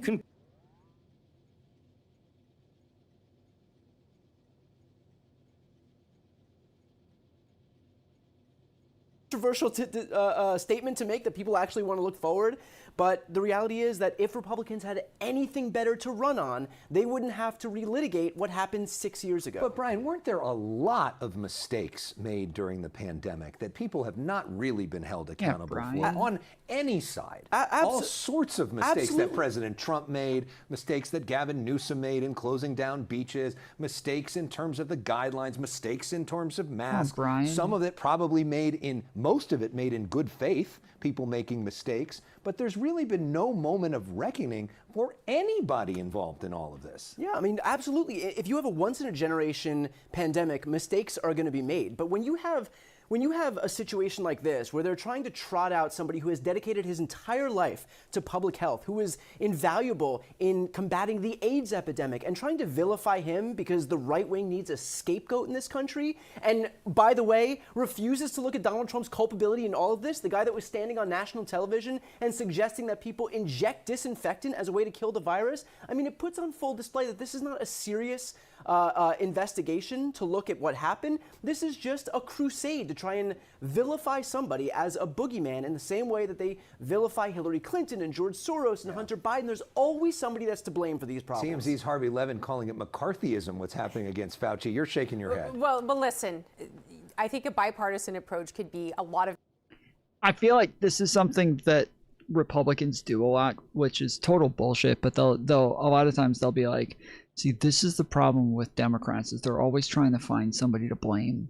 They always want to blame somebody, and they refuse to just say, sometimes things happen, you know, and it doesn't have to be somebody's fault. We don't have to have somebody to point our finger at and say, this is your fault. The Democrats, they just always need to blame somebody. But that's obviously not true. Like, if you paid attention to politics even just a little bit, you know that's very untrue. But even more so, like, they only want to make a big deal about shit like that with something like this, not, you know, with Trump and shit. That obviously they blame Biden for literally fucking everything. But in areas like this where it really is, there's like this is a moment where it would make sense to just not immediately start blaming people and to say, yeah, shit happens sometimes. They're not gonna accept that. of mistakes were made and someone needs to be held accountable. My kids were told they had to wear masks, so I took them out of school. And kids don't learn reading when their teacher's wearing masks and when they're reading masks. These are actual things that happen when people are not able to see your mouth. And Dr. Fauci didn't care about that. Anthony Fauci didn't care about any of this. And one book I would recommend is The Real Anthony Fauci, which I read cover to cover. Robert F. Kennedy. Weren't most of these schools doing school mobily? Why were they wearing masks on a fucking computer? Jr. wrote this book, and it really talks about why Anthony Fauci should never have been trusted with any of this in the first place. And I think there has to be accountability, but there won't be because of this pardon, which is why I called it a dog and pony show. But I do think people deserve answers. The gain of function research was done in a Wuhan lab, and it was leaked, and this was under Fauci. This is not conspiratorial anymore. This is all come out. Fauci disputes that himself, but there's some intelligence that suggests it's not conspiratorial anymore, bro. That is part of it, but we did not get a clear, definitive answer on that today.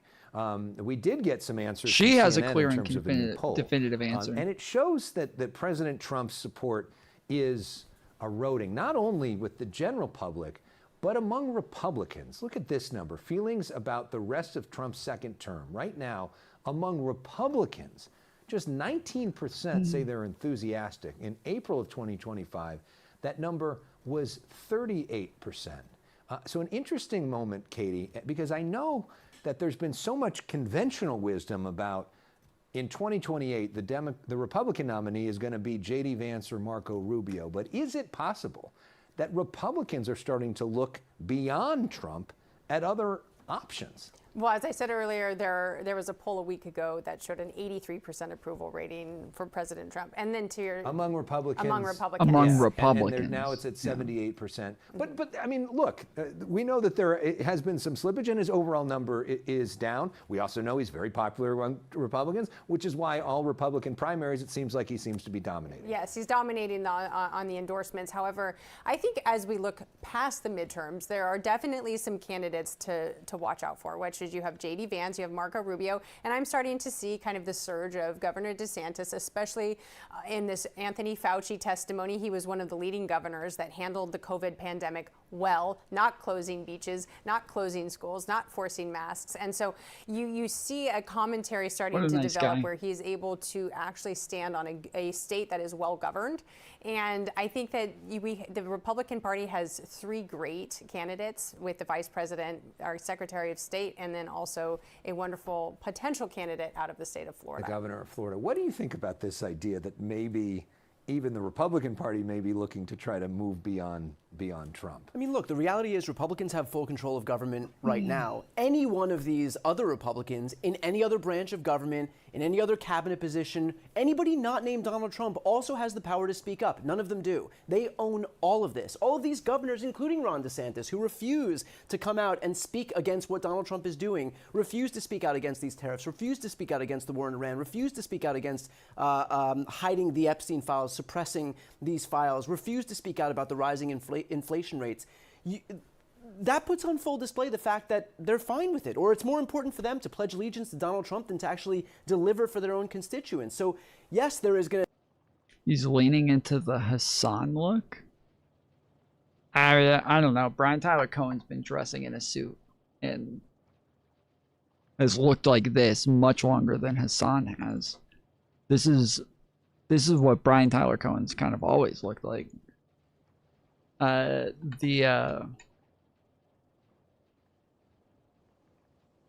It was after Kamala lost the election, he started saying that he thinks that like maybe he should dress more casually and stop wearing suits, and he should sit down and like look more like a streamer that makes it more personable for people.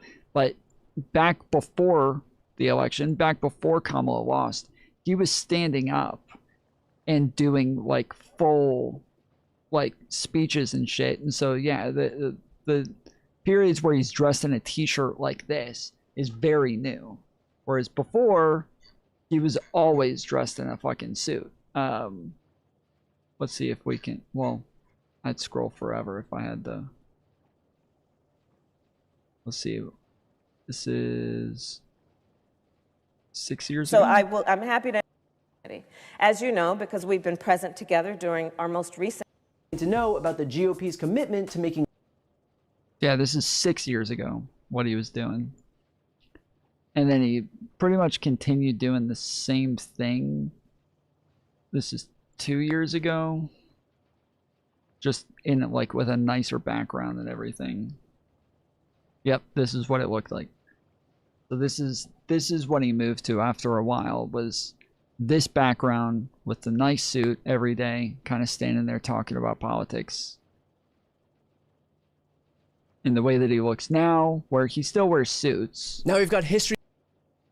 He still, you know, dresses up fairly often, but the fact that you ever see him dressed more casually now, that is a very new thing.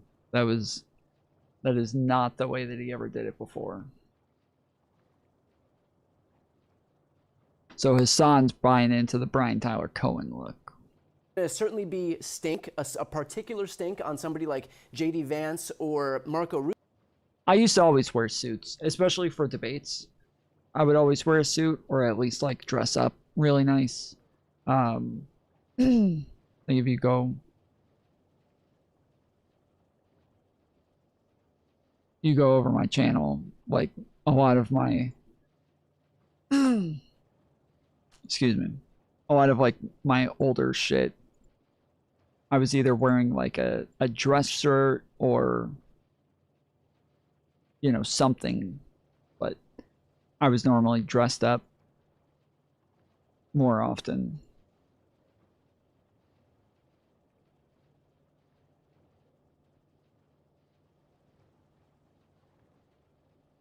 So yeah. Rubio, but you know, the rest of these Republicans who are going to run in 2028 also have the ability to speak out. The fact that none of them are willing to is a testament to the fact that it is more important to show that they are that they're going to be willing to kowtow to Trump than to deliver for any of their constituents. We've got 1 minute left, Katie. Do you think that the governors stink right now? The governors across the country stink? Is that what he's saying? Republican governors all smell bad. Oh, I think we're having across the Democrat Party, I think we're having some major issues with the Democrat Socialists of America rising up, kind of filling in this void that I think perhaps the Democrat Party is missing, and so this really off-the-cuff group is emerging and really taking out some establishment Democrats. But they're not Democrat Socialists of America. Fuck. Is that what they're calling them? Fuck. Democrat Socialists of America? Fuck. what I also think is middle America just wants to be taken care of. The grocery prices down, gas prices down, and I think that as we head towards the midterms, I want to see the Republicans on my side and maybe for the Democrats on your side, but I want to start seeing my Republicans work harder in Congress. Politicians are so unpopular right now that there may be an opening for outsiders on both parties. But first, we got to get through those midterms. Jon Stewart, we're ready for you. Brian, both sides. No, we're not. Shut the fuck up. Why not just put this anti-weaponization fund thing in writing?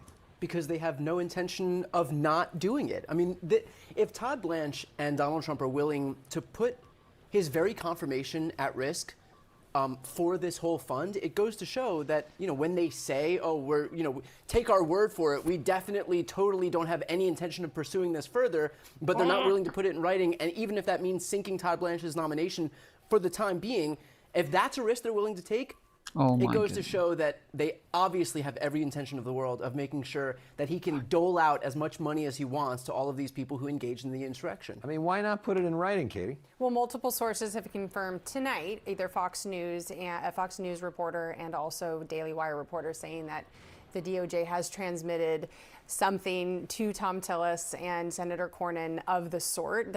Obviously, I don't know what it is.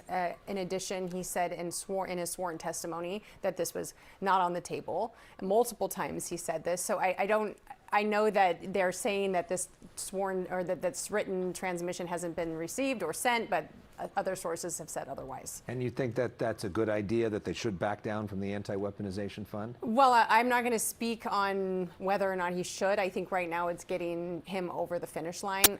I have been on this show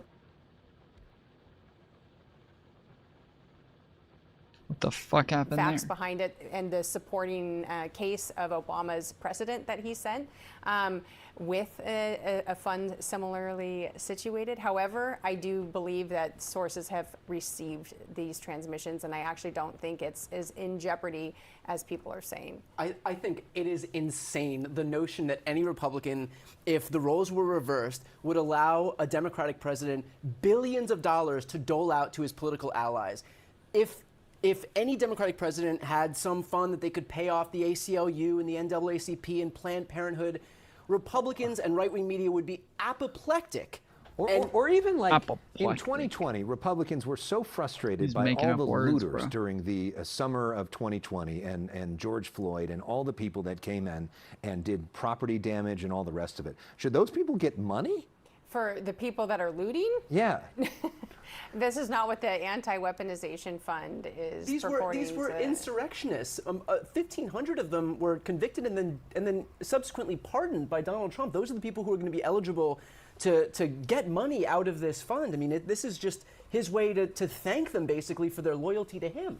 The anti-weaponization fund is predicated on the fact that we had unprecedented weaponization of our legal system against President Trump, and it gets many people, including pro-life activists and people who lost their jobs. And this isn't a personal slush fund. This is going to people who need to be able to fight back on the weaponization. Not a personal slush fund, Garland guys. And Joe Biden. Meanwhile, there's got some new poll numbers from CNN that just came out today. I want to put them up on the screen. Trump's approval rating right now, the lowest of his second term, the lowest it's been since January 6th, at 34% approved, 66% disapproved. Just looked it up. Is President Trump in touch with your problems? Put this up on the screen.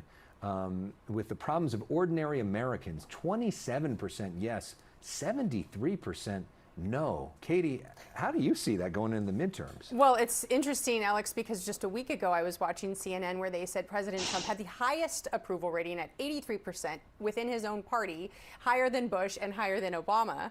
And now a week later, he's not in touch with the party and he's the worst rated Was it 78% within the party now? He was, yeah, it was 83% within the party just a week ago. And look, I look back at Ann Seltzer. I'm old enough to remember where she predicted Kamala would win Iowa, and she lost. She predicted a 3-point lead, and it was a 16-point spread, and Seltzer lost her job on this poll. So as much as these polls are reflective of maybe some Americans feeling distaste, the poll has changed weekly. So I don't think it's actually reflective of Republicans' feelings on President Trump. I think that we have seen a number of polls where the trajectory is the same on all of them. Donald Trump is reaching record low approval ratings, whether it's, you know, any of the polls that have been tested lately. And I think that's a testament to the fact that his entire presidency is a graveyard of broken promises. I mean, this guy promised he would lower costs on day one. Instead, he started a trade war that sent the cost of everything surging, touted the fact that gas prices were lower. Now gas prices are higher than they've been in years, promised that inflation would go down. Inflation's higher right now than when even public enemy number one, Joe Biden, was presiding over this country. It's 33% higher. Promised there would be no new foreign wars. We've been in a war for God knows how many months with Iran now. And of course that the Epstein files would be released. And you have a government-wide cover-up of exactly that. So on issue after issue, Donald Trump has shown that he doesn't care what he said on the campaign trail. It was just stuff to get people's votes. Now he's focused solely on, you know, helping himself and his family, and those are the only people that are doing well in this economy. Of course, Trump and Republicans don't all see it that way. And well, all right. I'm going to head out. I'm going to sleep. I will be back on tomorrow. Most likely. We'll see. Do me a favor in the meantime. Make sure you guys hit the thumbs up button. Join the Discord. Follow me on Twitter. All my links are in the description. Till then, appreciate you. Love you. I'll see you next time. Later, fools. The wind is bullshit.